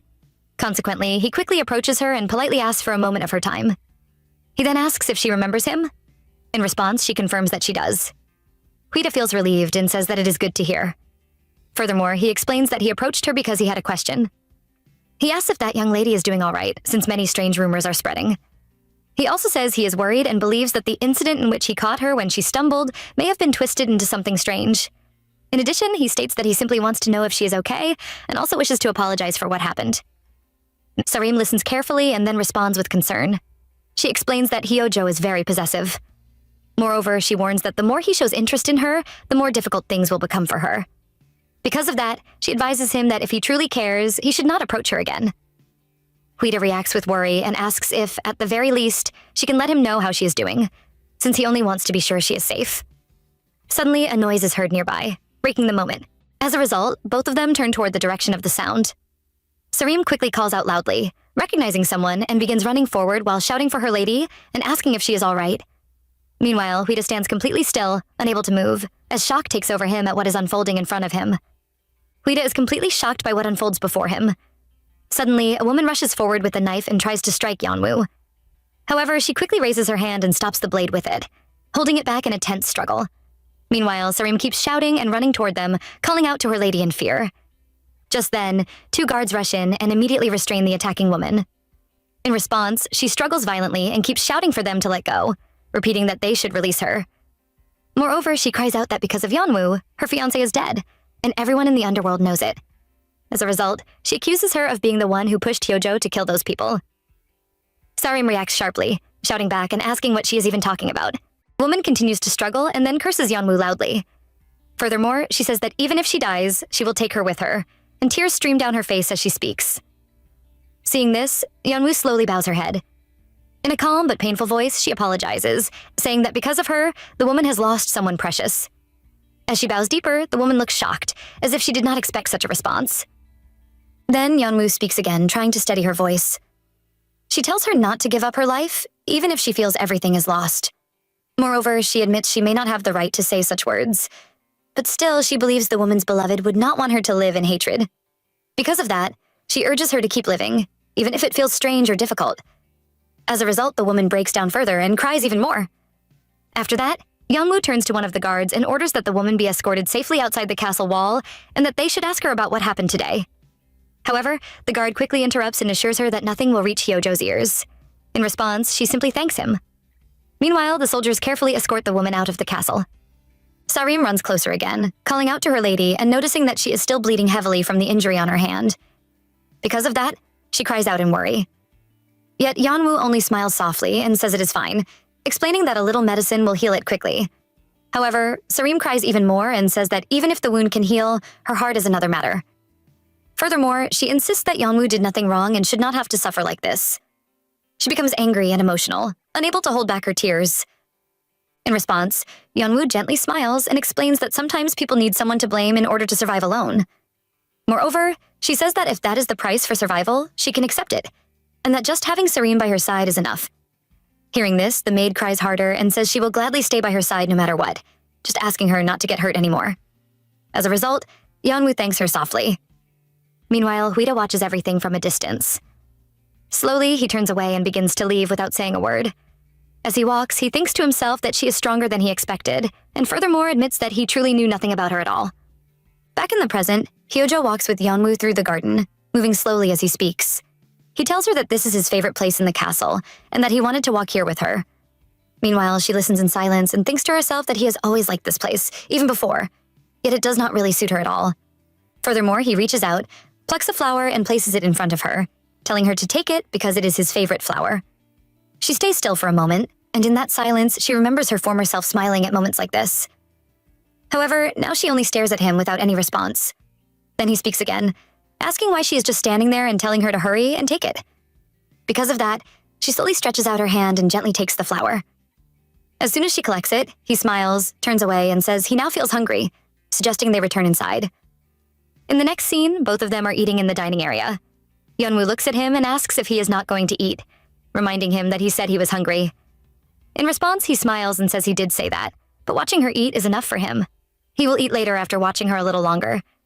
As a result, she suddenly drops her chopsticks and looks at him in shock, asking what he is trying to do and what he wants from her. However, he calmly replies that he does not want anything in particular and simply enjoys spending time like this. During this, she thinks to herself that he is a crazy bastard. Just then, he continues speaking, asking whether she is disappointed that he is not doing anything or is still waiting for Huida. Moreover, he stands up and says it has been days since she arrived, yet he has still not spoken to her. Furthermore, he reminds her that she said she left him to protect her people, but questions if it is actually the other way around, suggesting that maybe he abandoned her instead. Because of that, he suddenly grabs her and drags her while telling her to come with him. Meanwhile, she thinks about where he is taking her and why he looks so excited. Then he brings her into a room and tells her to greet the person there, calling her name. As a result, she looks surprised and confused. He immediately adds that this is his mother. Hyojo tells Yeonwoo to offer a greeting, and she stands still for a moment, looking around in confusion. Meanwhile, she quietly thinks to herself that she does not know who that woman is. Just then, he speaks again and explains that the woman is his mother. As a result, she is slightly surprised as she takes in what she is hearing. Furthermore, she slowly approaches the portrait, studying it carefully. Then she remembers what he once said to her about her resembling his mother. Because of that, she asks if he still thinks the same thing. In response, he smiles and says that he did say that before, then asks what she thinks now. Yeonwoo replies that the woman does not resemble her at all. However, in her mind, she thinks angrily that the comparison is foolish and makes no sense. Hyojo then responds again, focusing on the eyes, and says they are the same as his mother's right before she passed away. At that moment, a flash of memory appears in his mind, showing the day she died, when she spoke to him and told him to always remember what his mother says. Returning to the present, he continues speaking, saying she looked at him with those same eyes and that she resembles her from that day. Meanwhile, Yeonwoo watches his expression and then suddenly asks what he is laughing at. As a result, he speaks in a calmer but unsettling tone and tells her that she should understand they are not so different. Moreover, he says that both of them have been abandoned by the people they loved, and because of that, they need each other. Suddenly, he pulls her closer, attempting to kiss her. In response, she quickly turns her face away, causing him to kiss her cheek instead. She reacts with anger, holding her face as if she has been struck, while he only smiles and reminds her that the only person who will love her forever is him. In the next moment, the scene shifts into Huida's dream. Yeonwoo stands at the palace gate and sees the dead body of a maid who tried to attack her, now hanging. Sareem shouts in shock, while Yeonwoo remembers the situation and thinks to herself that the woman came saying her husband had died. Meanwhile, Sareem quickly tries to block her view, telling her not to look and to go into her room. Just then, a guard grabs Sareem's hand, causing her to ask what is happening. The guard then informs her that she has been reassigned to Hyojo's palace and must move immediately. She reacts in shock, questioning what is going on, while he insists she must go. As a result, she struggles and shouts for him to let go, but he raises his voice and asks if she is disobeying Hyojo's command. Because of that, she begins to cry as she is forced away. On the other hand, Yeonwoo tries to speak, but two maids quickly rush in and grab her, stopping her from following any further. As a result, a soldier carries the Sareem on his shoulder and leaves the place without delay. Meanwhile, outside the palace walls, Huida stands among a crowd of people who look troubled and uneasy. Furthermore, as he takes in the sight, his thoughts grow heavy, and he wonders, deep inside, what is truly going on. In addition, he looks up and says that too many people are dying because of one woman from the surface, and the situation feels truly frightening. Just then, voices rise around him as people begin to talk, saying the king of the underworld has lost his mind. Huida, however, looks up again and focuses on something else. In response, he thinks to himself that he recognizes a face, the same one he saw before, and realizes it must be the person who once attacked Yeonwoo. Because of that, Confusion builds in his mind as he questions how everything has reached this point. Moreover, the voices around him grow louder, with people saying that the woman must die for everything to end, and that, if this continues, the underworld will fall into ruin. Meanwhile, Huida notices another figure. He senses a lady covering her face and walking alone, so he quietly follows her. Eventually, it becomes clear that she is the Sarim. She reaches a place, opens a door, and steps inside. However, just as Huida tries to follow her in, a sword is suddenly pressed to his neck, halting him and leaving the situation tense and uncertain. The man holding the sword points it firmly at Huida and demands to know who he is. In response, he quickly lowers his guard and apologizes, explaining in a simple way that he only saw someone he knew and followed her without any bad intentions. However, the man becomes more aggressive, shouting at him, refusing to believe the words, and pressing the sword even closer to his neck while asking again who sent him, making the situation even more tense. Just then, before anything can escalate further, the Sarim steps in and tells the man to stop. Moreover, she asks him to let Huida go, and as a result, she removes her face covering, revealing that she knows the person standing before her. The tension drops slightly, and in the next moment, the situation shifts as she and Huida are left alone. In response to her question about why he followed her, he explains that he did everything she asked of him, and because she told him never to return to the estate, he stayed away. Furthermore, because she told him not to care, he tried his best to obey, but he still needs answers, especially about whether Yeonwoo is with her. The Sarim looks troubled and replies honestly that she does not really know how Yeonwoo is doing. In addition to that, she explains that she was forced out and technically ran away because Hyojo tried to kill her. Because of this, she says Hyojo is now trying to completely isolate Yeonwoo by removing anyone close to her, and casting her out was only the beginning. Furthermore, she fears that their family will likely be next.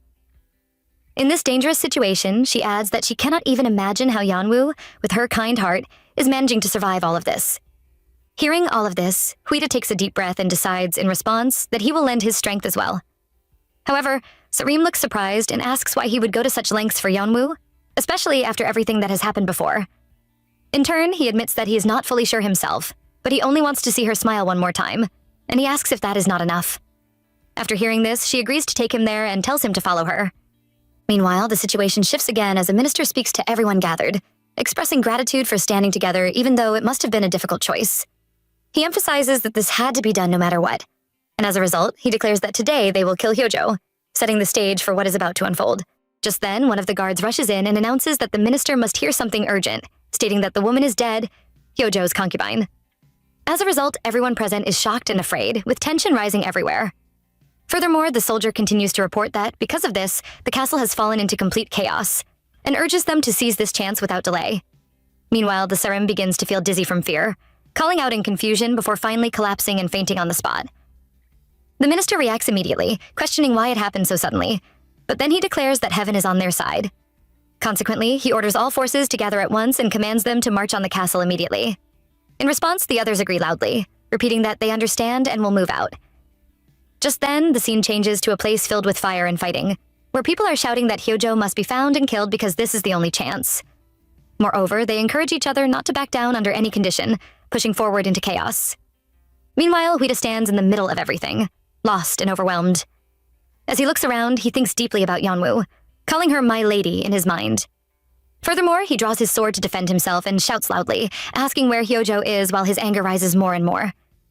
Because of that emotion, he pushes forward through the chaos, thinking that he has come to save Yeonwoo and hoping she is still alive. However, just then, a sudden attack changes everything, as a sword is pierced through his back into his heart. The soldier responsible speaks coldly, saying, "This ends now." Yet, in response, Huida gathers his remaining strength and kills the soldier despite the injury, with the sword still lodged in his body. Even so, he continues moving forward, repeatedly asking where Hyojo is, refusing to stop. Moreover, as he enters deeper into the castle, he finally sees Hyojo and Yeonwoo together in a kiss. At first, he smiles with relief, thinking his lady is alive.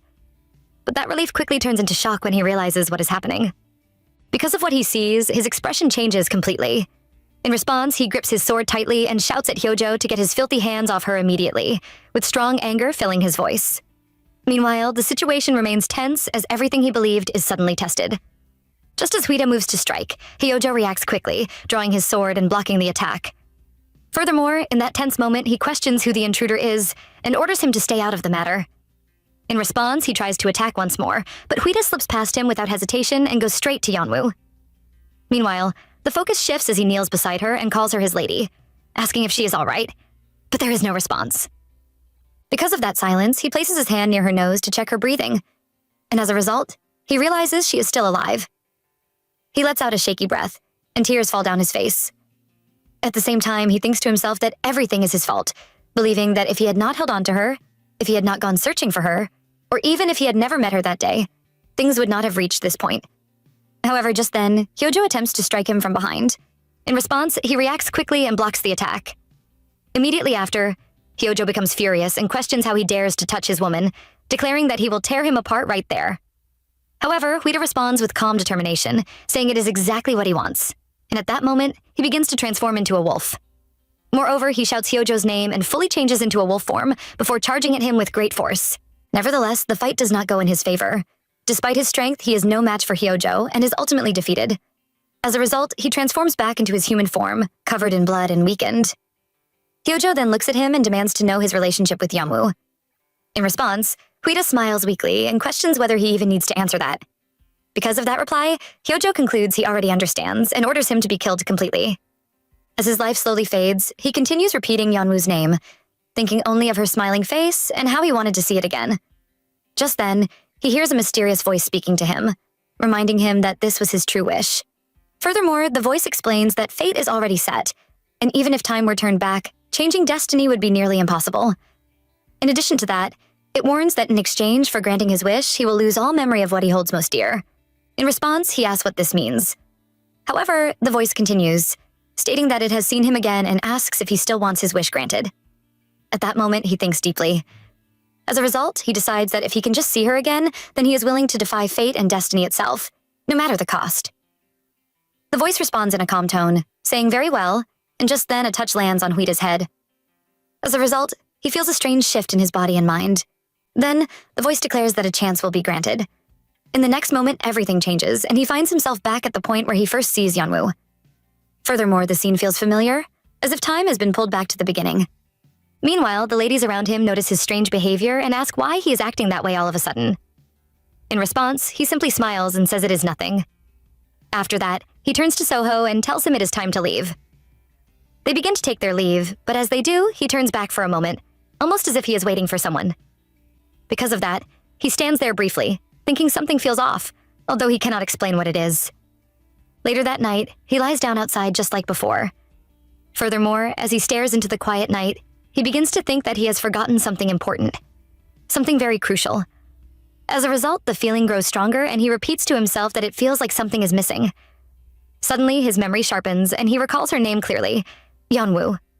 In response, he becomes certain that everything he has done is for her. Moreover, he understands that because of the wish he made, she is the reason behind it all, and he calls her, my lady, in his thoughts. Just as he tries harder to remember, everything shifts again, and he enters another realm. Meanwhile, a voice speaks to him, saying that it is the one who remembers everything. In addition to that, the voice explains that she had to suffer a terrible life not once, but twice, and it was all because of him. Because of this truth, the voice tells him that this is why he was advised to give up on Yonwoo. As a result, he is asked if he understands now that the only way to make up for everything is to kill Hyojo and send his soul back to the living world. Furthermore, the weight of these words presses on him, but in response, Huida agrees without hesitation. He says he will give her hope, accepting the task placed before him. Huida suddenly feels the wind around him, and in that strange moment, he speaks in his mind that starting from now, this power belongs to Yonwoo, because they were once one and the same. Just then, his eyes open wide, filled with tears, and he wakes up from the dream in shock. Furthermore, the scene shifts to Yonwoo, who is washing her face while sitting in front of a mirror, trying to steady herself. Suddenly, the door opens in haste and Seolhong rushes in with clear worry. Seolhong quickly looks at her and asks if she is safe, then demands to know what has happened, why she is alone, where Huida is, and what the two of them have been doing all this time. In response, Yonwoo lowers her head and apologizes for disappearing without a word, explaining that she was trying to find another way, but Huida suddenly became unable to move, so she had no choice but to come alone. Consequently, Seolhong reacts with concern and asks what happened to him, while Yonwoo struggles and says she cannot explain, even though she is sorry. Moreover, Seolhong becomes more suspicious and asks if it is something she cannot speak about, adding that it is clear both of them are in some kind of trouble, so she insists on knowing where Huida is because she wants to go and rescue him herself. Hearing this, Yonwoo looks surprised and says she does not even know where Huida is right now. However, Seolhong refuses to believe it and questions how she can expect her to accept such an answer. Yeonwoo then repeats that it is true, explaining that by now the royal guard should have already taken the fallen Huida somewhere safe, and that she separated from him before that happened. As a result, Seolhong responds sharply, asking if she is saying she plans to just wait for a lover whose location is unknown, and then adds that if any news comes, she should be informed. After saying this, she turns and leaves. Meanwhile, Yeonwoo stands still, lost in thought, wondering if she has made a mistake and if she should have told everything. Yet she then remembers what the priest said earlier, that he is currently reliving a past dream by his own choice, and that if they force him awake, he could become trapped in that dream forever. Because of that memory, she becomes more careful and thinks that Huida's safety is at risk, so she must act wisely and not rush. Soon after, Yeonwoo sits alone, deep in heavy thoughts, trying to make sense of everything. Just then, her name is called softly, Yeonwoo, and she quickly turns around. Furthermore, she sees her mother standing there. As a result, she rushes forward and hugs her tightly, asking how she got there and what has happened to Seowoo and their father. In response, her mother calmly replies that both of them are safe and doing well. However, she adds something even more shocking, saying that Lord Hyojo is the one looking after them. Hearing this, Yeonwoo becomes more scared and confused, and she immediately asks what that means, reminding her mother that the one speaking about is the same person who dragged them all here and almost caused their death. Meanwhile, her mother suddenly interrupts her, telling her to get a grip. She reminds her that while they were being dragged here, where was that so-called support of hers the whole time? In response, Yeonwoo explains that Huida is in a situation that prevents him from coming right now, and that if they just wait a little longer, everything will be fine. However, her mother raises her voice and says it has already been days since they arrived, and he should have come no matter what before they suffered all of this. As if that is not enough, she questions what will happen if he has abandoned her and run away. Because of that question, Yeonwoo immediately responds with strong confidence that such a thing will never happen, and she pleads for her mother to trust her just once. Hearing this, her mother takes a deep breath and speaks with worry, calling her a naive daughter and saying she is deeply worried about her. Moreover, her mother suddenly suggests something unexpected. She tells Yeonwoo to go to Lord Hyojo's bedroom that night. Shocked, Yeonwoo immediately asks what she means. In response, her mother quickly explains that it is not what she is thinking. She says that in the underworld, when nobles sleep, someone always stands by their side to serve them, and what she is suggesting is only that she should stand beside him and nothing more. Furthermore, she insists that Lord Hyojo is already very fond of her and will not do anything wrong to her. In addition, she says he is the most powerful person in that place, and then adds that Yeonwoo is still young and thinks love is everything, but in reality, power and influence matter more in the end. As a result of hearing all this, Yeonwoo becomes deeply shocked and struggles to understand her mother's words, especially when she feels like her aunt is being dragged into this way of thinking. Just then, her mother calls out to her again, repeating her name while Yeonwoo, shaken and frustrated, finally speaks up, telling her to get a hold of herself. Her mother tries to gently adjust her hand in pain, but Yeonwoo does not accept any comfort and refuses to listen. As a result, her emotions burst out, and she suddenly says that her mother has ruined her today, raising her voice in anger. Furthermore, she continues shouting that there is no point in Hyojo giving her nice things, because she does not need them and never wanted them in the first place. In addition, she complains that the dress was forced on her, that every choice was made for her without her consent, and that she hates the accessories, this life, and even the castle itself, saying she never wants to come back to this place again. Moreover, Yeonwoo's anger grows stronger as she brings up the past, saying her mother saw everything that day, how Hyojo treated her, what she had to endure, and how she felt through it all. Because of that memory, she questions what kind of mother would send her own daughter to someone like him, calling him a bastard in frustration. Meanwhile, her mother slowly walks out gently, trying to calm her, and asks her to look at her. She explains softly that there is a misunderstanding between them, and although she agrees that Hyojo is not a good person, what matters most to her is Yeonwoo's safety. In response, she adds that all she wanted was for her daughter to live safely by the side of the strongest man, even if it meant enduring something difficult. However, Yeonwoo cannot accept those words. She immediately pushes her mother's hands away from her face and firmly says not to claim it was for her, because she never wished for anything like that. At the same time, she remembers Huida's words in her mind, that if he truly thought of her, he would go anywhere with her if that was what she wanted, which makes her emotions even heavier.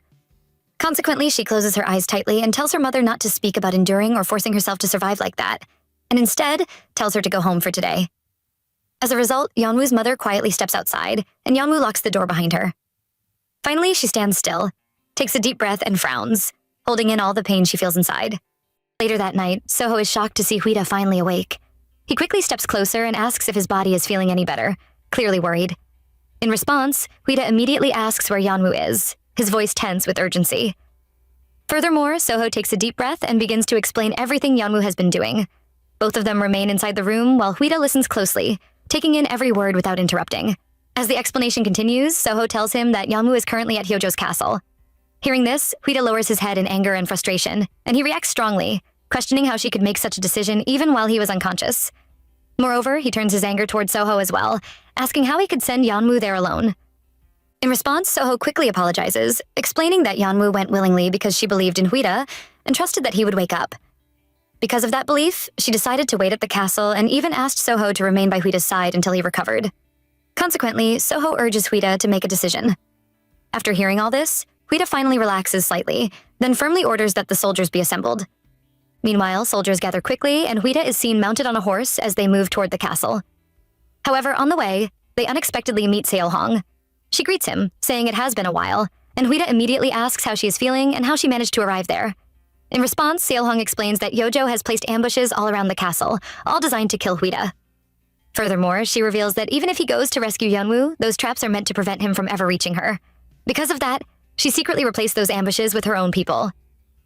Huida thanks her sincerely, saying he will never forget this help. However, Seolhong warns him that even so, going forward like this could still lead to his death.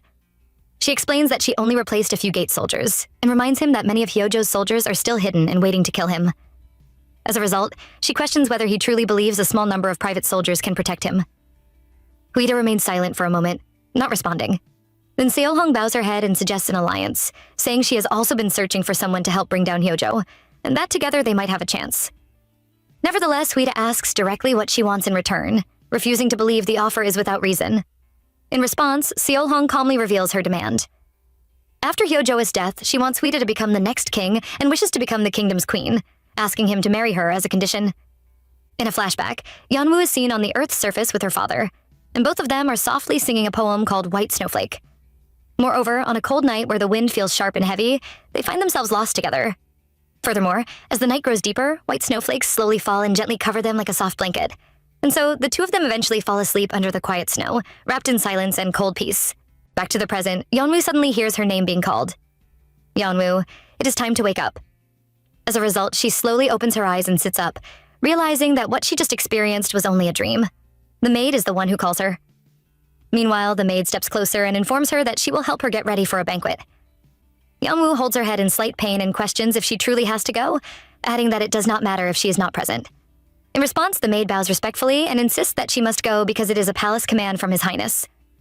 After hearing this, Yeonwoo reluctantly agrees, saying, all right. Furthermore, as she begins to dress, the maid looks at her and asks if there is any jewelry she would like to wear, especially since her fair skin would suit anything beautifully. However, Yeonwoo calmly replies that anything is fine. At that moment, the maid suggests something more, but Yeonwoo suddenly interrupts her and says that she would rather not wear anything at all. She adds that she does not like any of it and wants to remain as comfortable as possible.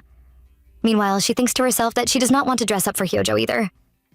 Just then, Hyojo walks into the room and immediately asks why she looks so down, reminding her that the banquet is meant for her and that the guest of honor should enjoy it. In response, Yeonwoo asks if it is truly a banquet for her. He smiles and confirms it, explaining that she has looked gloomy lately, so he prepared it especially for her. As if that is not enough, he gently picks up a red rose and places it on her head, then looks at her with a satisfied smile and says that red suits her well. A large crowd of nobles gathers inside the banquet hall, and the whole place is filled with mixed feelings of shock and tension. Furthermore, people whisper among themselves, trying to understand what is going on, while a few turn toward Seolhong and ask why she is not with His Highness Hyojo and why she is there instead. However, before she can respond properly, the gatekeeper suddenly announces that His Highness Hyojo is entering. As a result, the entire hall becomes completely silent, and everyone freezes in place, waiting with fear and curiosity. Just then, Hyojo enters with a strong and serious look, dragging Yeonwoo beside him. She tries to call out, struggling and pleading for him to let go, but he does not respond.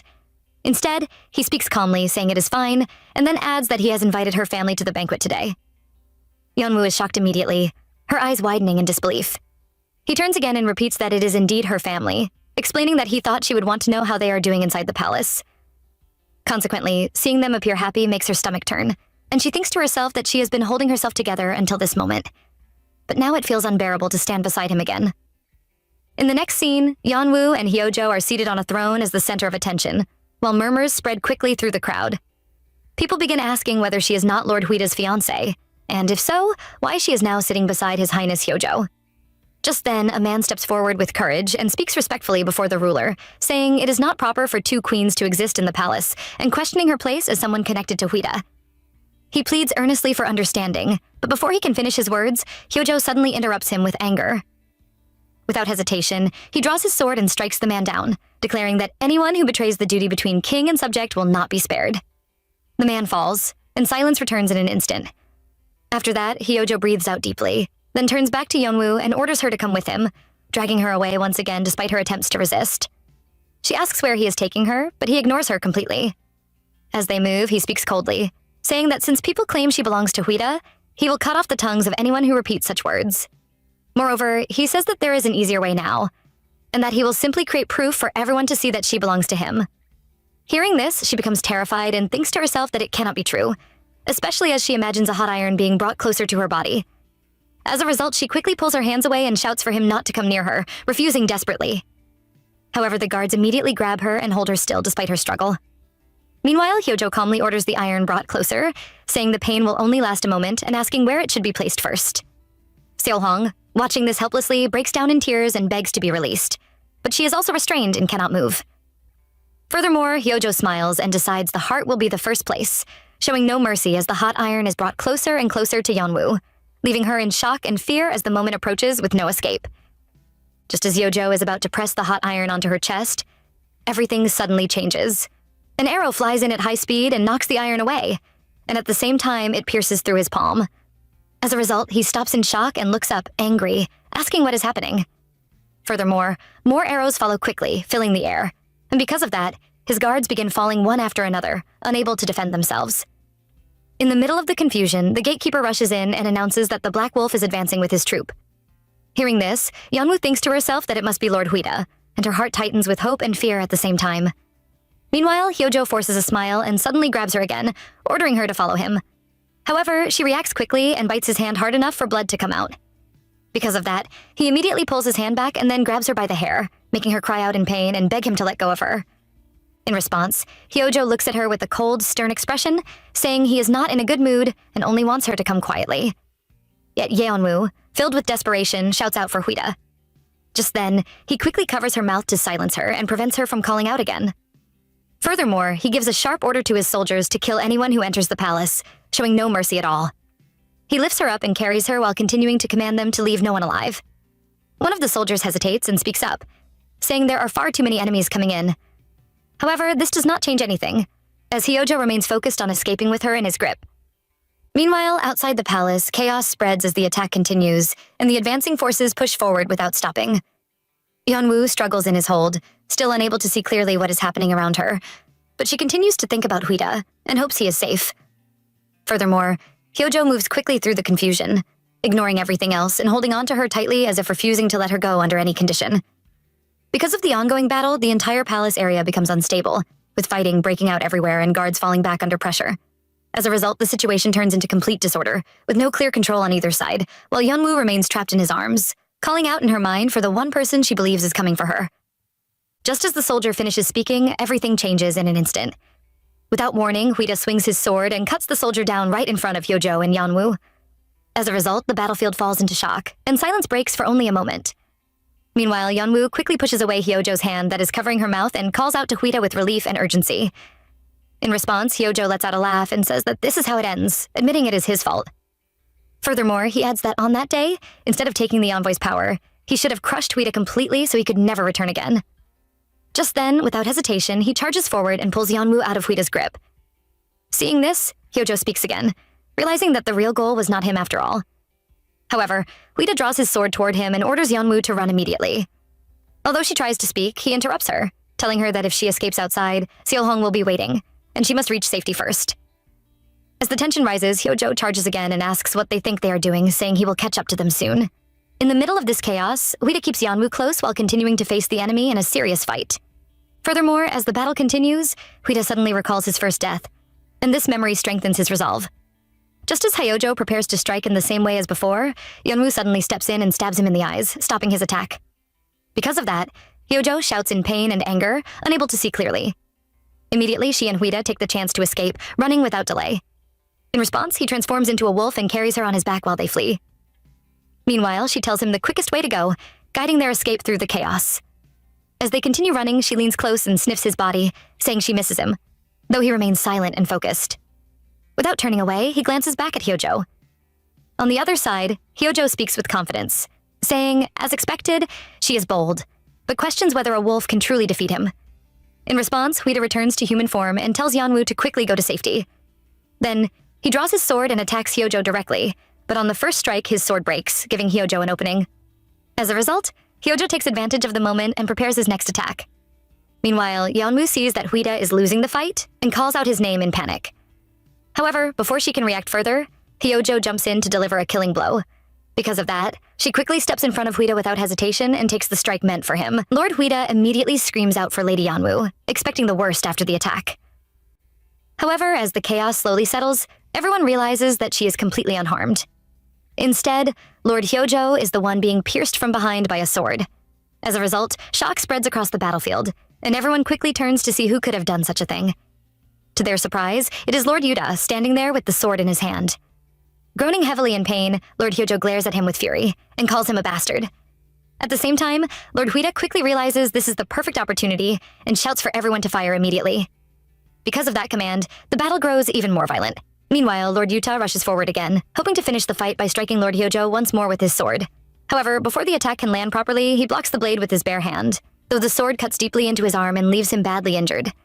As he groans in anger and pain, he lifts his eyes and notices Seolhyung commanding the army from a distance. The sight alone fills him with rage, and he begins shouting that all of them must think he is a joke. Furthermore, his anger grows beyond control, and suddenly he starts transforming into a massive bear. As the transformation completes, Lord Hyojo, now fully in his terrifying bear form, declares that he will rip everyone apart and kill them right there. On seeing this, both Lord Yuta and Lord Huida immediately transform. One becomes a fierce white wolf, while the other takes the form of a black wolf. Without hesitation, the two charge directly toward the giant bear together. Nevertheless, Lord Hyojo endures every attack they throw at him and responds with overwhelming strength. With powerful blows, he sends both wolves flying, and the impact forces them back into their human forms. Meanwhile, he slowly walks toward Lord Huida, who is now lying helplessly on the ground. He then places his foot heavily on his chest and presses down harder while declaring that he will start with him first. Hearing this, Yeonwoo screams desperately for him to stop. Yet before anyone can react further, a massive blast suddenly erupts from the center of the battlefield. Consequently, everyone is thrown violently to the ground. Yeonwoo crashes into a wall, guards are struck directly through the heart, and chaos spreads everywhere. However, Lord Hyojo remains standing in the middle of it all, revealing that he is the one who released the blast. Furthermore, after unleashing that terrifying power, he tightens his fist and prepares to finish Lord Huida for good. He coldly announces that he will bring everything to an end now. Just as he is about to strike the final blow against the man still lying on the floor, Lord Yuta suddenly rushes in again with a sword in hand, determined to save him no matter the cost. However, before the attack can land, Lord Hyojo reacts instantly. He turns his hand toward the charging enemy, and in one brutal moment, his hand pierces straight through Lord Yuta's chest while he is still in the air. As a result, he groans loudly in pain, his body going weak immediately. Yet the battle does not end there. In the very next moment, another sword suddenly pierces through Lord Hyojo himself, causing him to collapse onto the ground in shock. To everyone's surprise, the person holding the sword is Lord Huida, who had been lying still on the floor all along, pretending to be dead while waiting for the perfect moment to strike back. After everything finally comes to an end, Lord Huida slowly lifts his head and notices Lady Yeonwoo leaning against the wall, completely unconscious. The moment he sees her condition, panic overtakes him, and he rushes toward her without hesitation. He quickly kneels beside her and desperately calls out for her to stay with him. Furthermore, his voice shakes with fear as he continues begging her to wake up. Meanwhile, Lord Yuta, who is still groaning heavily in pain after the fierce battle, slowly walks toward them as well. Even though he is badly wounded, he still gathers enough strength to call out to Lady Yeonwoo, hoping she would open her eyes. However, before anyone could react further, he suddenly heaves out. Seeing this, Lord Huida immediately alarms, and he quickly asks if he is all right. Nevertheless, instead of showing fear, he calmly brushes it aside and explains that there is no reason to make a fuss, because this outcome was bound to happen sooner or later anyway. Hearing those words leaves him completely confused, and he begins wondering what he truly means. As a result, silence briefly falls between them before Lord Yuta finally reveals the truth. He explains that they were originally one from the very beginning. Therefore, it is only natural for one of them to disappear in the end. Even though the situation is painful, he still smiles faintly and admits that he is happy the last person he sees is Lady Yeonwoo. The moment those words leave his mouth, the atmosphere suddenly turns emotional and heavy. Just when it feels like things cannot become more heartbreaking, he releases a spell right in front of them and slowly begins vanishing into thin air. However, before disappearing completely, he reminds Lord Huida not to forget the promise they once made together. Because of that final statement, he becomes completely silent, unable to respond as the person standing before him disappears entirely. Meanwhile, the battlefield finally grows quiet after all the chaos and fighting. Lord Huida slowly looks around at everything around him. Then his eyes return to Lady Yanwu, who remains unconscious beside him. After everything that has happened, he finally declares that Lord Hyojo's era has now come to an end.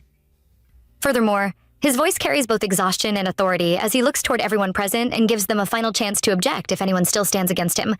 However, no one steps forward. Instead, one after another, the guards immediately begin bowing their heads before him. In addition, their voices loudly echo throughout the place as they begin shouting their loyalty at the top of their lungs. The cries grow louder and louder with every passing second, filling the air as they repeatedly praise Lord Huida and declare their support for him. Consequently, the long and bloody struggle finally reaches its conclusion. Even though victory now stands before him, the painful loss of Lord Yuta still lingers heavily in the atmosphere. Nevertheless, while Lady Yaomu remains unconscious and the guards continue bowing one after another, the balance of power finally changes completely. As a result, the terrifying rule of Lord Hyojo finally collapses for good, and everyone present witnesses the beginning of a brand new era led by Lord Huida. 3 days later, Lord Huida quietly remains inside the room, sitting beside Yeonwoo as she lies peacefully on the bed. Furthermore, he stays completely silent while watching over her, almost as if he is afraid to look away even for a moment. The room itself feels calm, yet heavy with emotion after everything both of them have gone through. Meanwhile, as she slowly brushes her hair and makes a faint sound, he suddenly starts and immediately leans closer to her. Relief quickly fills his eyes as he softly asks if she is finally feeling any better. Slowly, Yeonwoo opens her eyes and turns toward him, gently calling out Lord Huida's name the moment she recognizes him. Hearing her voice again clearly catches him off guard, yet it also brings him comfort. In response, he calmly explains that she has been unconscious for 3 whole days. The moment she hears this, shock immediately crosses her face, and she quickly asks whether that is truly the case. Nevertheless, he confirms it and carefully asks her not to move around too much for now because her body is still under a lot of strain after everything that happened. As a result, emotion suddenly overwhelms her. Tears begin gathering in her eyes, and before anyone could say another word, she slowly reaches out and touches his face gently, almost as if she is making sure he is truly there beside her. Immediately after that, she tightly hugs him and admits how deeply she missed him all this time. Her voice shakes with emotion as she repeats it once more, unable to hold back her feelings anymore. Consequently, Lord Huida hugs her back without hesitation, and both of them remain in each other's arms for quite some time. Even though they have suffered greatly and nearly lost one another, that moment finally gives them a brief sense of peace and comfort. Furthermore, after so much fear, pain, and separation, simply being together again feels enough for both of them. However, just when the emotional moment continues, Yeonwoo suddenly remembers something important, and her expression quickly changes.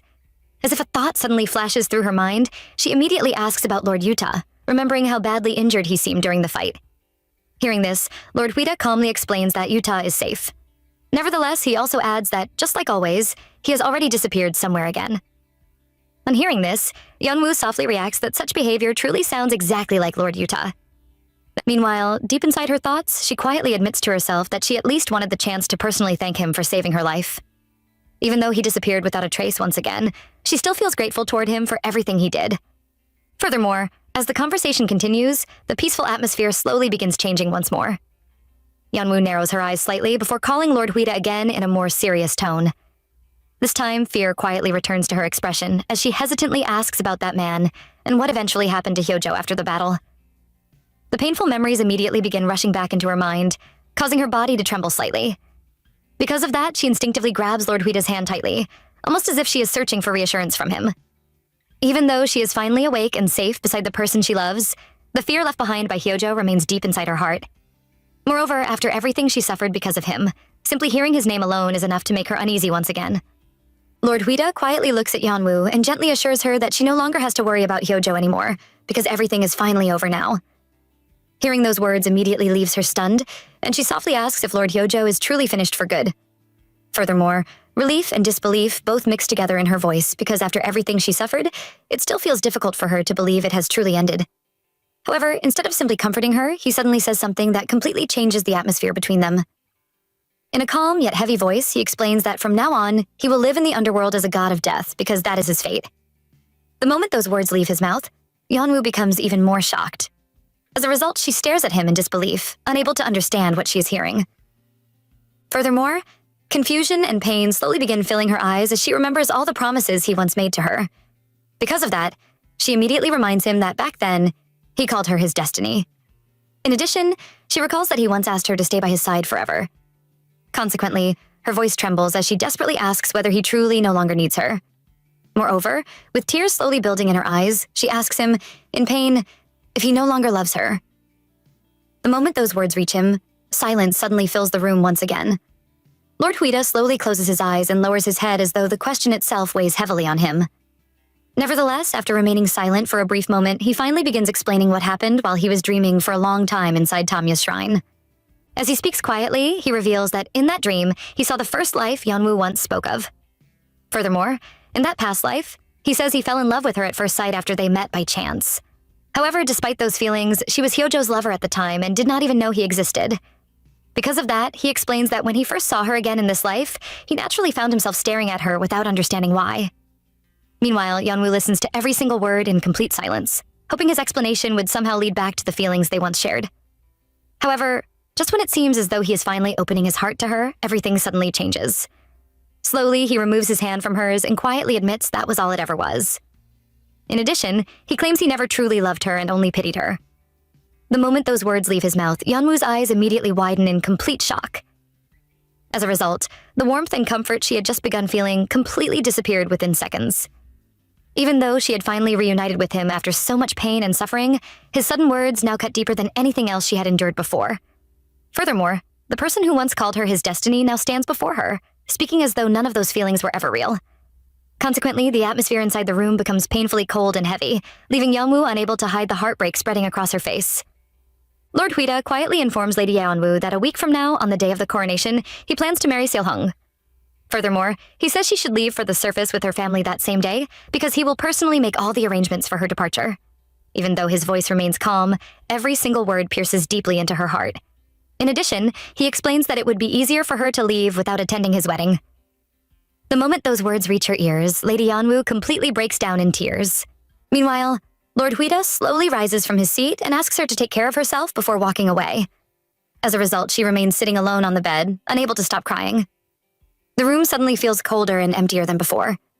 Even though she tries to stay strong, the pain inside her only grows heavier because the person who once called her his destiny is now pushing her away with his own hands. Nevertheless, she stays silent, as though no words are enough to express the heartbreak crushing her chest at that moment. However, just as the silence becomes unbearable, the door suddenly swings open and Sarim rushes inside, screaming for her lady. Lady Yeonwoo immediately turns in surprise and softly says that it has been a long time since they last met. Without wasting another second, Sarim quickly runs toward the bed and begins pouring out all the worry she has been carrying in her heart. In response, she asks what exactly happened during all this time because Yeonwoo vanished without saying a single word. Furthermore, she explains that she suddenly heard rumors that her lady had been imprisoned inside Hyojo's castle, and after finally returning, she remained unconscious for days. Because of that, she admits she has been terribly worried the entire time. Hearing such sincere concern immediately shocks Lady Yeonwoo, and guilt slowly fills her heart. Therefore, she apologizes to Sarim and explains that she should have written a letter, but everything around her had become far too chaotic. Even so, she says there is something important she must reveal.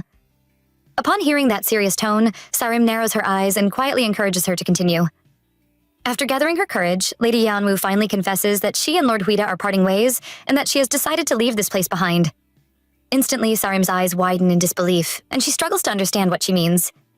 Nevertheless, Yeonwoo calmly explains that according to Lord Huida, she will most likely leave within the week. As if that was not painful enough, she begins thanking Sarim for everything she has done for her. In addition, she admits that without her friendship, she would have felt lonely and miserable throughout her stay there. Even though she plans to leave this place soon, she still asks one heartfelt question. She wonders if they can continue being friends no matter where life takes them. Without hesitation, Sarim warmly assures her that they will always remain friends, no matter where she goes. Hearing those words finally brings a small sense of comfort to Lady Yeonwoo's aching heart, and with deep gratitude, she quietly thanks her once again.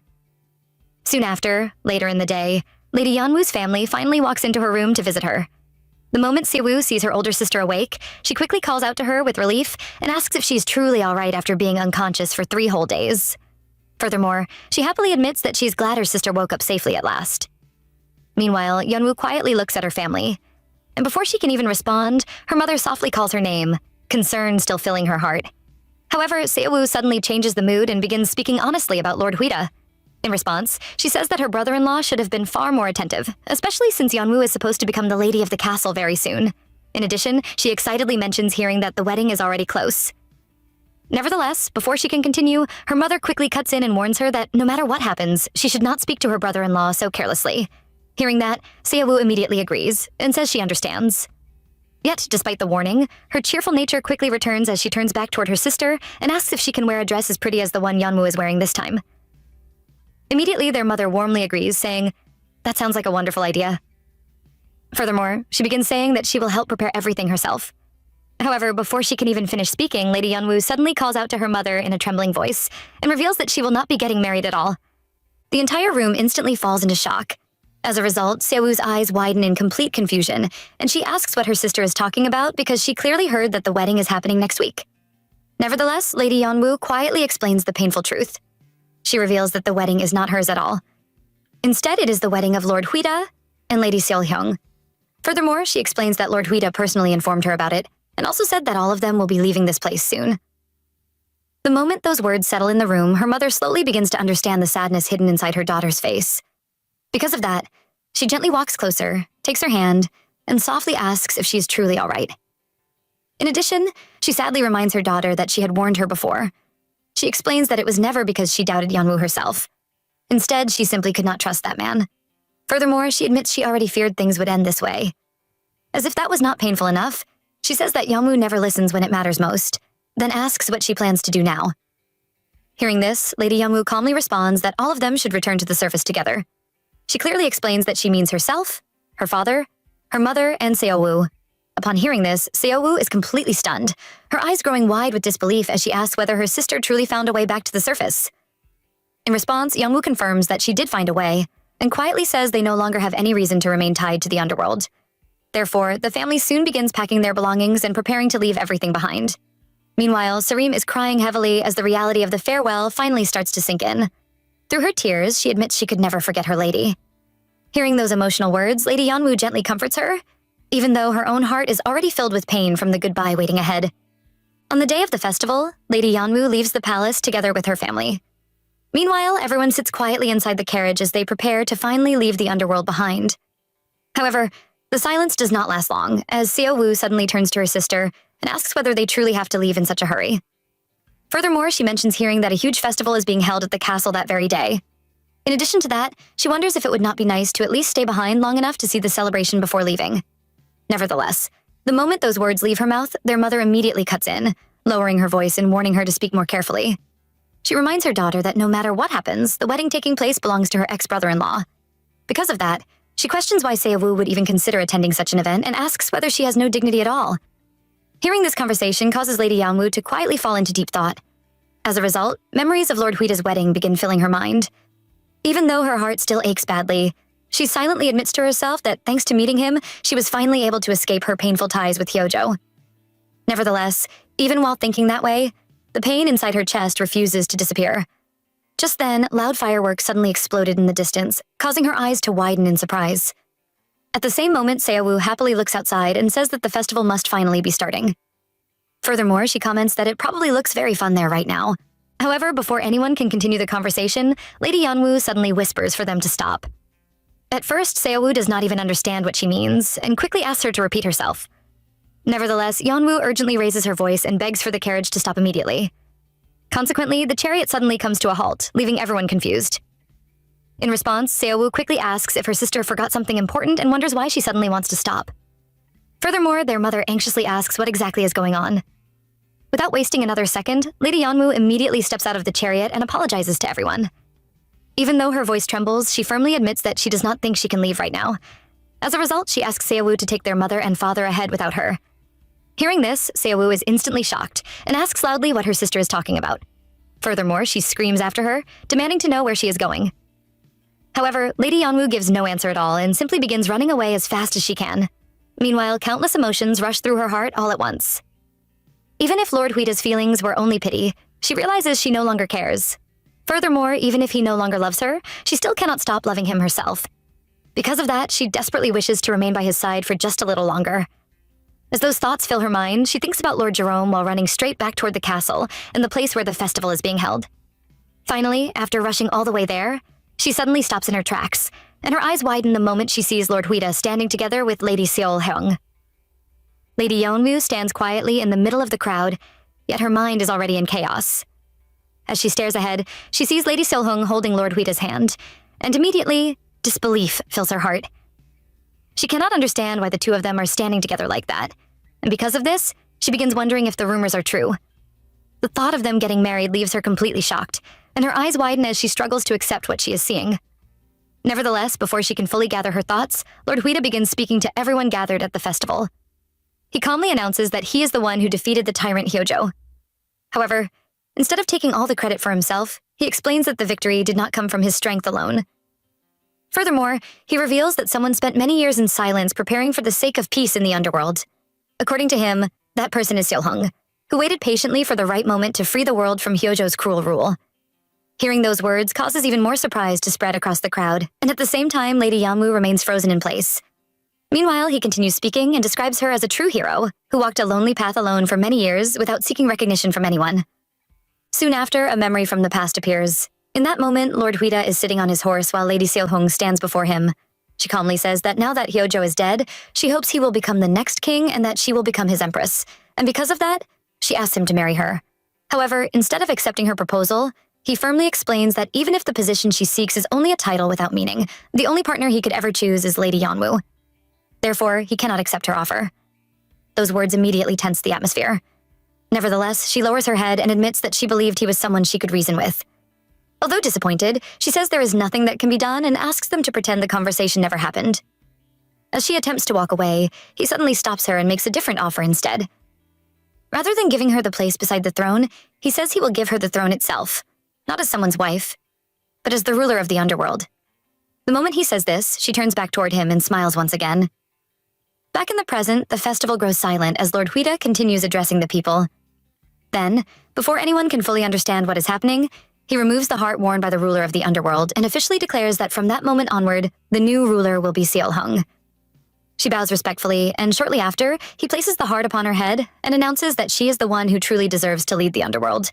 As if that was not enough, Lady Seol-hyung also steps forward to address the crowd herself. Her voice is calm, yet every word carries weight. She promises that she will never rule the way Hyojo did. Furthermore, she declares that she will not control people through fear, nor will she threaten their lives with violence. However, despite those promises, she also warns everyone that anyone who dares disturb the peace and order of the underworld will face someone even more ruthless than Hyojo himself. Because of this, the crowd listens carefully without making a sound. She then raises her hand and declares the beginning of a completely new era, a world where people can finally live without fear and protect their families in peace. For a brief moment, silence fills the entire place. Then suddenly, one man in the crowd begins shouting Lady Seol-hyung's name with excitement. Soon after, more voices join in, and before long, everyone begins hailing her together. Meanwhile, as the cheers continue growing louder and louder, Lord Huida quietly walks away from the stage where he stood, leaving the celebration behind him. As Lord Huida walks back into the palace, he suddenly stops after seeing Lady Yeonwoo standing there waiting for him. The moment their eyes meet, pain immediately fills her voice as she asks why he lied to her. Furthermore, she cannot understand why he went so far as to pretend he was going to marry Seol-hyung, all to send her alone to the surface. For a moment, he says nothing at all. The silence between them grows heavy, and because of that, her heart begins to ache even more. Nevertheless, he finally lowers his gaze and admits that he saw her death. Those words instantly leave her shocked, and her eyes widen as she struggles to understand what he means. Meanwhile, he continues speaking with a trembling voice and explains that within those past memories, he saw how she suffered through terrible events not once, but twice, all because of him. Hearing this only confuses her more, and she quietly asks what exactly he means by that. In response, he painfully admits that asking her to stay beside him means asking her to risk her life once again. As if that was not enough, the guilt inside him finally becomes too much to bear. He covers his face with his hand and begins to cry openly in front of her. Seeing him like that immediately breaks her heart, and she gently reaches forward to touch his face. However, while holding her hand tightly, he begs her once more to leave for the surface. According to him, she should forget about Hyojo, forget about him, and forget everything that happened in the underworld. More importantly, he wishes for her to live happily from now on because that alone is enough for him. Nevertheless, hearing those words only causes Lady Yeonwoo's emotions to overflow even more. She looks directly at him and finally opens up about the loneliness she has carried all her life. she explains that she has always felt as though she never truly belonged anywhere. However, for the very first time, she finally wants to stay somewhere, and the reason for that is that she feels happiest whenever she is beside him. Furthermore, she asks him to answer her honestly just once. She desperately wants to know if he truly loves her. The moment those words leave her mouth, Lord Huida completely breaks down. Still crying, he gently holds her hand and presses it against his forehead before finally confessing everything hidden inside his heart. He admits that he loves her more than anything else in the world, and that no matter how many times he lives again, he can never stop loving her. Hearing that confession immediately brings tears to her eyes as well. Consequently, she rests her forehead against his and softly admits that she loves him too. More than anything, she only wants him to stay by her side. At that moment, all the pain, fear, and sadness they tried to hide from each other finally disappeared. Meanwhile, inside Lord Huida's castle, the two of them remain together at last. They slowly share a kiss, and shortly after, Lady Yanwu softly asks him to hold her. Inside Lord Huida's castle, the atmosphere between Lady Yanwu and Lord Huida grows warmer as the two of them move closer to each other. However, just as they are about to become intimate, he suddenly lowers his head and quietly admits that this cannot continue. Hearing this immediately confuses her, and she wonders what he means. Meanwhile, he struggles to speak before finally explaining the reason for his hesitation. According to him, once they spend their wedding night together, she will eventually have to risk her life to search for the next god of death. Furthermore, the thought of something terrible happening to her because of his own selfish desires fills him with fear. Nevertheless, before he can even finish speaking, Lady Yanwu suddenly sits up and pushes him back onto the bed. Completely caught off guard, he looks at her in confusion and softly calls out to her. However, instead of backing down, she asks whether he does not trust her or whether he simply does not want to be with her in that way. Those words immediately shock him, and because of that, he quickly sits up and strongly denies it. He explains that there is no way he could ever not want her. In fact, he admits that such a thing could never happen. More importantly, he says her safety means more to him than anything else, which is why he is acting this way. He begs her not to misunderstand his feelings. After hearing him out, Lady Yanwu finally calms down. She softly smiles, gently touches his hand, and reminds him that he once said the god of death is immortal. Because of that, she admits that she wants to grow old together with him. Furthermore, she cannot bear the thought of time passing while she grows old and dies, leaving him alone to continue living in loneliness forever. Therefore, she promises that no matter what happens, she will find the next god of death herself. All she asks is that he trust her. Hearing such honest words, Lord Huida's resolve is completely weakened. He places his hand over hers and admits that she truly is too much for him to handle, because in the end, he can only do whatever his lady wishes.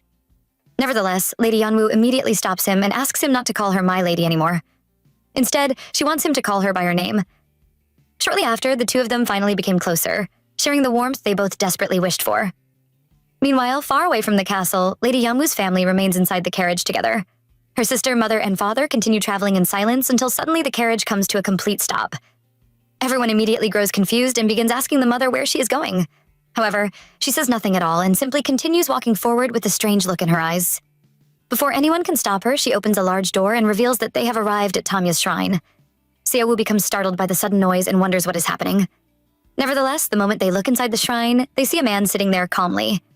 He coldly announces that another uninvited guest has arrived and explains that the place is open only to those with permission to enter. Therefore, he orders them to leave at once. Even so, the mother refuses to move even a single step. Instead, she explains that her daughter said she would learn the path back to the surface if she came there. She desperately begs the man to send them back to the surface. Hearing this, he simply closes his eyes before calmly admitting that he does know the way to the surface. However, he immediately follows those words with a question. Why should he tell them at all? The moment Seowu hears the man's response, she immediately loses her patience and yells at him, asking if he is making some kind of joke. Furthermore, she cannot understand why he refuses to help them when sending people back to the surface is supposed to be his duty. Nevertheless, before the situation can grow even worse, the mother quickly steps in and calmly asks what exactly it would take for him to guide them to the surface. However, instead of answering properly, he simply looks away and coldly says they should bring him the person who guided them there in the first place. According to him, they have no right to return to the surface on their own. Hearing those words immediately leaves the mother deep in thought. Because of that, she later returns to Lord Huida's palace to search for Lady Yanwu herself. As soon as she opens the door, she sees Sarim standing there waiting quietly. Sarim politely bows and says she thought they had already left for the surface, wondering why she returned. In response, the mother immediately asks if Yanwu is inside and requests that Sarim call her out. However, Sarim calmly explains that her lady is not there at the moment. Hearing this instantly irritates the mother, and she lets out a dry laugh before saying there is no way she can believe that excuse. In her eyes, Yeonwoo has no connections anywhere else in the underworld, so there should be nowhere else for her to go except that palace. As if that was not enough, she raises her hand and presses it against Sareem's forehead, while warning her to behave like a simple maid instead of interfering in family matters. Nevertheless, Sareem refuses to stay silent. She immediately grabs the woman's hand tightly and firmly reminds her that the person she serves is Lady Yeonwoo, not her. Furthermore, she makes it clear that the only reason she is still speaking respectfully is that she happens to be Yeonwoo's mother. The sudden grip causes the mother to cry out in pain, saying her hand feels hot. Shortly after, Sareem quietly lets go and admits those are the words she truly wishes to say.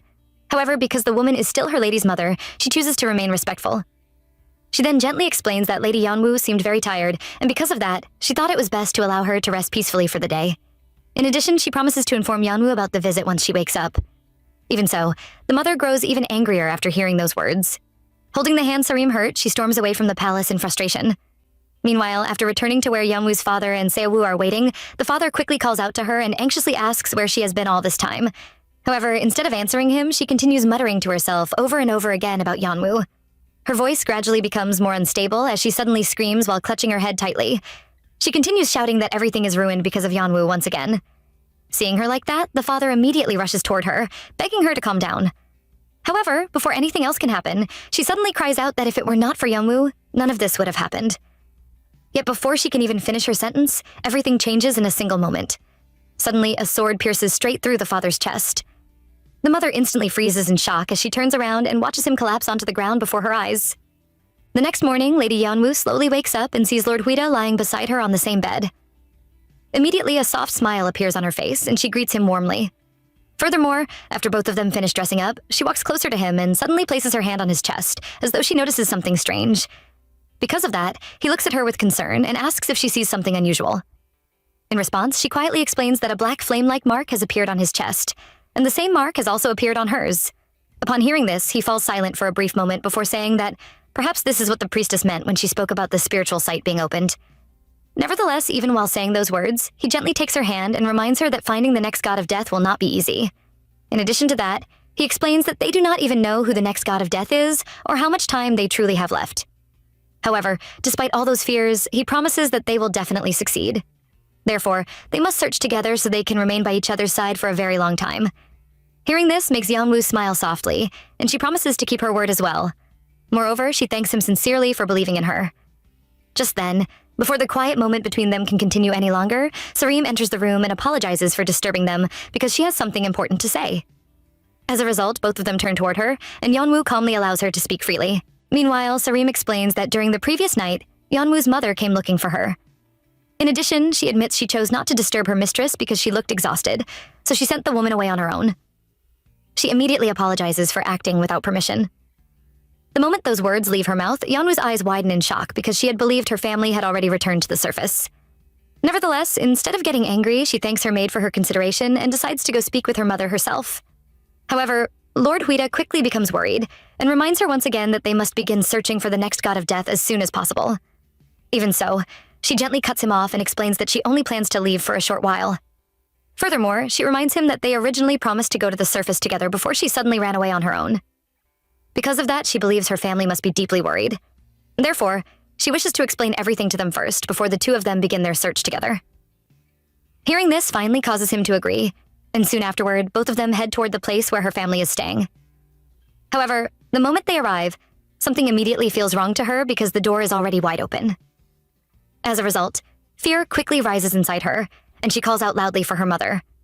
Suddenly, before anyone can react, Seowoo's desperate cries echo through the area as she begs for help through tears. The horrifying sound causes Yeonwoo's eyes to widen even more, and the moment she rushes inside, she sees her father lying on the ground with blood covering his chest, while Seowoo desperately presses against the wound in an attempt to stop the bleeding. Consequently, Lord Huida instantly orders Sareem to bring a physician as quickly as possible. Without wasting another second, she agrees and rushes away immediately.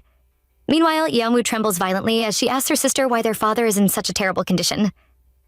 In response, Seowoo cries helplessly and explains that she truly does not know what happened because she had only gone to sleep, and by the time she woke up and came outside, their father was already lying there like that. Hearing this causes Yeonwoo's eyes to widen once more, and she quickly covers her mouth with her trembling hand. Just then, Lord Huida steps closer and holds her tightly while trying to comfort her. Even though the pain is unbearable, he gently urges her to hold on just a little longer because the physician will arrive soon. As a result, Yeonwoo finally breaks down into tears while leaning against him in complete shock and fear. Later, Lady Yeonwoo and Seo-woo sit on the ground together with their backs against the wall, crying endlessly as fear and sadness fill the room. Furthermore, Seo-woo trembles badly as she asks what they are supposed to do now. In addition to that, she desperately wonders if their father will survive and keeps hoping he can still make it through. Hearing those words immediately causes Yeonwoo's eyes to widen as she suddenly remembers their mother. Because of that, she quickly turns toward her sister and asks where their mother is right now, hoping she is at least safe. However, Seo-woo looks confused and explains that their mother went looking for her the previous day and never returned. Therefore, she assumed the woman stayed with her older sister the entire night. The moment she hears that answer, Yeonwoo's expression changes completely because her mother never came to her place at all. As a result, fear begins to rise inside her once again. Meanwhile, Seo-woo breaks down into tears again and asks what they are supposed to do if something terrible has happened to their mother too. Just then, before either of them can say anything else, the door slowly opens, and Lord Huida walks inside. Immediately, both sisters stand up at once, and Yeonwoo hurriedly asks if the treatment is finished and how their father is doing. However, instead of answering right away, he lowers his head with a heavy expression and apologizes quietly. In addition to that, he explains that he truly did everything he could, yet their father had already lost far too much blood, and there was no longer any way to save him. Consequently, he gently says that it is time for them to say their final goodbye. The moment those words leave his mouth, both sisters freeze in shock, tears filling their eyes again.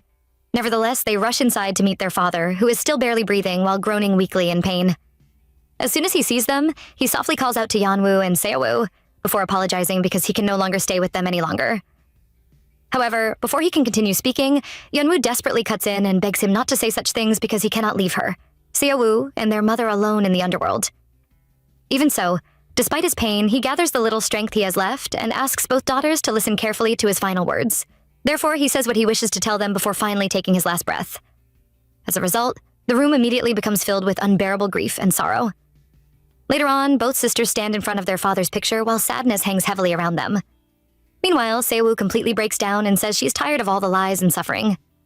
In addition, she cries that she no longer wants any of this and only wishes to return home. Seeing her in such pain causes Yeonwoo to approach gently and encourage her to go inside before she collapses from exhaustion too. However, instead of moving, Seo-woo quietly asks whether she truly believes what their father said before dying, namely that neither of them was actually his real child. The shocking words leave Yeonwoo speechless for a moment. Just then, as if the situation was not already painful enough, Daisy suddenly rushes into the room and announces that their mother has been found collapsed near the forest and appears to be badly injured. Because of that, everyone immediately hurries out to bring her back home so she can receive treatment. Soon afterward, they carefully place her on the bed and tend to her injuries until she slowly regains consciousness and opens her eyes.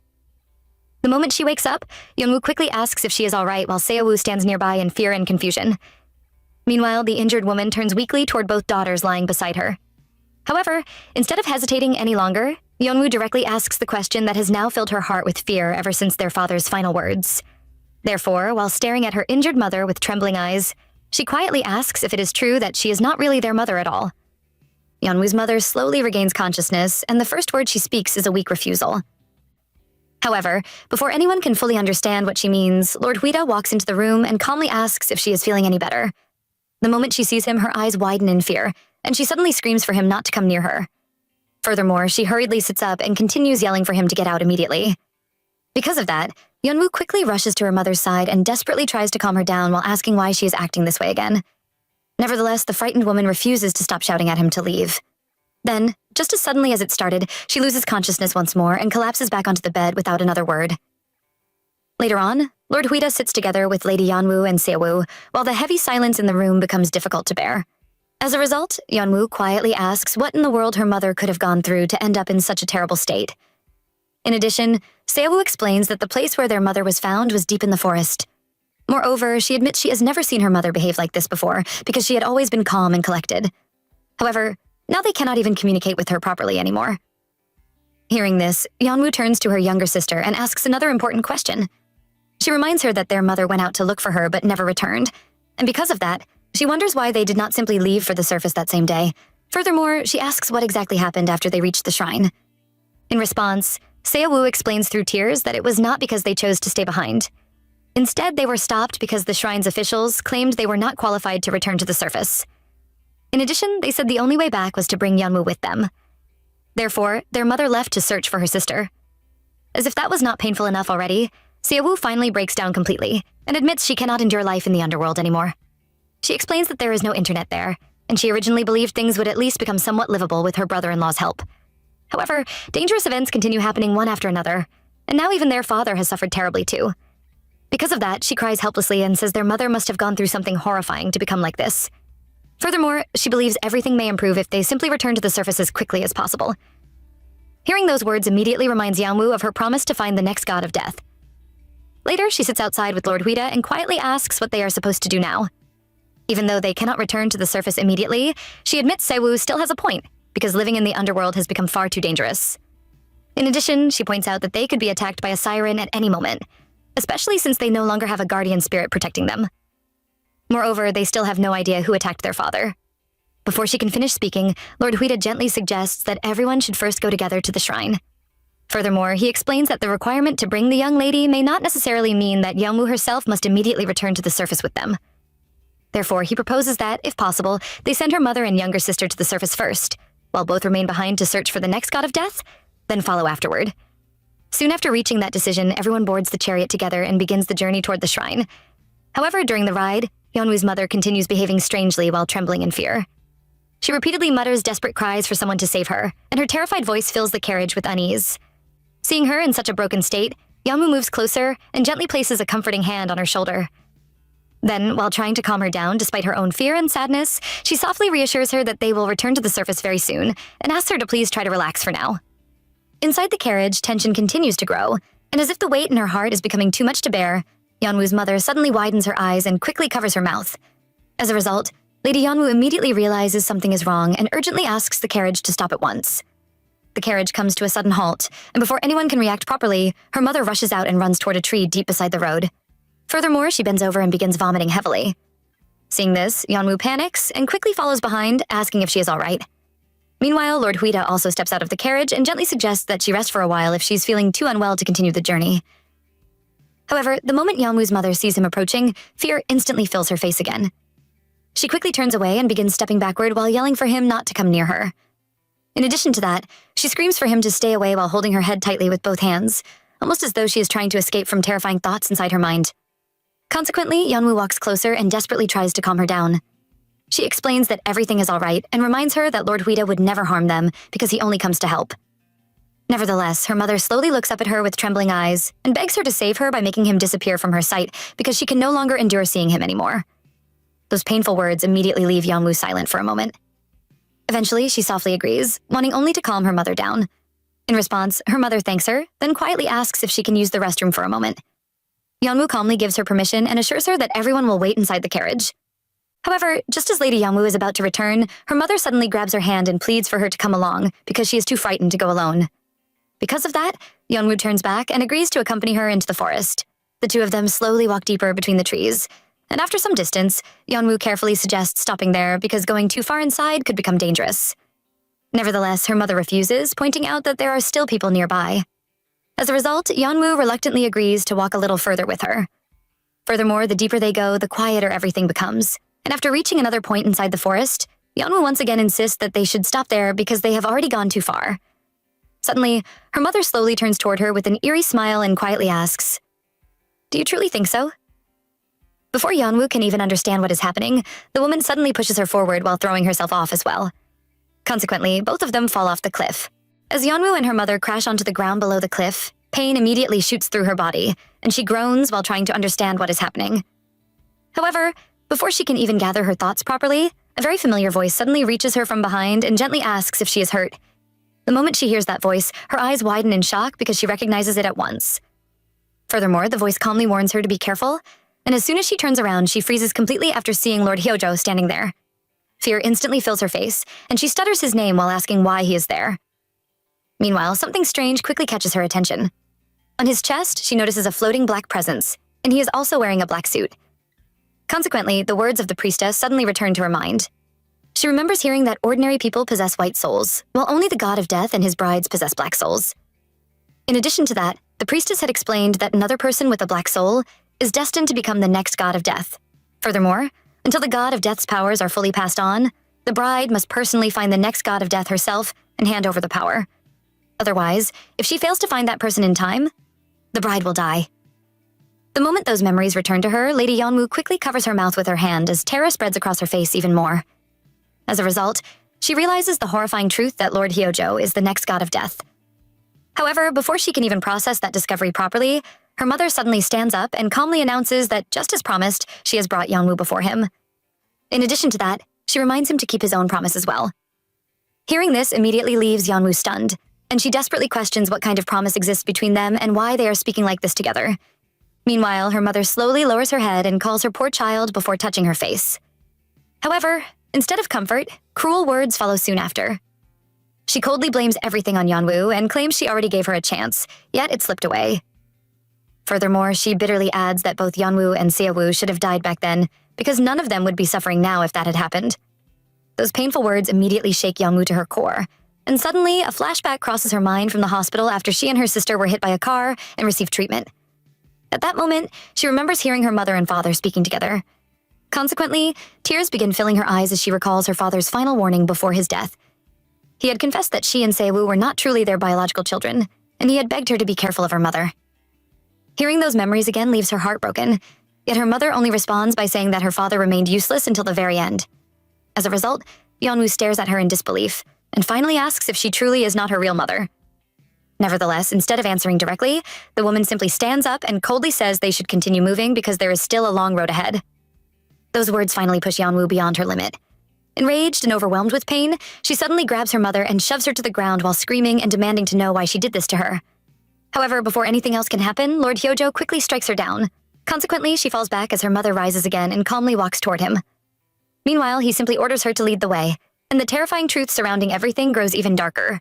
As Lady Yeonwoo lies on the ground after being struck down, her mind slowly drifts into a strange trance, and she suddenly begins to see memories from long ago, when she was still a little child.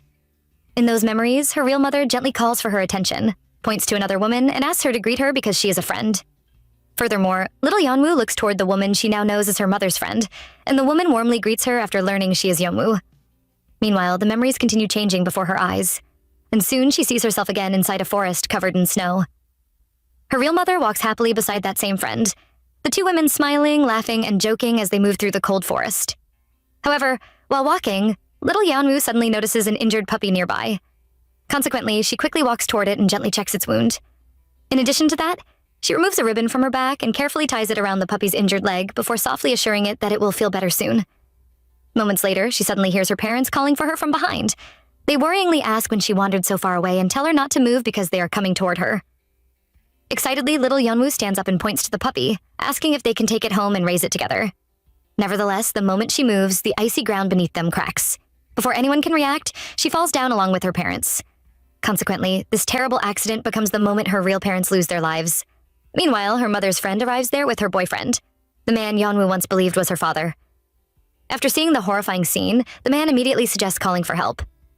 However, the woman coldly refuses and says they should leave the unlucky children behind because whether they live or die does not matter. Although the man hesitates and tries to object, little Yeonwoo weakly raises her hand and desperately calls for her mother while crying in pain and begging not to be left alone. Because of that, the woman finally turns back, takes her hand, and pretends to comfort her by saying she is right there beside her. From that moment onward, Yeonwoo unknowingly begins calling her mother's friend her real mother. Back in the present, Lady Yeonwoo suddenly opens her eyes and sees Lord Hyojo standing nearby. He calmly notices she is awake, yet the moment she regains consciousness, she immediately sits up and demands to know why her mother would do something so cruel. Nevertheless, he remains completely calm and begins speaking about the day she stabbed out one of his eyes. He explains that as his heartbeat slowed and death drew closer, the only thought inside his mind was her. Furthermore, he painfully admits that before dying, he desperately wanted to see her face one more time, so he risked everything just to return again. At first, he planned only to kill her before following her into death himself. However, everything changed after her mother revealed something shocking to him. According to her, there is supposedly a way to begin life again after death. In addition, she claimed that in a previous life, Yeonwoo and Lord Hyojo had been husband and wife. Consequently, she convinced him that no matter who Yeonwoo loves now, the truth that he was her first could never change. Furthermore, she suggested that the two of them should die together and start over from the very beginning. Those terrifying words leave the atmosphere heavier than ever. Meanwhile, Lord Hyojo slowly draws out his sword and points it directly toward Lady Yeonwoo. Finally, while staring at her with painful obsession in his eyes, he confesses that he loves her. Intense anger rises inside Lady Yanwu, and as a result, tears begin pouring down her face without stopping. Nevertheless, even while standing before death itself, she suddenly grabs the sharp edge of Lord Hyojo's sword with her bare hand, completely ignoring the pain as blood runs from her palm. Moreover, her voice trembles with heartbreak and rage as she speaks about starting over from the beginning. She admits that, yes, there was once a time when they were husband and wife. However, no matter how many times their lives begin again, the ending always remains the same. Every single time he kills everyone beside her, and in the end, she dies while running away from him.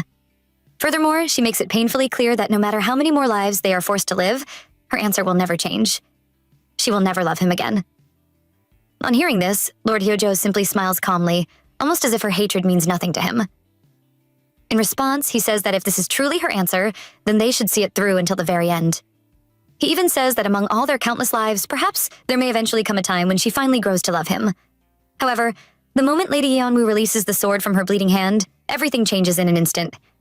Suddenly, a powerful strike crashes directly into Lord Hyojo, sending him flying backward before slamming hard against the wall. Blood rises from inside him immediately, and before anyone can react, the one standing there is Lord Huida. Without wasting even a second, Lord Huida charges forward, and immediately both men begin fighting fiercely with their swords, each one determined to end everything once and for all. Meanwhile, Lady Yeonwoo stands frozen as the sound of clashing blades fills the place around her. Furthermore, the battle grows even more violent as neither side backs down. Just when it seems the fight cannot become any worse, Lord Hyojo suddenly changes direction and jumps straight toward Lady Yeonwoo with the clear intention of killing her himself.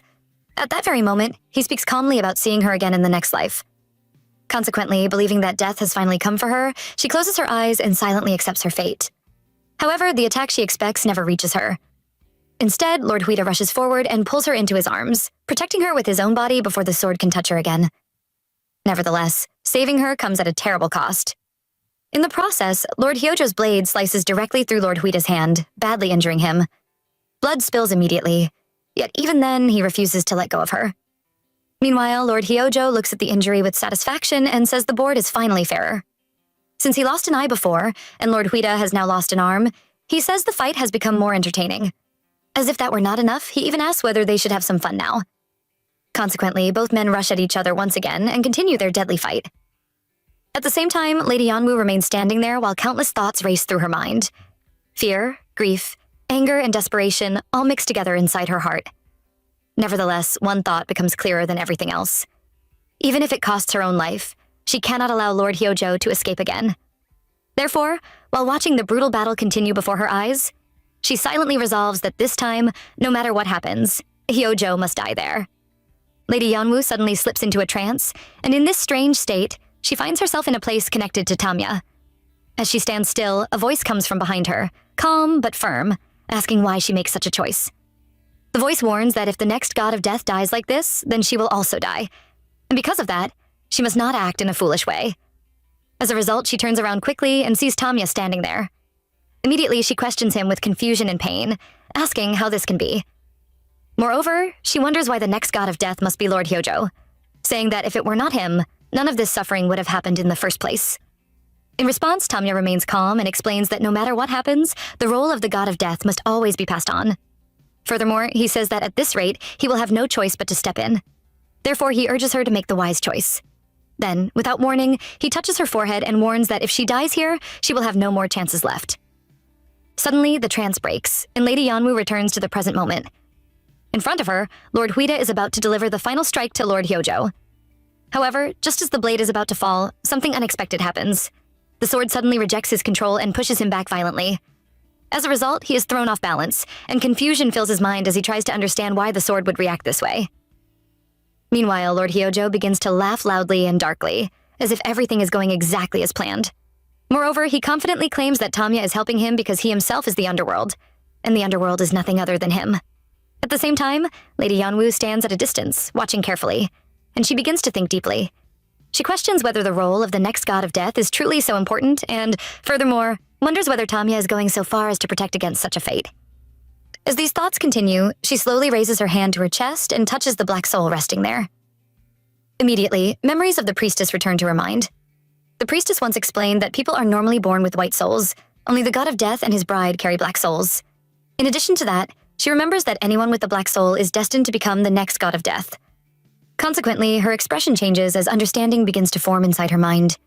Suddenly, she lets out a loud scream that echoes through the place. As a result, both Lord Huida and Lord Hyojo stop and turn their attention toward her. Then, with strong determination in her voice, she declares that the one who will become the next god of death is none other than herself. Lady Yanwu suddenly begins to glow with a strange power, and as a result, the atmosphere shifts heavily around her. Lord June quickly calls out to her in alarm, but before anyone can reach her, she falls once again into a trance connected to Tamya. Immediately, Tamya speaks in a calm but serious tone, telling her to calm herself down. Furthermore, he explains that if this is truly her choice, then the path ahead will never be easy. He adds that she is the one who has gone against the natural order to become the god of death, and because of that, she will not have a bride. Even so, he asks if she still agrees to continue. Meanwhile, in the trance, Lady Yanwu responds with deep emotion, saying that her entire life she has only been pushed and controlled by others. Moreover, she recalls how her family, and even someone who was once her lover, shaped her path. In addition to that, she admits that the only thing she ever managed to choose for herself was her own life. Yet even death was never truly hers to decide, as she was forced back into life. Then she remembers the words that this would be the last time, and she feels a strange sense of relief. She says she is finally able to bring everything to an end, and therefore, she accepts it fully and chooses to go forward. In response, Tamya agrees and states that if that is her wish, then it is his command. Back in the present, a powerful change begins to take place. Lady Yanwu begins to gain the power of the White Wolf, and as a result, she becomes the god of death. On seeing this, Lord Huida's eyes widen in complete shock, and he calls out to her, asking what is happening. However, she calmly responds that she is all right now. Furthermore, when he questions why she would do something like this, she apologizes, explaining that she could not discuss it with him beforehand.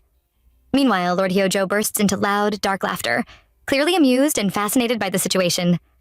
In addition, he says she never stops surprising him, even at the very end, and questions how she managed to gain such power. Then Lady Yanwu stands firmly and speaks with strong confidence. She declares that she is now the god of death of the underworld. Moreover, she reminds him that he once said they should die together, but now there is no way she will die by his hand. As a result, she tells him that if he wants to die, he must do it alone. For a moment, Lord Hyojo falls silent, but then he begins to laugh again. Finally, he accepts her words and says, "Very well, if that is truly her will, then so be it." Lord Hyojo begins to change, and as a result, a dark power rises from within him as his black soul fully appears. Lady Yanwu notices it immediately and becomes confused, because even though she has already become the god of death, his soul remains black. Consequently, she questions why this is happening, asking why his black soul is appearing again. Meanwhile, Lord Huida carefully watches the situation and explains that what is happening is the rampage of a dead soul. Moreover, he adds that when a black soul takes over, this is one of the common signs. However, in this case, he points out that Lord Hyojo is not just affected, but is actively devouring another soul. Because of that, he explains that Hyojo has chosen to consume his own guardian spirit, and as a result, he has turned completely into a black soul. As this continues, Lord Hyojo speaks with a strange sense of freedom, saying it is new to him. Furthermore, he explains that his body feels completely free, as if he can do anything without limit. In addition to that, he looks directly at Yanwu and declares that she belongs to him for eternity. Immediately after hearing this, Lord Huida draws his sword and steps forward, saying he will provide cover. However, Lady Yanwu quickly tells him to calm down. Even so, he insists that she should not worry, because Lord Tamya has already given her a precious gift. Moreover, he says that she must also feel it, referring to the power of her guardian spirit, the White Tiger. Because of this, he concludes that she never truly wanted to end things herself, and therefore should act however she wishes. In response, he promises that no matter what she chooses, he will protect her side. After hearing his words, Lady Yanwu closes her eyes and reflects deeply. As a result, she agrees that Lord Huida is right, and realizes that this battle is ultimately between her and Lord Hyojo. Furthermore, she decides she must end it herself. At the same time, she feels a powerful force rising inside her, something she has never experienced before. Moreover, she understands that this power is Tamya's gift, given to protect the people of the underworld. Suddenly, a glowing blue sword appears in her hand, and she thanks Lord Huida for his support. Meanwhile, Lord Huida immediately charges toward Lord Hyojo, but Hyojo tells him not to interfere. However, before he can react, Huida swings his sword and cuts off one of Hyojo's arms. At that moment, Yanwu leaps forward to attack from behind. Because of this, Lord Huida quickly calls out to her, warning her to be careful and reminding her that Hyojo's goal is not simply to kill them. Instead, he explains that Hyojo is trying to devour their souls. Lady Yanwu comes down from her attack and pauses for a moment, briefly rethinking her decision. Meanwhile, Lord Hyojo speaks coldly, calling what she is using a fragment of a black soul. However, she does not hesitate at all. Immediately, she moves forward and attacks again with full force. In response, he blocks her strike by holding her sword, but she continues pushing harder and harder. As a result, the pressure between them increases until he can no longer hold it. Eventually, she breaks through his defense and delivers a strong strike against him. He is forced backward and stumbles, retracing his steps. Then, looking at her, he speaks in a painful tone and asks if she ever truly loved him. Even once. At that moment, Lady Yeonwoo turns her head and responds without hesitation, saying she finds him utterly repulsive, and that is all. Hearing this, Lord Hyojo is shocked and asks how she can say something like that. Moreover, he questions whether she never loved him, not even until the very end. As he speaks, he adds that perhaps she takes after her mother. Suddenly, his expression changes as memories of his past flood his mind. He recalls his mother telling him that as a crown prince, he must always remember what she says. Furthermore, she once called him a cursed child, someone no one ever wished to be born. A shut prince. These were her final words before she took her own life right in front of him. As a result of this memory, his expression becomes empty and distant. Immediately after, Lord Hyojo vanishes without a trace. After everything settles, Lady Yeonwoo slowly turns toward Lord Huida and tells him that it is truly over now. Meanwhile, he looks at her with a heavy expression and apologizes. She becomes confused and asks why he is apologizing all of a sudden. In response, he explains that because of his own greed, she became the god of death. Moreover, he admits that on that night, they should never have shared their first night together. Because of him, she is no longer truly fine. However, Lady Yeonwoo gently touches his face and reassures him that she is fine. In addition, she explains that it was not only his greed, but also her own.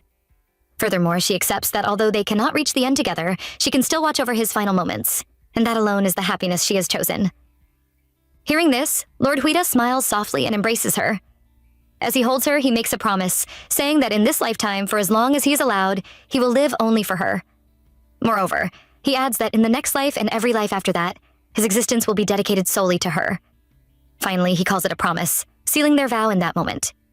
Soon after, the woman who once acted as Yeonwoo's fake mother opens her eyes and coughs as she slowly sits up. Yeonwoo is already standing beside her and calmly says that she is awake. Immediately, the woman looks shocked and calls her name, as if she still holds the role of a mother. However, Yeonwoo stops her at once and firmly says she should never call herself her mother again because everything has now returned to her memory. She points out that the woman was her real mother's friend, and yet she watched her parents die without doing anything. Moreover, she took her in, pretended to be her real mother, and even tried to kill both her and Seowoo. Because of this, she demands to know why it all happened. In response, the woman tries to defend herself, saying she had no choice and claiming that Yeonwoo's real mother was a terrible person. As she speaks, Yeonwoo suddenly releases a sword, and it cuts through the blanket beside her, showing how serious she is. Then Yeonwoo says she was foolish to think the truth would come out in the end. She continues by reminding the woman of her past lives, then challenges her to guess where they are. The woman replies that she has no idea, but Yeonwoo immediately answers that this place is where she was once imprisoned.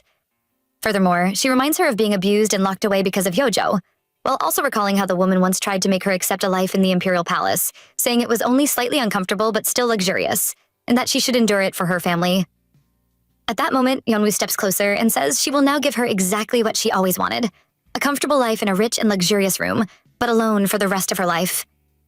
After saying this, she walks out of the room while the woman shouts after her, begging and insisting she is sorry and asking her not to leave. However, Yeonwoo does not turn back and closes the door behind her. Just as she stands outside, a voice comes from her right side. Seolhung appears and remarks that she expected Yeonwoo might destroy the woman completely, yet she has chosen otherwise. In response, Yeonwoo explains that she has no desire to do something like that, yet she refuses to be someone who only suffers. Then Seolhung stretches out her hand and reminds her of their earlier words, saying that they could become good friends. And now she will be counting on her as the god of death. Yeonwoo simply smiles and replies that it depends on what she does from now on. After that, she walks away. Meanwhile, outside near the carriage, Soho, Sareem, and Lord Huida are all waiting for her. As she comes out, she sees them standing there as if welcoming her. Without hesitation, she runs straight to Sareem and hugs her tightly. In that moment, everything feels different, as if a heavy burden has been lifted. Consequently, she stands there with them, and it finally feels like it is time to become a true family. It is time to become a true family. Consequently, Lord Huida and Lady Yeonwoo decide to marry each other, and he picks up a cup of wine and makes a vow with a serious voice. He says he, Huida, swears on his life before all who stand witness that for the rest of his days and even beyond death, he will always stand by her side. After that moment, time moves forward to later that day, when both are inside a room together. As he lights the candle, she stands on the other side of the room, looks at him, and softly says she still cannot believe it, because after everything that has happened, they are truly married now. In response, he walks toward her and says he cannot believe it either. As a result of this closeness, they share a kiss, but she quickly pauses and says she has something to ask before they continue. Meanwhile, she moves toward the bed, opens a box she once saw a long time ago, and carefully takes out a ribbon. She shows it to him and explains that she found it while cleaning his room earlier. Immediately, he takes it and explains that it belonged to the person who once saved his life. He recalls having once been to the overworld and asks if she remembers. He describes a cold winter day, a fierce blizzard, and how his guardian spirit went out of control, sending him to the overworld. Furthermore, he remembers how he injured his legs while wandering in the forest, and how someone treated his wounds. That person owned this ribbon. He adds that he had kept it out of gratitude, even though he never expected to return to the overworld or find it again. As he speaks, she quietly listens, then says the ribbon actually belongs to her. He asks her to repeat what she said because he did not hear it clearly. Then she explains that she only remembered recently as well. She recalls that when she was young, she went hiking with her parents and found an injured puppy. Because of that moment, she used the same ribbon to wrap its wounds, never knowing that the puppy was actually him. As a result, she walks closer and says it is strange how fate works, because the one she saved as a child has returned across time to save her now. In response, he gently brushes her hair and says that if that is true, then perhaps he is bold enough to call her his destiny. Once again, they share a kiss, and he says he loves her deeply. She replies that she loves him too, and he reflects that maybe he was born only to meet her. Furthermore, their bond deepens, and he continues speaking about how it took him 3 lives and many decades to find her. He says that if he could meet her again, he would choose the same path, even if it meant going through all those years again. He also expresses regret for making her spend so many lonely years. After time passes, years go by, and eventually he passes away. As a result, she cries while mourning his death and remembers the moment of their marriage and his strong vow. Meanwhile, as the god of death, she releases his soul and quietly reflects, wondering who truly keeps a promise like that. 800 years pass after that, and Lady Yanwu now works in the forest as the god of death. As she moves through her duty, she calls out to lost souls, telling them to follow her path. However, as she continues her work, her thoughts drift once again to Lord Huida. She wonders how he endured so many years alone. Furthermore, she recalls their shared moments, and also the vow she once made to live for him. On difficult days, when even those memories are not enough, she pushes forward with the thought that if she dies someday, she might see him again. Yet she also questions what happens if she still misses him even after surviving each day like that. After finishing her work, she walks to the base of a tree and sits down. As she rests, she suddenly hears a voice speaking to her, saying she looks exhausted. She immediately recognizes who it is and responds in a tired but familiar tone, saying it is obvious she would feel that way. The voice replies, noticing that she has become quite used to him now. In response, she says she has spent hundreds of years listening to that voice, so it would be strange if she were still afraid. Then she speaks directly to Tamya, asking if this is not enough and requesting to be allowed to die so she can finally rest. However, Tamya refuses and says that it cannot happen. This immediately makes her angry, and she asks why he would not allow it. He responds that if she disappears, there will be no one left to take the role of the next Reaper, so she must first find her successor before asking for death.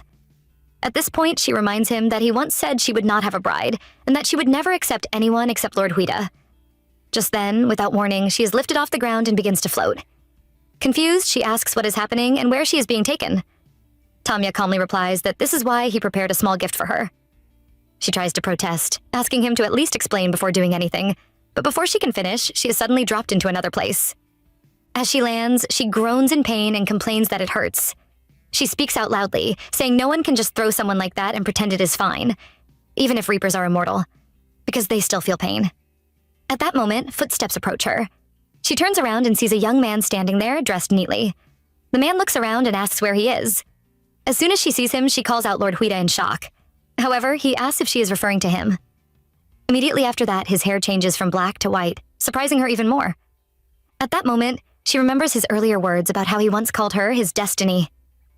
As a result, she slowly begins to smile. Then she steps closer and asks if he is from the overworld. Without hesitation, she confirms it for herself and smiles again before welcoming him to the underworld. And with that, this beautiful story comes to an end. If you enjoyed this, please let me know below. Your comments really help us grow. Until next time, ciao.